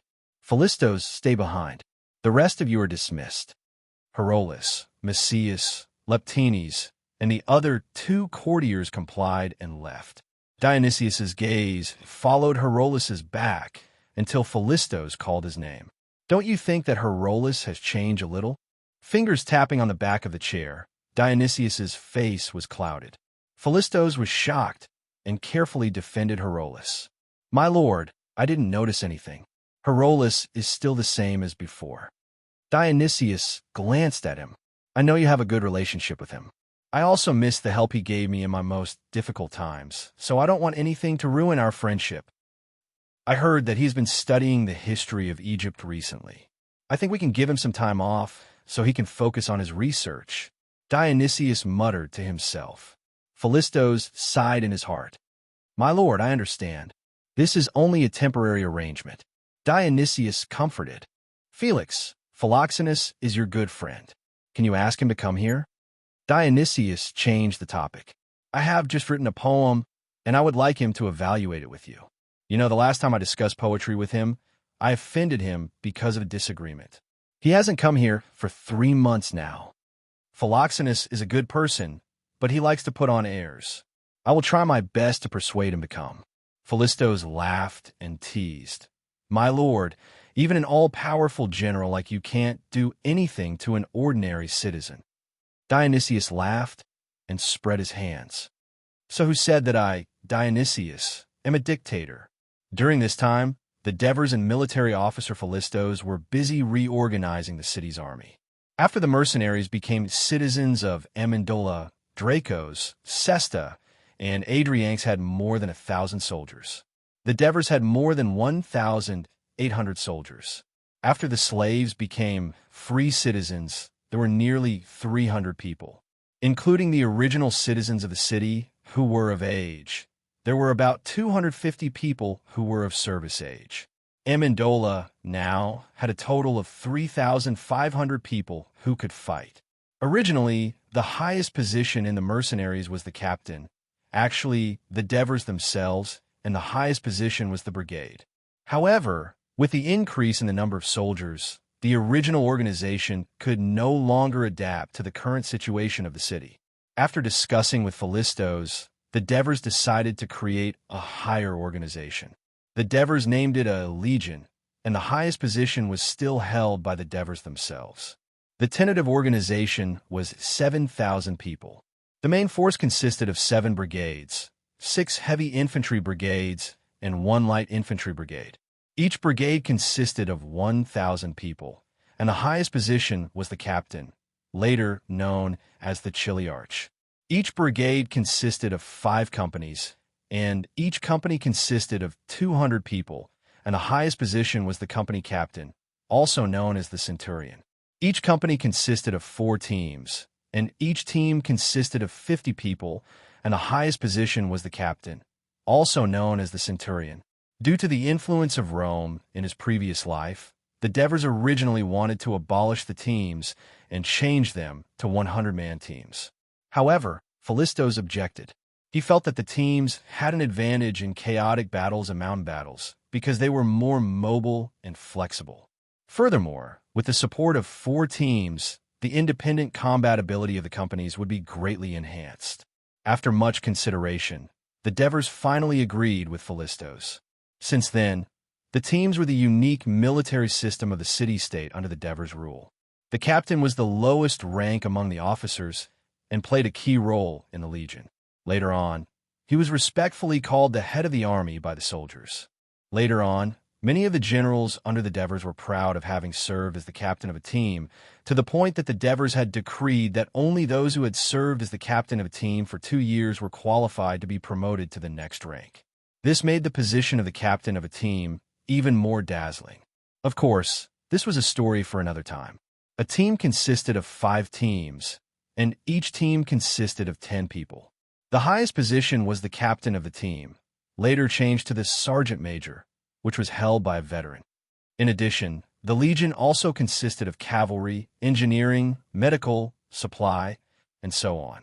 The actual number of people in the legion could be as high as 8,000. Of course, this was just a guess, as the number of soldiers in the city of Amendola was only about 3,500. The Devers organized it into 4 teams. Chapter 121. After Capus was promoted, the Devers suggested that the 20 branch captains from the 5 companies under the jurisdiction of the 1st Brigade be the candidates for the position of company captain. The Devers were surprised when they heard the results. Martones was elected for 2 reasons. Firstly, he was very protective of his men, so the soldiers loved him. Secondly, he was very brave and was respected by the soldiers. The 2nd Brigade was made up of the mercenaries brought by Dracos, Cesta, and Adrianx. Since Dracos had the most mercenaries and he was very brave and tenacious, he was the leader of the 3 during battles. Therefore, Dracos was the captain. Cesta and Adrianx were the captains of the 1st and 2nd companies of the 2nd Brigade. The 3rd Brigade was made up of the 6th and 7th companies of the Devers mercenaries, mainly the soldiers who joined the expeditionary force in Byzantium. The original citizens of Amandura, the slaves in the supply camp who had been converted into free citizens of the city-state, and a small number of mercenaries brought by Dracos. The captain was Hieronymus. He had been the captain of the mercenaries in Persia, and this time he was reinstated. The captain of the 1st company of the 3rd Brigade was Agathia. Then there was the 7th Brigade, the Light Infantry Brigade. The captain was Epthenus, and he was also the captain of the 1st company. The captain of the 2nd company was Xpit, and the captain of the 3rd company was Alpines. There were more than 600 people in total. In addition, there was the captain of the cavalry brigade, Leds. The Devers also made strict rules for the helmets of the officers of each rank. The helmet of the company captains had to have white tassels. The helmet of the company captains had to be red. The helmet of the battalion captains had to be purple, and the helmet of the legion captains had to be red, white, and purple. At the same time, it was also stipulated that the tassels of the officers' helmets had to be arranged from the front to the back. Of course, the Devers only made the rules. The National Treasury didn't have the money to help the officers change their helmets, so they had to rely on themselves. However, as soon as the rules came out, the officers immediately took out their money and tried to go to the weapon shops in Heraclea, or Turiae. There were so many things to do in Amandera at the moment, so there weren't any weapon shops. This was the honor of the soldiers. In the Devers' previous life, they had always thought that the tall tassels on the helmets of the ancient Western generals were just for show and to show their status. After more than half a year of battle experience, Davis knew that it was necessary to dress up like this. In a fierce battle between both sides, the formation would easily become chaotic if the battle dragged on. Once the soldiers broke away from the team and lost their organization, they could look for the military flags in the dense forest, and they could also find the team officers through the towering and gorgeous tassels of their hats. They could then automatically move closer to the officers, reorganize the formation, and restore their combat effectiveness. However, if there was a battle, the captains of the captains, the commander of the commander, and the commander of the captains could easily. This was similar to the military ranking system in his previous world. However, in the era of cold weapons, if the insignia of a general's rank was inlaid on the shoulders, then even the sharpest soldier's eyes wouldn't be able to see it on the dusty battlefield. Early in the morning, the citizens and freedmen of Amandura came to the square, fully armed. The freedmen had just been freed from slavery and didn't have the money to buy weapons and equipment. However, after the defeat of the Turiae, in order for the Devers to continue defending the Zabari plain and contain the Lacanians, the Turiae gifted the mercenaries thousands of complete sets of weapons and equipment. After annihilating the Lacanian coalition, the mercenaries looted nearly 10,000 sets of armor from thousands of corpses, including the burned Lacanian camp. Of course, these weapons and equipment belonged to all the mercenaries and shouldn't be kept in the armory of Amandura. The officers had a heated discussion on how to distribute these spoils of war, and the consensus was that they should sell the spoils of war and distribute the money equally to every soldier. The Devers made their own suggestion. The injured and disabled soldiers should open a weapons shop in the market of Amandura, specializing in repairing and selling the weapons and equipment captured in battle. The profits would be used to subsidize the lives of the soldiers who were injured or disabled in battle. This suggestion was immediately approved by the officers. When the soldiers found out about it, they were all grateful to the Devers. After all, no one could guarantee that they wouldn't be injured in battle in the future, and with these disability subsidies, they were less worried about battle. Therefore, a large weapon shop quickly opened up in a market and introduced its own signature army. The shop was very big and had a lot of weapons and equipment. Considering that a full set of heavy infantry equipment was worth 400 to 600 drachmas, it was not cheap, so it was allowed to rent. Even though the rent was not a small amount, the freedmen were still willing to rent it because they knew that only by joining the army and participating in battle could they quickly become citizens and obtain land. At the same time, being a soldier was the glory of a citizen and the best way for the freedmen to quickly improve their status in the city. But where would the money for the rent come from? The freedmen did not worry for long. They soon found out that a bank called Kristoya had opened in the market. The interest was extremely low compared to the interest of loans in the Greek city-states at that time, and everyone knew that Kristoya was the wife of the Archon Devers. These freedmen who had accompanied mercenaries to battle for thousands of miles knew the character of the Devers, and they resolutely borrowed money from this bank. This became the first loan from Kristoya's bank. Now, after the soldiers arrived at the square, they found their own squads and began to gather into their respective squads under the leadership of their respective squad leaders. Then, they merged into the company, forming small phalanxes, and finally entered the designated area of the brigade in order. The whole process was a little slow, but it was not chaotic. Finally, they formed 3 large phalanxes in an orderly manner. Only the 3rd Brigade was still in formation. On the stage, Felicius saw Divers frowning slightly and hurriedly said, "Sir, the origin of the soldiers of the 3rd Brigade is the most complicated, especially the freedmen who have never received military training before, and the original citizens of Amendalar have not received strict training either." So the Devers interrupted him. "I understand. So Hieronymus has a heavy responsibility. I heard that he asked for many veterans from the 1st Brigade, and even the usually amiable Capus is anxious with him." "Yes, sir. Hieronymus is also anxious. He is a very responsible person," Felicius explained tactfully. The Dever smiled. He is a soldier, so he must be serious and not admit defeat. I believe that Hieronymus will quickly let the 3rd Brigade catch up. Then he asked again, "Are the Licarians here?" "Yes." Felicius pointed to a small slope in the southeast corner of the square and said worriedly, "Sir, there are 800 to 900 of them. If they do anything, that's good." The Devers said disapprovingly, "The soldiers in the square can annihilate them nearby. I don't think Vespa and his son are that stupid. Besides, even the women of their tribe have become the wives of our citizens, and most of them are here today to cheer for their husbands." The Devers looked at the slope in the distance and ordered, "Beat the drums." The drummers waved the drumsticks and began to beat the big drums in front of them rhythmically. Dong, dong, dong. Hearing the drums, the soldiers in the square began to move on the spot and continued to adjust their formation. When all 4 square formations were in place, the footsteps also sounded in unison. Boom, boom, boom. The magnificent footsteps startled the mountain birds and sent the wild beasts scurrying away. It was like thunder in the sky, causing the mountains to tremble. Calnerus and the other old citizens were shocked, and they muttered to themselves, This is the army that shocked Persia and annihilated the Lucanians." As expected. Seeing this, most of the Lucanians' faces turned pale, and they fell silent. The women and children outside the square cheered loudly in excitement. The Devers felt the tremors of the mountain and hurriedly waved his hand, signaling for them to stop. The drummers hit the drum twice and then let go. Soon, the square became silent, as if the loud noise had never happened.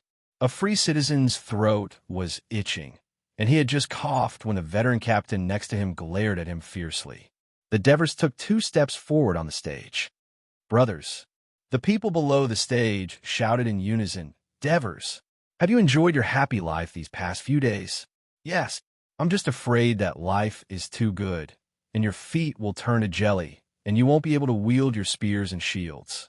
The soldiers all laughed ambiguously. Many of you have fought with me in Persia and made a name for yourselves. Then you followed me to Greece, defeated the Lacanian alliance, and made a dazzling contribution. Now, you are all citizens of Amyndalara, and this is a new beginning. From now on, you will protect Amyndalara, develop Amyndalara, and expand Amyndalara to create eternal glory for your descendants. The Devers said passionately. The soldiers waved their spears up and down, and they shouted in unison in excitement. Victory! Victory! Victory! You are not a soldier. Why are you so happy?